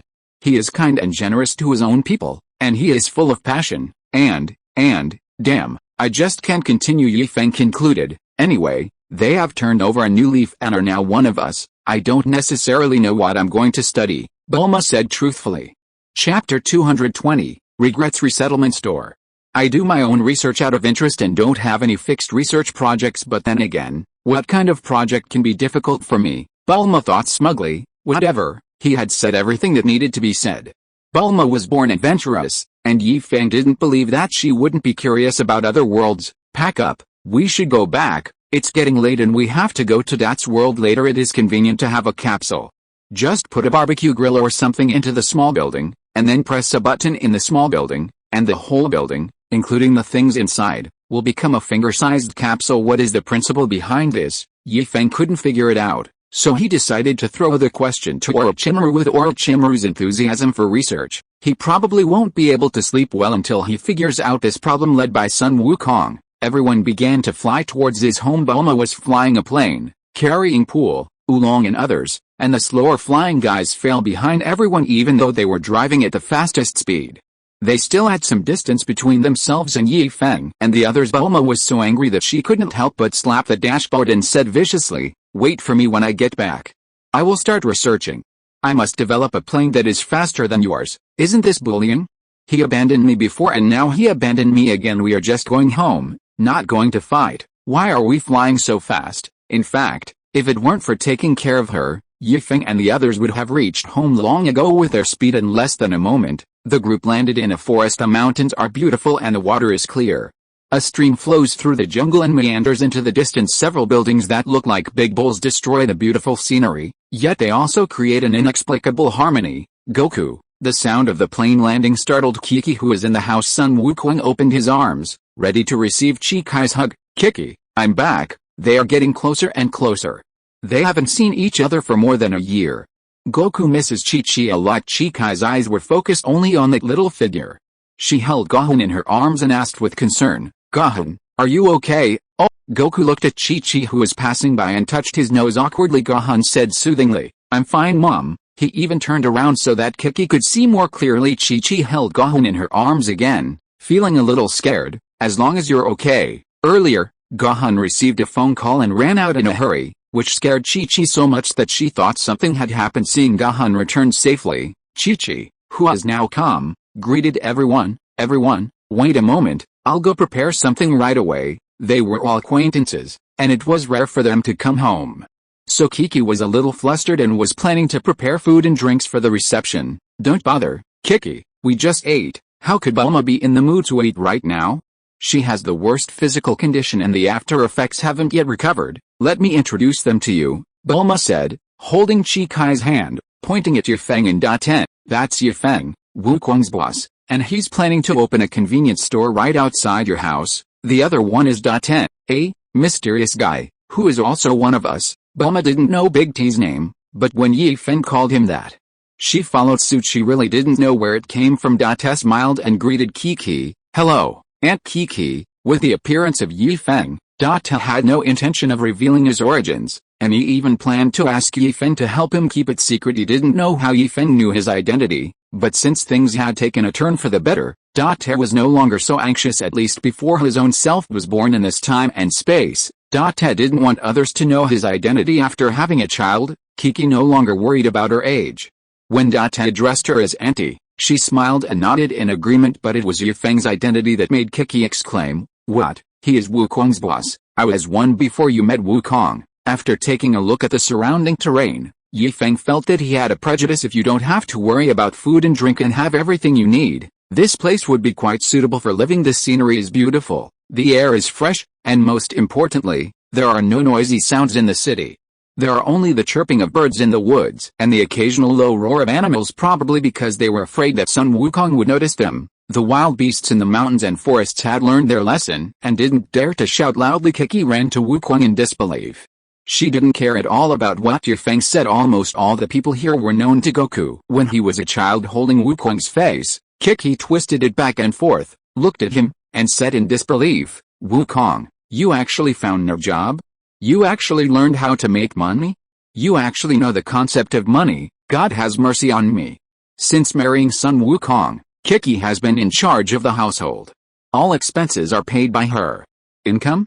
None at all. After being married for several years, the family assets had been emptied out, and Kiki worried about money every day. Wukong only thinks about practicing martial arts. Practicing martial arts. Can practicing martial arts be used to make a living? Every time Wukong went out, she was left alone at home worried. She also had to prepare meals for fear that Wukong would be hungry when he came back. Are you enjoying it? Not really. She really likes Wukong, but she has it so hard. Even though she had only been married for a few years, she had forgotten how to dress herself. Even though she was younger than Bulma, when she stood next to Bulma, she looked like Bulma's aunt. It's clear that her kung fu was not bad before, but now she has almost forgotten it. Seeing that Wukong was still carefree and ready to open his mouth to laugh foolishly, Feng, who was furious, slapped Sun Wukong on the head and said coldly, apologize.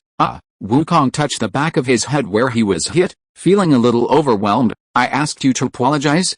Feng slapped Sun Wukong on the head again, and said angrily, have you become stupid from practicing martial arts? Look at Kiki. She's only been married to you for a few years. She used to be such a pretty girl, but now she's old and ugly. The calluses on her hands are thicker than yours. You're a Saiyan. You don't age yourself, so are you blind and can't see that the people around you are getting older? What have you been doing in the past few years since you got married? Have you ever been considerate of Kiki's hard work? And how many times have you given money to the family? You are a husband and a father. You should set a good example for your son. Picker helped you take care of the little one, but can't you treat the big one well? If we don't let Kiki enjoy happiness, at least we can let her not suffer, right? I just sit at home and practice martial arts all day long. I don't have a formal job and I don't contribute anything to the family. If there weren't a few enemies who wanted to destroy the world and prove your worth, tell me, what else could you do? Sun Wukong was stunned. His head was a mess. No one had ever told him these things before, and he had never paid attention to them. When he thought about it carefully, he seemed to be unworthy of everyone except his family. As a husband, he did not fulfill his responsibilities as a husband. As a father, he did not fulfill his responsibilities as a father, especially when he noticed Gohan hugging Piccolo's thigh with a frightened look on his face. Son Goku felt as if the sky had fallen down for a moment. He had no intention of showing off to everyone the adventures he had encountered during his year of wandering. What he didn't notice was that Gohan's fearful expression was not directed at him, but at Yi Feng. Yi Feng's cruelness left a great shock to Gohan's young mind. While Wukong was reflecting, Yi Feng said to Kiki sincerely, "It's my fault for not disciplining you properly. You've been wronged. Don't worry, if Wukong dares to bully you again in the future, tell me and I'll teach him a lesson for you. You don't have to worry about the money. I will hand over your salary directly to you in the future, Wukong. It's a job right next to home, so you don't have to worry about him losing his job. Finally, this is compensation for you." Pointing his finger at the dazed Kiki's brow, Yi Feng instilled all the practice methods and his own understanding of the yin seal into Kiki's mind. Shishi, who still hadn't figured out what the ninjutsu in her mind was, felt herself filled with strength. "Wow, Chi-Chi, you've become younger." Bulma's envious eyes were about to burst out. She was originally skeptical about the effectiveness of the yin seal. If anyone dares to say that the yin seal is bad now, she will be angry with him. A mirror appeared in front of Kiki. Yi Feng, holding a mirror, asked with a smile, "How is it? Is it the same you used to be?" Looking at her younger self in the mirror, Kiki stroked her face in disbelief and murmured, "You really look like me when I was 18. Although he looks younger, he can't hide the vicissitudes in his eyes. In their 20s, they should be in the prime of their life, but they are weighed down by the burden of life." As she watched, Kiki started to laugh, and as she laughed, she started to cry. If you ask her if she is happy, she will answer that she is happy because she married the person she loves, but she is not happy. Kiki, seeing Kiki crying, Sun Wukong was suddenly at a loss. He subconsciously hugged Kiki tightly, and she fell into his arms and cried bitterly. Woo! Years of grievances turned into tears. Soaking the clothes on Sun Wukong's chest, gently patting Kiki's back, Sun Wukong opened his mouth and wanted to say something, but the depression in his heart made him unable to speak. Idiot. Say sorry. Yi Feng was worried about Sun Wukong and said in a voice transmission. These words seemed to have awakened Sun Wukong. I'm sorry, Chi-Chi. I didn't know it would be like this. No one taught me before, and I didn't understand these things. Don't worry, I will work hard in the future and give you all the money. Why work hard? It's just a cashier job. How could there be any customers in this place? Yi Feng looked around. Well, the forest seemed to become more terrifying after dark. Uncle, Bulma glared at Yi Feng resentfully. Do you really have to speak at this time? Isn't this ruining the atmosphere? The originally sad atmosphere disappeared in an instant because of Yi Feng's disruption. I have good intentions, so just know it, Yi Feng said with a laugh. Look at Wukong's expression. It's harder for him to say nice things than for him to change to a vegetarian diet in the future. Wukong was shocked. I can't eat meat anymore. The animals nearby are scared by the food you eat.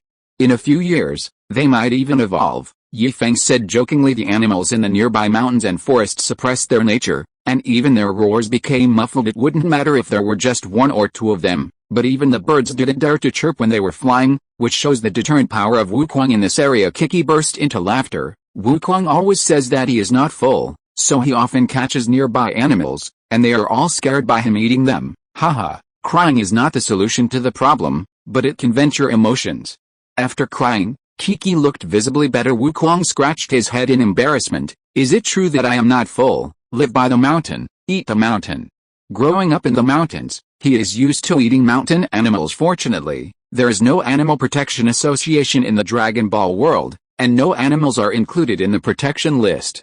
Otherwise, according to the way Goku eats, he would have been caught on the first day he came down the mountain. Yi Feng thought with amusement and said, let's open the convenience store there. He saw a vacant lot across the creek, which was perfect for setting up a convenience store. The ground was a little uneven, But it was not a problem for Feng.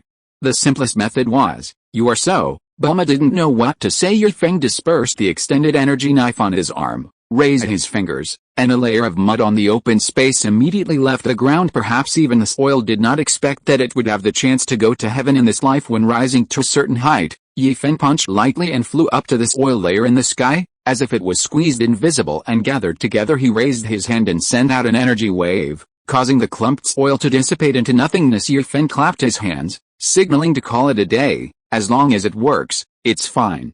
How many steamrollers do you want?" On the open space, after the protruding parts were cut off by the energy knife, only a flat surface remained. After estimating the size, Feng began to arrange it. A two-story building appeared out of nowhere on the open space, exactly the same as the convenience store Feng opened in Konoha. The entrance on the first floor is a whole wall of one-way transparent glass, through which you can see outside but not inside. The shelves and goods are neatly arranged, and the cashier counter is located on the left side of the door. Wukong was stunned when he entered the room. Wow, he still looks like a child. His recent dream deepened his impression of the convenience store. If it weren't for the dream, he would have forgotten Feng long ago. Just look at the goods on the first floor. You can eat as much as you want, but be careful not to eat all of them at once, otherwise there will be very serious consequences for you. Feng warned sternly. The last one to do this was Jiu Lama, and until now, the convenience store has not lifted the restrictions on it, so even if Feng stepped in, there was nothing he could do. Chapter 221, Perfect Place for Training.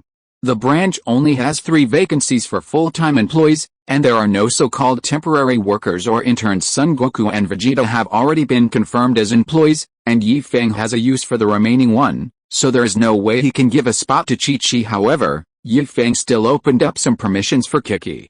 Among other things, Kiki can still surf the internet and do shopping. From now on, you can buy groceries and other things without leaving your home, and you don't have to go so far to the city. Feng introduced the online shopping operation to Kiki. All the purchased goods will appear in the storage room on the second floor. There is also a kitchen on the second floor. You can cook, and the water and electricity are free. It is a benefit of the convenience store. You can use water and electricity as you like without paying any bills. Having inherited the convenience store for so long, Feng no longer worries about energy issues no matter where it comes from, as long as it works. Kiki listened with great interest, and asked with a little trepidation, "How about the money for shopping?" Cashbox. Feng pressed the button on the cashbox, and the cashbox popped out automatically. As long as there is money in the cashbox, you can shop. Just pay attention to the amount, no matter what kind of money it is, as long as it is in circulation on the market, the cashbox can automatically convert it. Feng only discovered this recently. Speaking of this, Feng's desire to beat up number 1 became even stronger. Aren't there a lot of foreign tourists coming to Konoha because of the Chunin exams? There are dozens of countries in the ninja world, and each country has its own currency as well as its own currency. Feng said, with so many foreign tourists, why didn't they have any foreign coins? They were all the currency of the Land of Fire where Konoha was located originally.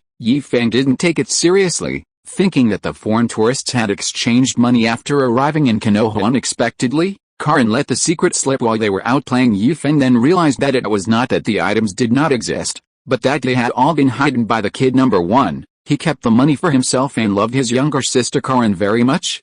He gave Karin some of the money he had hidden away. If Karin hadn't been unaware of the trick and revealed her true colors, Feng, who didn't care much about the cashier matter, would still be kept in the dark. "Uncle, what's wrong with you?"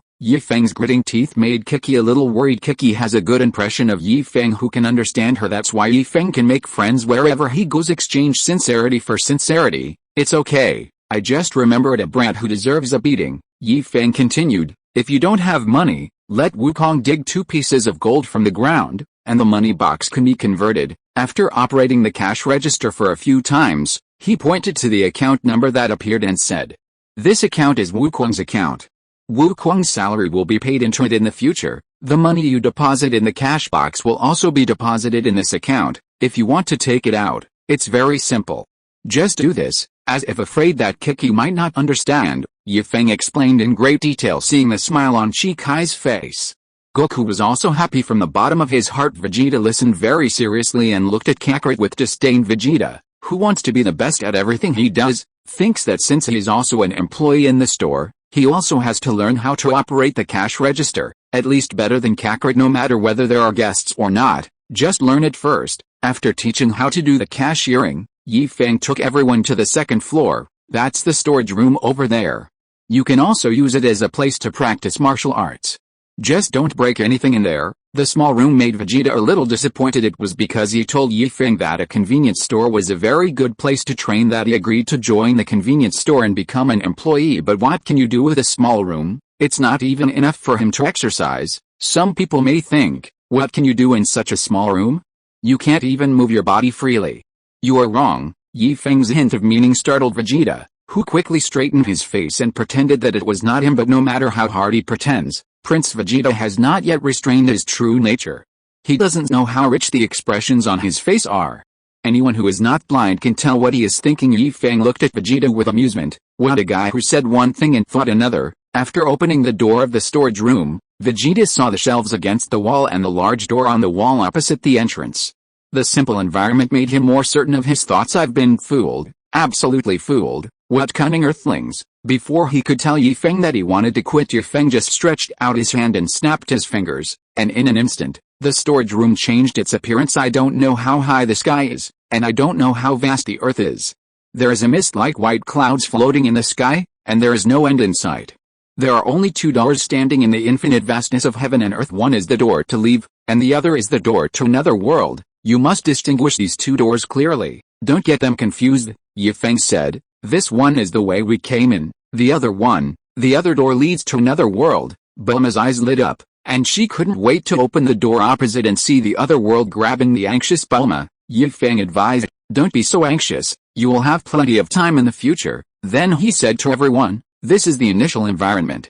You can set different scenes according to your preferences, such as this. Snapped. There was another crisp snap of fingers. The storage room, which had nothing in it, had undergone a drastic change. Yellow sand was everywhere, smoke was billowing, and the scorching sun above was emitting unbearable heat. This is a desert environment. This is an ice and snow environment. This is a swamp environment. This is. After changing more than a dozen scenes in a row, Feng used his ultimate move. With a freely adjustable gravity, you can practice however you want. And you don't have to worry about using too much force and damaging the earth. A wave of Kigen was released by Feng as he raised his hand. There was a shocking explosion in an open space not far away. Surprisingly, the ground was intact, without even a scratch, because I haven't used my full strength, and I don't know how strong my destructive power is. I won't embarrass you, Feng said in a Versailles manner. If you want it to be more realistic, you can also set the degree of damage yourself, like this. Oh, another Kigen wave hit the ground. This time there was not only a loud explosion, but also smoke and dust, and a deep pit appeared on the ground. It's like being in the real outside world. I'll definitely be the employee. Vegeta's eyes were firm and he withdrew his previous thoughts. Not being afraid of being destroyed and being able to go all out means rapidly increasing experience even in the outside world, although you can also exercise. The restraint in your strength is obviously not comparable to attacking without restraint every time when you are exhausted. Mick, who had no fixed place to live, asked excitedly, are there any extra places in the store? He has thought it through. Even if there is no such thing, he will still settle here. He can not only take better care of Gohan, but who will take care of the enemy's child? No, I want to lead the enemy's child astray. Oh ho ho, ahem, I've been thinking too much. The most important thing is that there is no better place to exercise on Earth than here. Yes, this is the point. It's definitely not for Gohan. Big's face was also full of thoughts, and Feng understood what he meant at a glance. I'm sorry, there are no vacancies in the store. How about you ask the two of them who is willing to withdraw, and you can discuss it with them. Piccolo first looked at Goku, then thinking of Gohan's possible disappointed look, he shifted his gaze to Vegeta before he could even open his mouth. Vegeta said viciously, if you dare to speak, I'll kill you when I get out of the house. It's impossible, absolutely impossible to get him to quit. Facing Vegeta's threat, Piccolo did not show any weakness. He did not even look at Vegeta and said to Feng, Vegeta is not from Earth. He is not qualified. Hurry, Goku. He said that when you come back and tell him how to transform into a Saiyan, he will leave the Earth. You should tell him quickly and ask him to leave. I think today is a good day. Your spaceship just happens to come in handy. Vegeta was furious. Asshole, you are not from Earth either. I am not qualified, and neither are you. And Kakarot, he and I are together.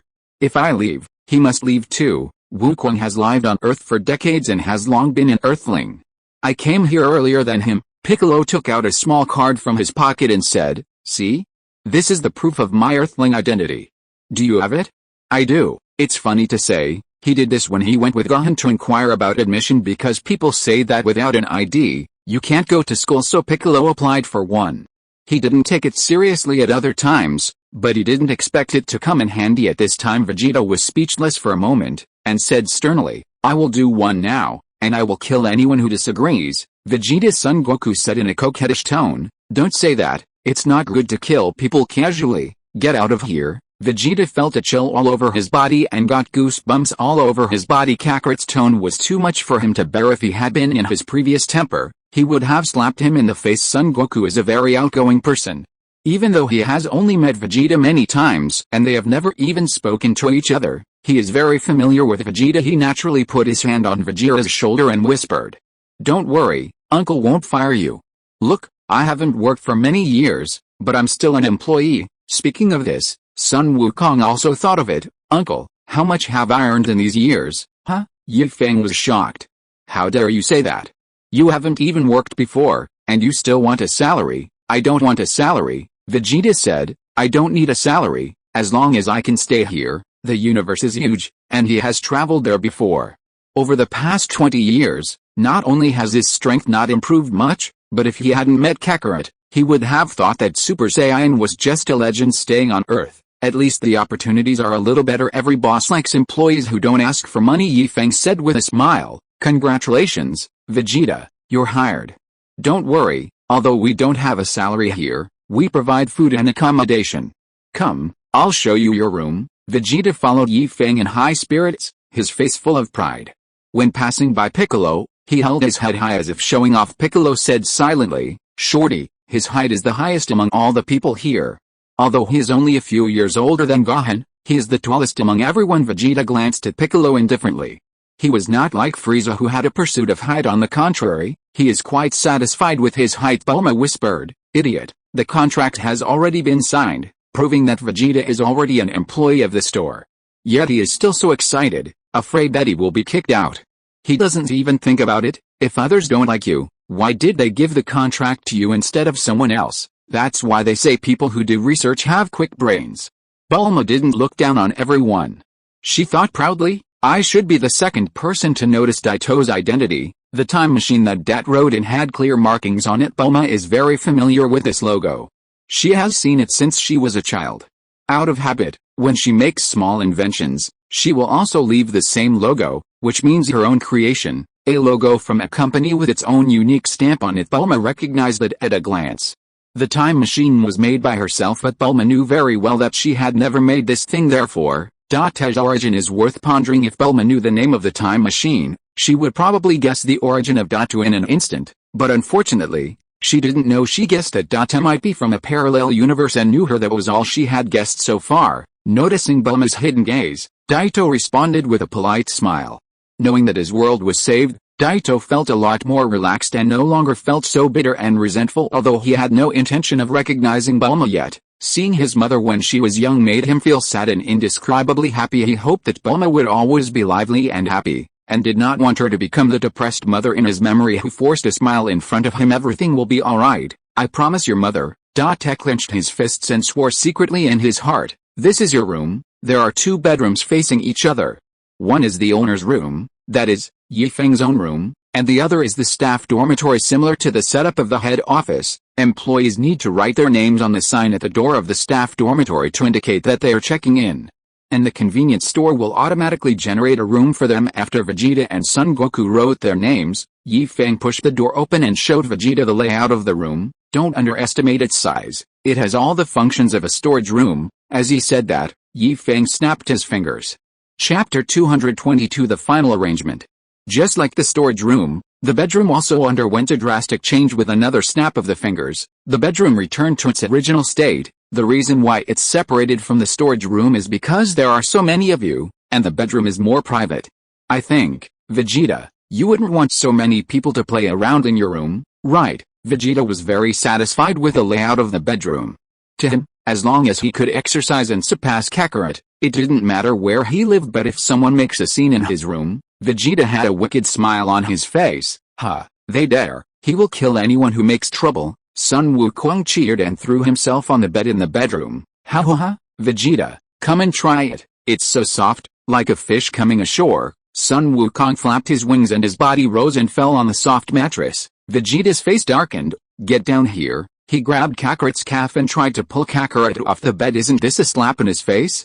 As soon as he finished speaking, no one dared to do it, and Kakarot pounced on him. I won't. Goku grabbed both sides of the bed and struggled hard. Don't be so stingy, Vegeta, don't talk to me like that. Vegeta growled. Do you know that you are disgusting? Really? Wukong blinked his eyes, his face full of innocence. Maybe it would be cute if he did this when he was a child, but when he did it again as an adult, Kiki couldn't stand it. Goku, stop messing around. For some reason, an idea popped up in Yi Feng's mind, an idea he called genius. He took out his cell phone and found a video. When the video was about to play, Yi Feng was quick to click pause. Suddenly, Vegeta felt a chill, as if he was being stared at by something. It's you, Kakarot. Wukong was being pulled by Chi-Chi to leave the room reluctantly, looking back every few steps. The look in his eyes made Vegeta think that he had found the culprit. What are you looking at?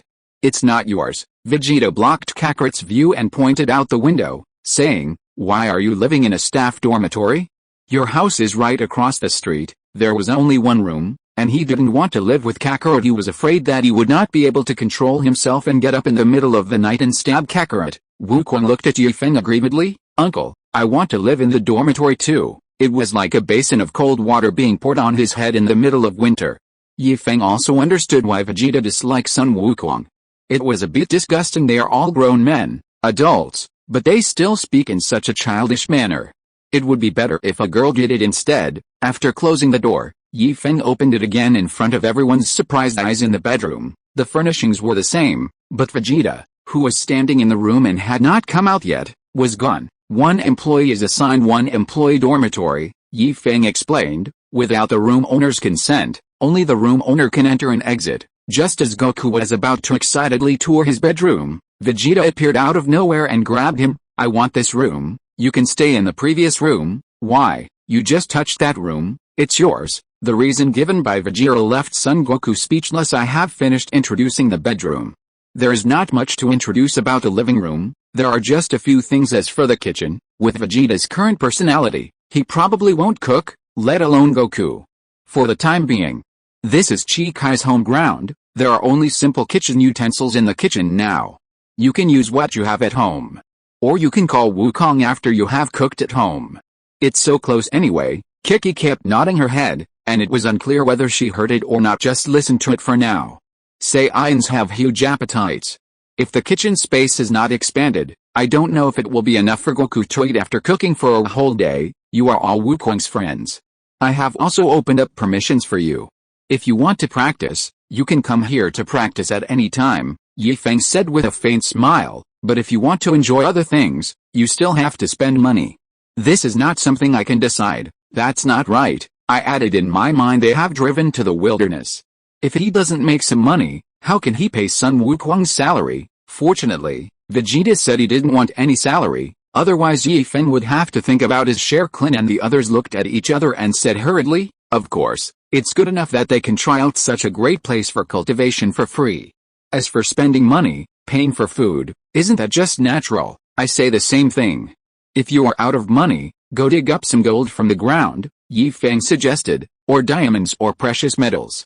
Anyway, anything that can be sold and recognized by the public can be exchanged for money here. Since you don't have an account, you can deposit it into your Wukong card first, or you can keep it for yourself after exchanging the money. Seeing that no one had any objections, Yi Feng continued, I am teaching you a gravity or a move. This is a move I researched myself.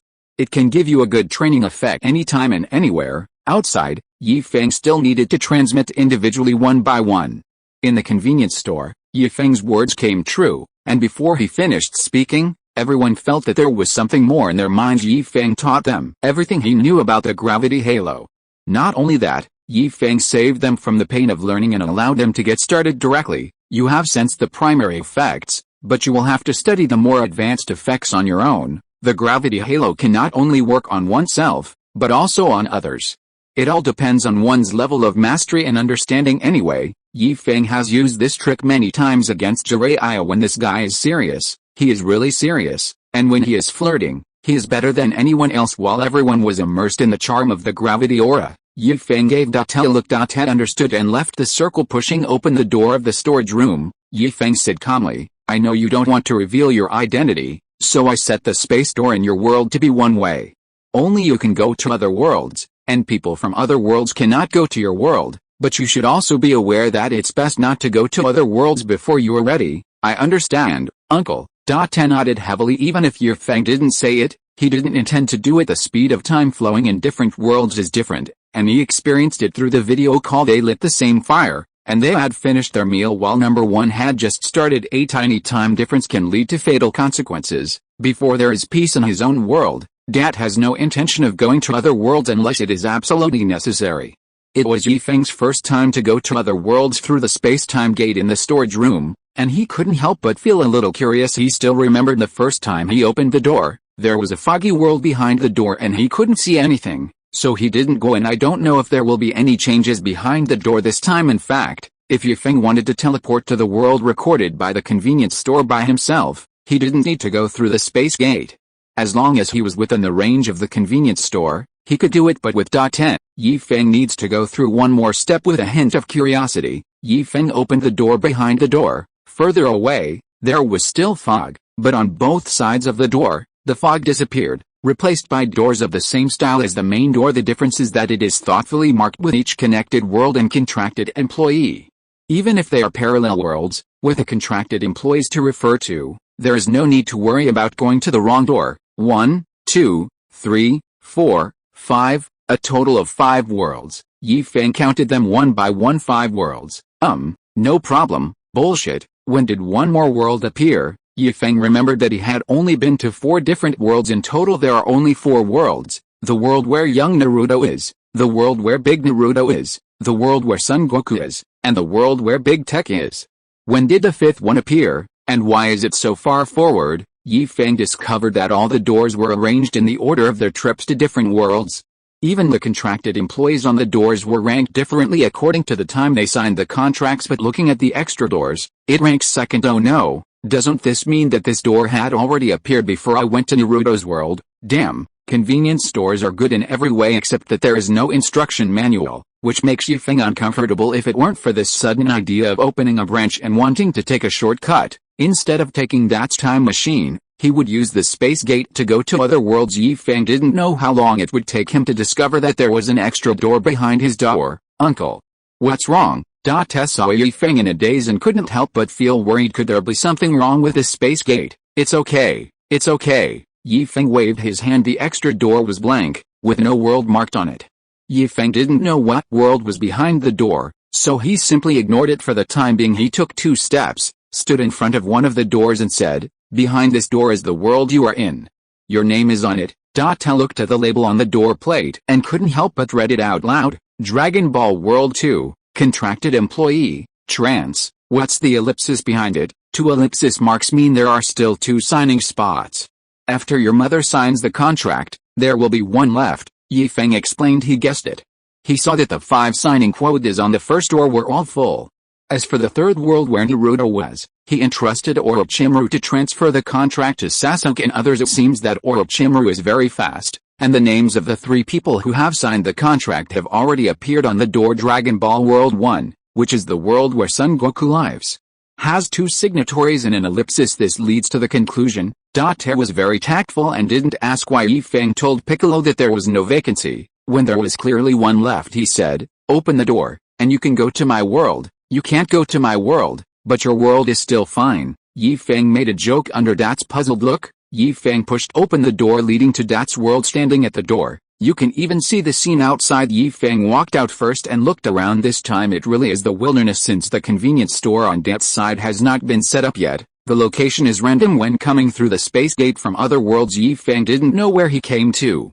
The surroundings were desolate, just like the desolate Gobi Desert. Date also followed and closed the door facing Feng's doubts. Date explained awkwardly, I'm used to it. When he was out searching for supplies, he developed the habit of closing the door for a fear of being noticed by the androids. That's not what I want to ask. Where are we? There is no reference point around. Datesh shook his head. I don't know either. Since the appearance of the androids, his range of activities has become limited. I don't dare to fly around randomly or go too far away from home, for fear that something might happen at home and I won't be able to get back in time. Forget it. Considering that he couldn't fly and couldn't use Yomiuri Hirasaka and the energy fluctuations were too great, Yi Feng had to find another way to travel. He placed his hand on Datesh's shoulder, put the index and middle fingers of his other hand together, touched his own eyebrows, and sensed a breath. Then, the two figures disappeared from the spot. When he appeared again, he was already in the room. The small room was filled with various spare parts, and a figure in a white coat was bending over the table. Bulma was so deep in thought that she didn't notice the two figures in the room. She is trying to find a way to improve the energy required for the time machine. The current method of obtaining energy is too dangerous. Every time Date goes out, she is worried. Even if you cannot change the energy, you must shorten the time of energy accumulation. 3 years is too long for them. It's grown so big that Bulma isn't sure if she can survive the next 3 years. Mother, looking at his mother's thin back, Date couldn't help but wet his eyes. In order not to make his mother worry, he forced himself to smile and whispered, I'm back. Who? Bulma was startled and without hesitation picked up the weapon at hand and turned to aim behind her. When he saw it was Date, he was still not reassured and asked cautiously, Who are you? The way that Daito appeared was wrong. According to Bulma's idea, Daito should come back the same way he went there. She didn't see the time machine, and the device that detected the time machine didn't show any fluctuations. It was hard for Bulma not to doubt whether the big man in front of her was real, or, she thought of the bad possibilities. He asked tremblingly, Were you caught by them? Bulma didn't dare to say the second half of the sentence, for she was afraid that her hopes would be dashed. Date turned around and said, No, mother, I have not been transformed, I am really Trunks. He knew what his mother was worried about. The androids treat the Earth as their playground. In order to play tricks on them, they capture some ordinary people and transform them. Although nothing can be seen on the outside, the transformed people have been brainwashed inside. They will sneak into the shelter, pretend to be ordinary people, and live with the people in the shelter. Chapter 223 New Problems. The people in the shelter were completely unaware of this, so the modified humans took advantage of their fear of the artificial humans and took the initiative to take on the burden of going out to search for daily necessities. According to them, those who escaped death have already died once, and living one more day is a gain. If they can find something useful, it can be considered their contribution. If they fail, even if they die outside, it can be considered a relief anyway. They use various means, either to gain trust or to sabotage secretly, and their existence has caused huge losses to the shelter. And every time this happened, the androids would hide in the dark and applaud happily and never get tired of starting new games. Ordinary people have no means to distinguish them. The special thing is that the activity level of the modified human's body cells is more active than that of ordinary people. In layman's terms, they are stronger than ordinary people. The ki of an ordinary person will not exceed a certain value. If it exceeds this value, it means that this person is not an ordinary person. Date relies on his sense of ki to identify the transformed people. The androids have no intention of hiding their transformation of popularity. To them, it is just a game. It would be better if Date could tell the difference. They like to see Date's conflicted feelings when he gets rid of his own people to transform humans. We simply transform ordinary people. For every cyborg Date kills, they will create 2. The more Date kills, the fewer humans there are. Putting aside the gaming psychology of the androids, Bulma still did not let her guard down. Even though she had a way to detect the values, it was of no use to Toot, who is already more powerful than ordinary people, and Bulma also knows how to hide her aura, and the androids also know it. Suddenly, she said, Chicken stew with mushrooms. This was a secret code between her and Date, known only to the two of them. If this trick doesn't work, she has other ways to identify Date's identity. Date scratched his head and was about to say the corresponding code when Yi Feng said in confusion, You don't play by the rules. Shouldn't you say King of Heaven and Tiger of Earth first and then I say chicken stewed with mushrooms? That's not right. How did you know this code? The secret code from my hometown is also available in the Dragon Ball world. Bulma turned the gun around. The energy gun she modified was extremely powerful. If the android was hit, there would be multiple holes in its body, provided that it could hit the android pointing the gun at Yi Feng. Bulma frowned and asked, Who are you? She asked that to go back and deliver medicine to Son Goku, not to bring anyone back. Moreover, in her memory, Bulma did not know Yi Feng. In her opinion, the only people who can deal with the androids are Sun Wukong and his gang. My name is Feng, and I'm currently the boss of Daton. After introducing himself, Feng asked anxiously, Sister, tell me, who told you this code? If they're really our fellow villagers, I have to meet them no matter what. It's boring to be alone, and there's not even anyone to support me. If Feng hadn't been bored, he wouldn't have been idle and taught number one to be half a fellow villager. Bulma didn't understand why Feng was so anxious, but she still said, Goku told me that. She didn't mind talking more, the longer the better.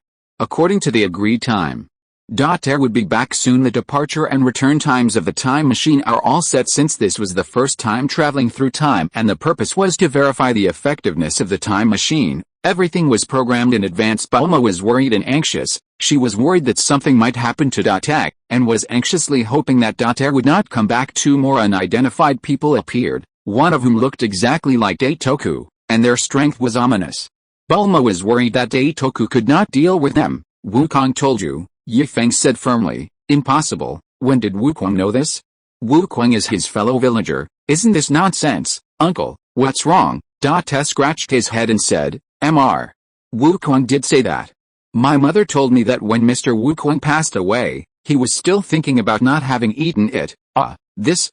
Feng was dumbfounded because he suddenly remembered that when Sun Wukong appeared in his shop for the first time, he invited Wukong to eat ramen and casually mentioned the chicken stewed with mushrooms joke. He also said that he would treat Wukong to a meal next time he came. He remembered, but became confused again. Wasn't there a Wukong? Feng took a breath of cold air. You are performing the play about the real and fake Monkey King. If the dead Monkey King is the real one, then which Monkey King is the one whose name is on the space door that I signed the contract with? It was a mess. Everything was a mess. Feng's brain had turned into a mess. You explained to your mother. I'll go find a corner to be quiet first. Signaling to Air not to disturb him, Feng found a corner and squatted down, scratching his head frantically with both hands, trying to sort out the problem between the two Wukongs. Bulma was also confused. It was just a normal code. If she couldn't match it, there was no need to be like this, right? However, Feng's reaction made Bulma feel a lot more at ease. At least he was not an enemy. Air didn't know how to explain his identity to his mother. He was also confused. He didn't have any plan before leaving. Prove yourself. I am your son. You can't prove me, so how can I prove myself? Air had no choice but to take out a capsule and pat Feng on the shoulder. Uncle, please move aside. I need to put out the time machine.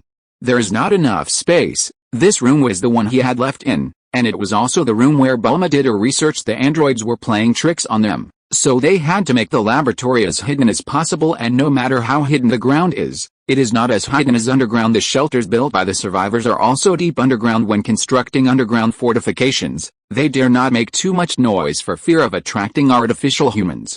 Therefore, this laboratory is built relatively small. Feng obediently moved aside and continued to comb his hair without raising his head, muttering to himself, this shouldn't be the case. It's a bug. Can't you just read the entire manual? Air didn't understand Feng's mumbling, so he pressed the capsule button and threw the capsule gently. After the capsule landed on the ground, it seemed like it had been sealed for a long time and finally couldn't help but explode. With a bang, the rising white smoke wrapped around the capsule. When the white smoke dissipated, several slender metal supports supported a spherical object on top. The Capsule Corporation logo and her own unique handwriting made Bulma certain that the big one in front of her was her son. Mom, can this prove my identity? If even the time machine can't prove his identity, Air really has no other choice. Bulma shifted the gun and pointed it at Trunks again. The time machine can only prove that you are Trunks. It can't prove that you haven't been transformed. Air was a little mad. How can I prove it to you, mother, so that you can believe me? I am not a cyborg, nor am I a man-made person. I am who I am. I am really your son. What's your father's favorite food? Bulma asked suddenly. Air said without hesitation, my father likes to eat everything. He is not picky about food. You're wrong. Your father loves to eat your mother the most, otherwise you wouldn't exist, Feng said subconsciously. Bulma's face suddenly turned red. What are you saying in front of the child? The relatively innocent Air asked foolishly. How does mother want to eat? It can be dipped in sauce or stir-fried. 92-octane gasoline mixed with concrete makes the most delicious pasta in the world. He's talking nonsense, right? Bulma said, raising an eyebrow. Air was silent, then nodded. Yeah, Feng's nonsense was undoubtedly making things worse for Air. Shaking Feng's shoulders, Air became anxious. He was fine when he came, But how come he became a madman after listening to his mother's words? Uncle, calm down. Don't worry about Mr. Wukong. Chicken stewed with mushrooms is not a code. That's all it is, nothing else. Bulma put away the energy gun. How could she not recognize her own child? She just wanted to tease Big D. Seeing that Feng seemed to be in real trouble, she put away her thoughts of teasing the child, walked up to Feng, pried open his eyelids, looked at him and said, "There's no hope, wait for death." His eyes are clear, there's nothing wrong with that, he's just pretending. Ah, there's no hope, Feng couldn't help but say, isn't this a quack doctor? He checked online and analyzed it, but you didn't even do any analysis and just came to a conclusion.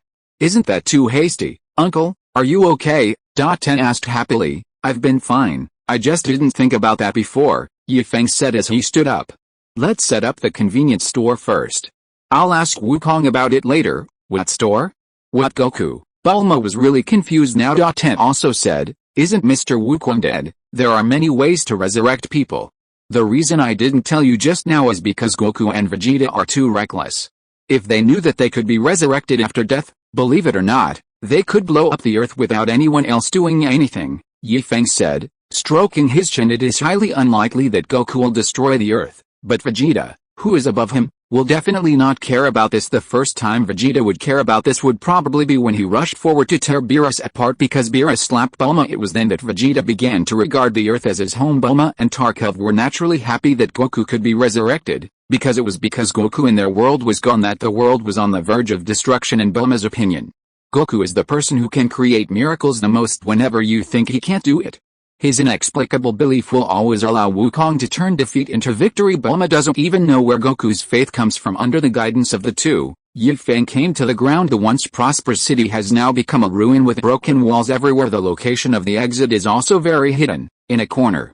People who don't know it, standing at the exit, have no idea that there is another world below. Uncle, where are you going to put the store? Te was inexplicably nervous. After persisting for so long, he finally saw hope. Te doesn't want any more accidents to happen. Let's just go here, Feng said after looking around. It doesn't matter where you open it, there's no one there anyway. Feng stretched out his hand, and when he was about to clear the space, he suddenly remembered something and asked, is there no one around here? Te shook his head, no one. They were the only two people in the entire city. Knowing that he was the target of the androids, Te didn't dare to go to places where there were many shelters. As long as there is no one, Feng understood it's not good to have no one around. If there's no one around, he doesn't have to worry about anything. Feng didn't have to worry about hurting others by mistake, so he sent a Kagan wave towards a building not far away. The building was already in ruins and could not withstand Feng's destruction. The sound of the explosion was accompanied by dust, and a deep pit of more than 10 meters appeared in front of Feng, who was gathering his strength. You used too much force. Feng frowned in dissatisfaction. The area of the pit was enough, but what he wanted was not a deep pit, but a flat surface. You can't open a store at the bottom of a deep pit, right? It's okay, Mother, said Daito to comfort Bulma. Bulma was tense and looked around vigilantly. Don't your friends know how terrible androids are? The moment the explosion sounded, she stood in front of Dad. It doesn't matter if she dies, but Bulma doesn't want Big Toe, who has the hope of defeating the androids, to die in front of her in this ruined world. Dad is not only his son, but also the savior of mankind. Bulma was very worried that the sound of the explosion would attract the attention of the androids, so she turned around and pushed Big, urging him anxiously, go quickly, before they get here. Don't worry, they won't kill me. After all, I'm also a scientist, and my research results are no worse than Dr. Gero's. In order to let Big Toot leave with peace of mind, Bulma deliberately relaxed her expression and said, androids can get hurt too. Even if no one can hurt them, I can help them upgrade with me, so, don't worry, even if they catch me, they won't do anything to me. Dad felt a little sad. He knew very well that Bulma was lying to him. The androids didn't even have humanity, so why would they care about any great scientist? It is enough for the two of them to be the kings of this world. They don't need another one of their kind, nor do they need anyone to upgrade for them. They are confident in their own strength and are enough to deal with all problems. If he was really the only one here, Te might leave without looking back for the sake of the overall situation. But when he took a look at Feng, who was thinking about how to fill the deep pit, he smiled. You silly boy, what are you still laughing at? Bulma touched Te's forehead, then touched her own forehead. You don't have a fever, are you tired? Take a rest if you're tired. Let's not run anymore. Stroking Vegeta's face, Bulma saw the shadow of Vegeta in a trance, and she smiled too. Thanks a lot. If you're listening to this novel on a channel other than Fanfic World, it means they downloaded and uploaded it without effort. We cordially invite you to visit our channel, Mundo Fanfic Novelis. There you'll find the original version of this story, and you can explore many other novels of various genres. We're waiting for you to immerse yourself in a world of incredible novels. Chapter 224 I Want to Try One. If possible, Bulma really hopes that Tarkov can live a peaceful life. The burden of saving the world rests on a teenager, and she thought that even Vegeta might not be able to bear it, watching your world heading towards destruction step by step, but being powerless to save it. That feeling of despair can only be understood by those who have experienced it. The people in the shelter are all happier than Dad, at least they are left with despair, but Date is still pursuing invisible hope in peacetime. Teenagers are at the age when they can play without worries. The heavy burden made Bulma almost breathless, but she couldn't show her problem in front of her children. She was afraid that if she gave up on herself, what would happen to her two children? Now that Gohan is gone, Bulma feels like the sky is falling. She can't show even the slightest thought of giving up in front of Daichi. However, the roughness on Toad's face made Bulma feel that she was a failure as a mother and failed to protect her child from the wind and rain. Vegeta, I'm going to teach you a lesson, Bulma thought bitterly with tears in her eyes. As a father, you went to heaven to enjoy yourself, but left us, an orphan and a widow, to live a hard life in this hell. Are you worthy of being a father? Are you worthy of being a husband? Bulma couldn't help but overthink it. If possible, she wished that Date would not come back. It seems like your friends are going to be implicated. Bulma smiled bitterly. She was a little confused and had no idea how Date, who did not return by time machine, came to them with Yi Feng. I didn't think that since I could come, it means I could leave. She was also tired, so tired that the taut string was about to break. Anger, endless anger filled Date's chest. He had never seen his mother look tired before, and he almost lost his mind. Bulma from Goku's world came into his sight. She was lively, energetic, sunny, cheerful and confident. In the other Bulma, Big Toot could not see any negative emotion at all. Originally, his mother should have been like this. It's okay, Uncle can handle it. Date's voice trembled a little. He didn't know how he said this. He just wanted to. Hey, is there anyone left alone? A frivolous voice suddenly sounded. Android number 17, standing on the roof of a crumbling building, said to the person standing next to him in surprise, "Look, sister, I told you there are still many fun things on Earth that we haven't found yet." Android 18, who was called the elder sister, lifted her long hair that was blocking her eyes and said with a chuckle, "If you hadn't acted so quickly, we wouldn't be so bored. How can you blame me?" Number 17 was a little unhappy. "Sister, your attack was heavier than mine." Number 17 remembered clearly that if he hadn't stopped him, Number 18 would have directly destroyed the Earth after killing all those who might pose a threat to them. After all, I am also an Earthling. Since I was captured and transformed, I have been staying in a narrow base, sometimes lucid and sometimes confused. I haven't come out to take a look for a long time. Number 17 was a little reluctant to destroy the Earth so quickly. Speaking of which, should we just get rid of them? Number 18 said in annoyance. I'm tired of these boring games. The universe is so big, I want to go out and take a look. There's not even a nice new piece of clothing. All the clothes are old styles from years ago, and they don't know how to update them. Really, just because I killed you, you won't update. Garbage, all garbage. Number 17 is also a waste. He only knows how to play these childish games. How can games be as interesting as wearing beautiful clothes? Artificial man, same words, but different contexts. Yi Feng lamented how fast the artificial humans came, and he hadn't even finished building the foundation of the convenience store. It was like enemies meeting, with eyes full of jealousy. He was already on the brink of an explosion, and now he completely exploded. Roar! The irrational roar echoed in the empty city. He instantly turned into a Super Saiyan, and there was only one thought left in his mind, which was, kill you, Trunks. Bulma looked at Trunks in horror as he rushed towards the android after likely taking Date's angry punch. Number 17 raised her head to Number 18 and said, Sister, do you want to do it, or should I? Number 18 didn't even look at Date. He sat on the edge of the roof and swung his legs. Come on, compared to Date, Number 18 was more curious about what Yi Feng was doing. You have to fill up the hole you made yourself. Number 17 twisted his neck and said, then I'll do it. It's just right. I haven't exercised for a long time. I'm almost rusty. He really had no interest in the Big Ten in front of him. If the one-armed man a few years ago was okay, he could have played a warm-up match with him big special. Number 17 felt a little disgusted. It's not that he looks down on Tech, he especially looks down on Tech, who has Saiyan blood and great talent, but his strength is so poor.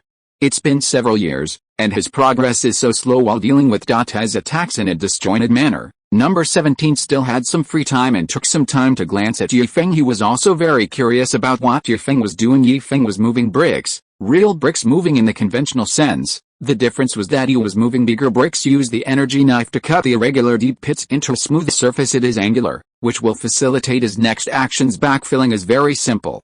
There are building ruins everywhere, which are all materials that no one wants. Feng can take whatever he likes after picking and choosing. Feng set his eyes on the building that had not collapsed yet, or to be more precise, the bricks used to build a building. Square bricks of the same specifications are the best material when there is no better backfill material. As he gestured, Feng, holding the energy knife, flew up and down outside the building, cutting out a huge brick wall that was exactly the same size as the deep pit holding the brick wall.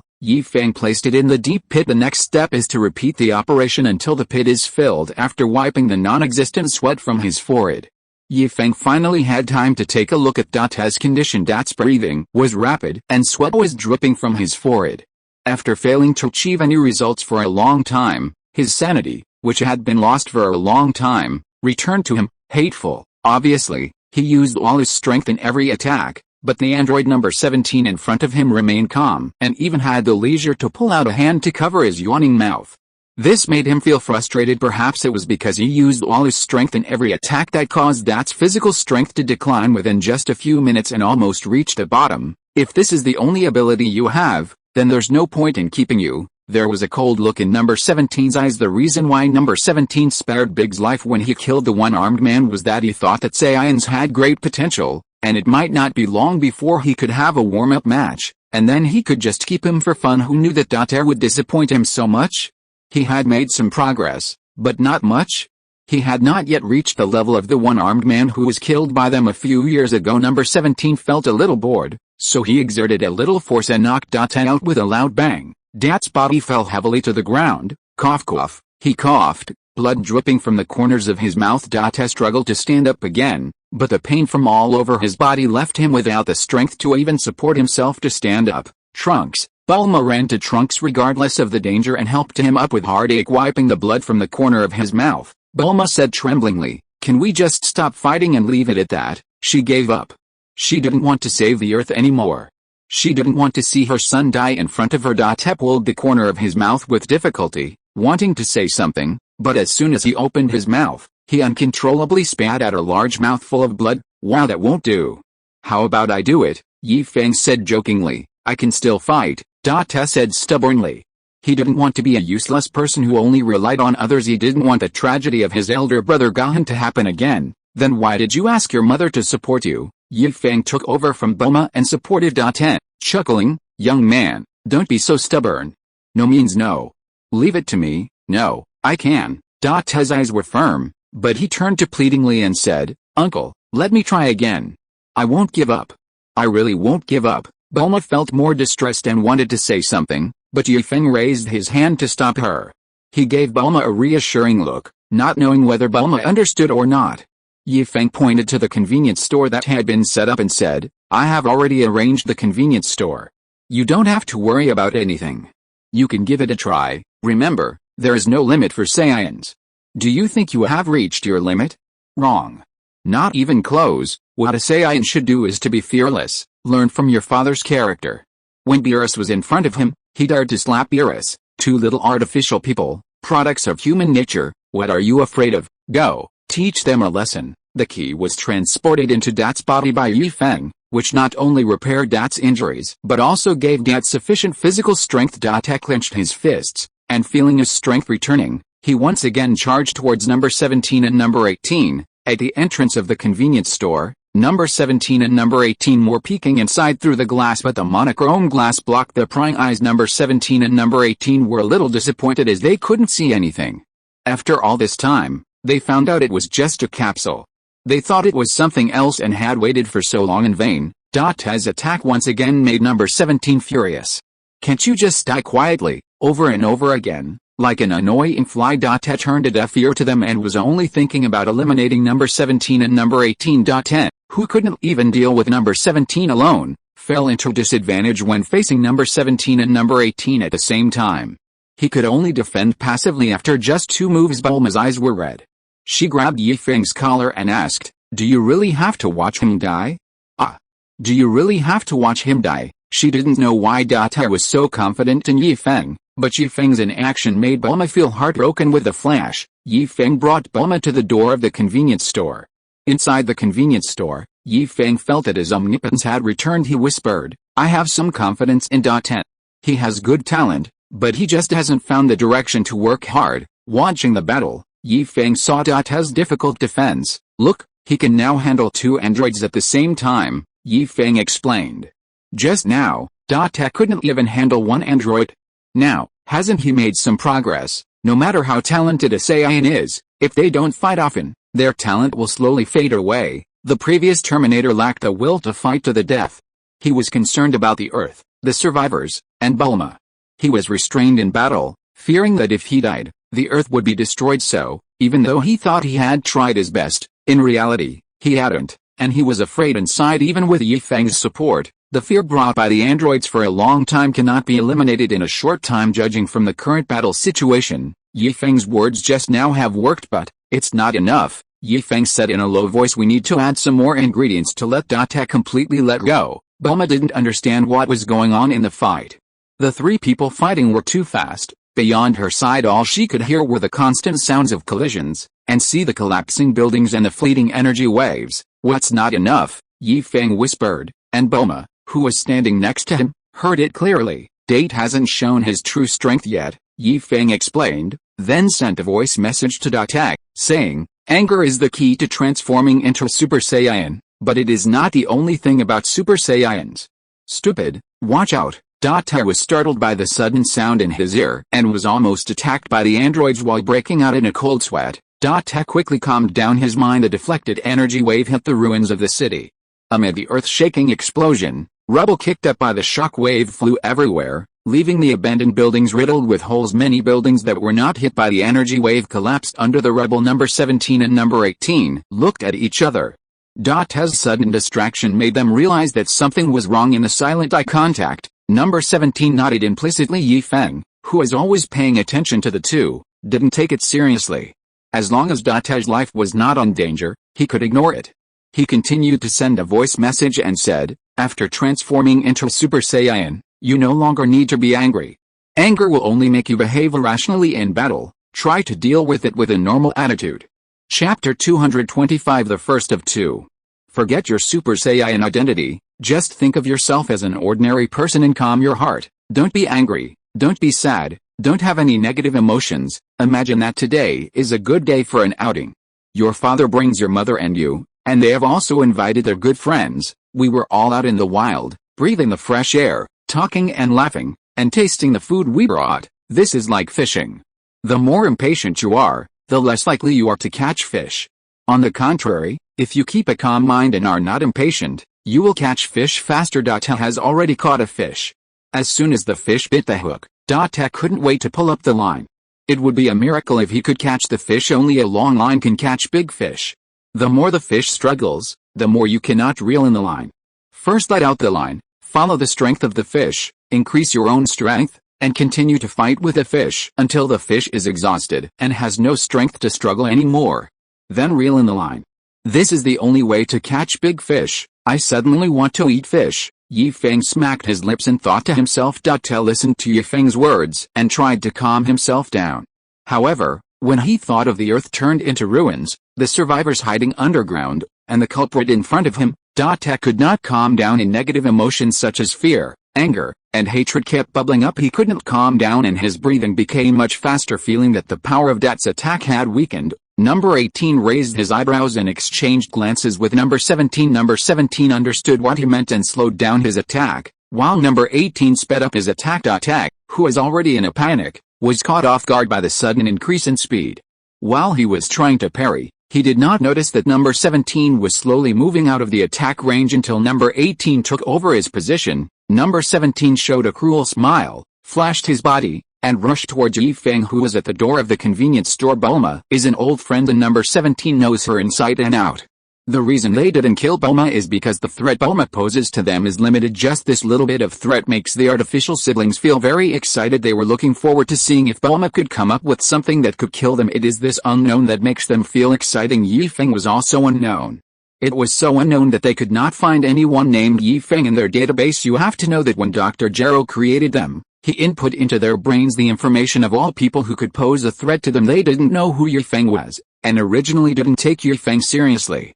However, Feng's few words boosted Date's fighting spirit, and Date's strength increased significantly. This made them very uncomfortable. It is better to eliminate the unknown that is beyond their control as soon as possible. With this idea in mind, number 18 also became serious and held back Date, while number 17 took this opportunity to get rid of the unknown Feng. We can't let you destroy the newly built foundation, Feng said lightly to number 17, who was rushing over his convenience store as indestructible. But the foundation underneath it is not off. The earth were blown up. A wonder would appear in the universe. A small 2-story building floats slowly in the universe, enters from one end of the black hole, and comes out from the other end where the black hole may exist. Unscathed, Feng, who was thinking of some strange ideas, stepped out of the convenience store. Just as he was thinking about facing the enemy himself, his eyes turned and he came up with another idea. Adding ingredients doesn't work at this time. So let's try something substantial. Feng shouted at the top of his voice, Big Ten, help me hold the enemy for a few minutes. I'm going to start reviving Sun Wukong and Vegeta. That's fine. Resurrecting one person is also resurrection. Resurrecting two people is also resurrection. So let's just do it together. Hearing Feng's shout, Date's eyes narrowed, and he took a punch from number 18 head on. His figure flashed with blood spitting out, and he stood in front of number 17. 8 gates of ninjutsu, Jingmen, open. The first time Date opened the 8 gates of ninjutsu, he opened 7 gates at once, the last gate before the gate of death. The ki, like boiling water, turned into blue steam and enveloped Date's body. He instantly increased his strength several times, and after kicking number 17 away, he quickly asked, Uncle, are you sure? Remove the word ma, Feng said confidently. I never do anything I'm not sure of. With Feng's assurance, Date said no more and rushed towards number 17, who had not yet recovered from the shock. Number 17, who was kicked away, had a change in his eyes that had always been cold.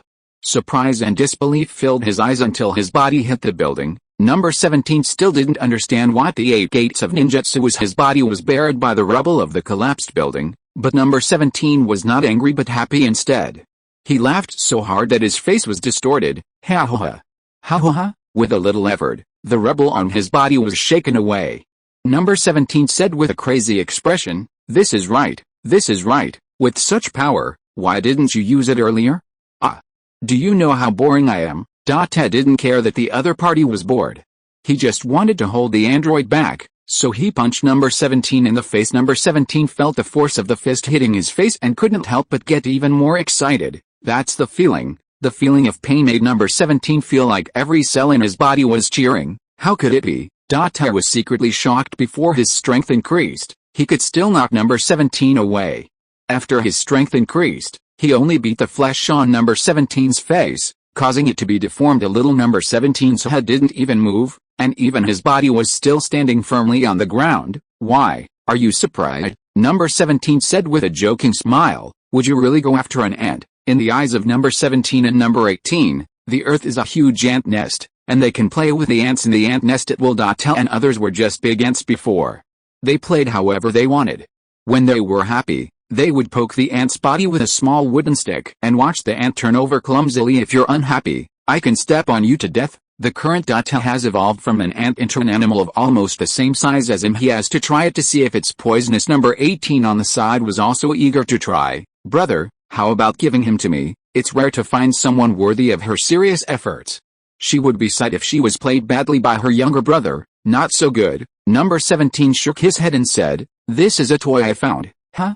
Number 18 frowned angrily. Number 17, who couldn't beat number 18, saw that his sister was really angry, and hurriedly said, Let's go together. Sister, you have to be gentle. Such a rare toy cannot be damaged easily. While they were talking, it did not affect the fight between the three people. The only difference from before was that the three of them were serious about it. Feng no longer paid attention to the three people.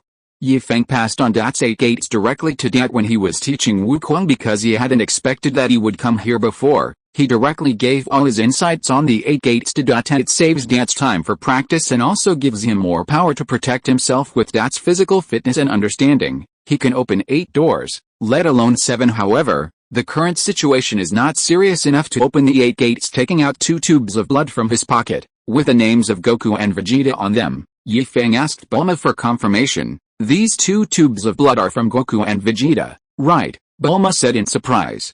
When did you take it? These 2 tubes of blood were drawn from Wukong when he was sick in order to study medicine in order to cure him, but what they didn't expect was that before the medicine was developed, Wukong couldn't hold on and passed away first. Vegeta's blood was also drawn at that time. She drew blood from not only the 2 of them, but also from all their relatives and friends. I was thinking of doing a checkup on everyone while I was researching medicine for Wukong. Although she is not a doctor, her strong research talent allows her to be a doctor when necessary. However, the sudden attack of the androids prevented her from doing anything. She also thought about using the blood of Goku and others to cultivate an artificial human that could defeat number 17 and number 18, but firstly, she didn't have the conditions, and secondly, she had never studied this before, so she had to learn the knowledge in this area again due to the indiscriminate killing of the androids and the lack of data. Bulma's research came to a standstill, and Goku and others were never able to develop androids later. Because of her research on the time machine, she had to slow down her research. She has also kept everyone's blood well in the time machine,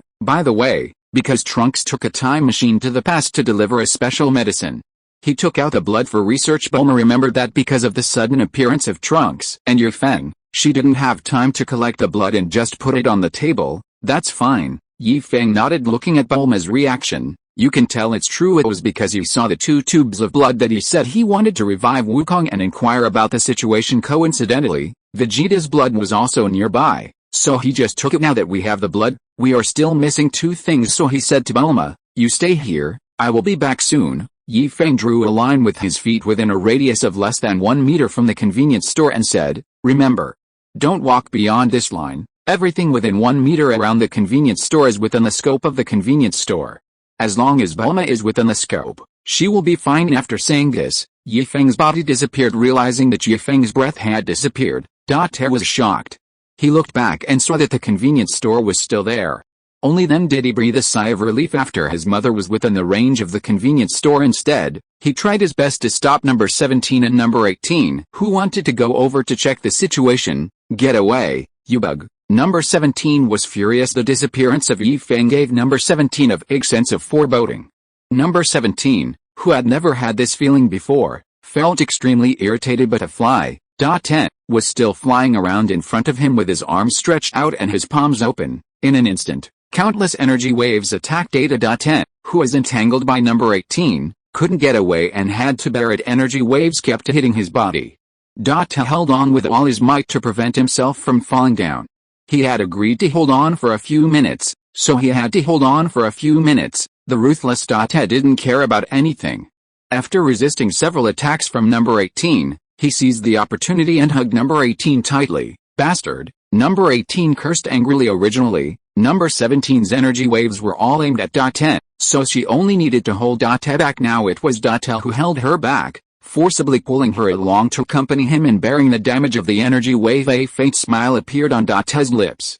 After being fooled by the android for so long, he finally had a chance to trick the android. When number 17 saw his sister being dragged, he stopped immediately. The previous minor fights made him not have to worry so much, because he knew that his attacks were like tickling to number 18. But when the real thing happened, number 17 became cautious and could not act casually. Others may not know, but they themselves know clearly that as artificial humans, a super bomb was implanted in their bodies when they were transformed. Number 17 had no idea how powerful the bomb was. He only knew that at such a close distance, if the super bomb was detonated, he would be killed. Number 18 also guessed what number 17 was thinking, and his thoughts raced. He shouted, "Go on, I want to see if he can handle it or I can." If number 18 doesn't believe in himself, he will fall. Before Date had time to figure out why number 17 paused for a moment, he saw that after listening to number 18's call, number 17 continued the non-stop energy wave bombardment. Bulma, unable to help, could only wait anxiously. In Sasuke's world, Orochimaru and his companions, who had just finished visiting a convenience store, walked out of the store talking and laughing. They were about to go home when they saw Feng, who had left not long ago, suddenly appear in front of them again. Shopkeeper, you, Orochimaru, who was in a good mood, was about to ask Feng the purpose of his sudden visit. Feng said first, Orochimaru, lend me 2 living test subjects. Ahem. Orochimaru coughed lightly, indicating that they should talk after Feng and the others left. As Tsunade and the others were still there, Shopkeeper, I have turned over a new leaf. I stopped doing this kind of research more than 10 years ago. Being under Konoha's surveillance, he had to give some face. This kind of taboo matter could not be discussed openly. Then how did Mitsuki come about? Feng scoffed at Orochimaru's statement. Isn't he also a cyborg? There is a difference between androids and artificial humans. If it were someone else, Orochimaru would not bother to explain. Don't understand? Look it up yourself. As for Feng, Orochimaru could be said to have told him everything he knew. After all, he had received benefits. Although he was not an employee of the store, after Feng gave him the authority, he was almost as good as an employee of the store. Apart from the lack of staff dormitories and salaries, everything else is no different. He can even use the space door in the store to go to other worlds. End of this chapter. Thank you very much for reaching the end. Don't forget to like. Looking for more exclusive content and immediate access? Subscribe to our Patreon. Remember, every like, subscription, or donation encourages us to continue. Thanks to everyone. See you in the next video.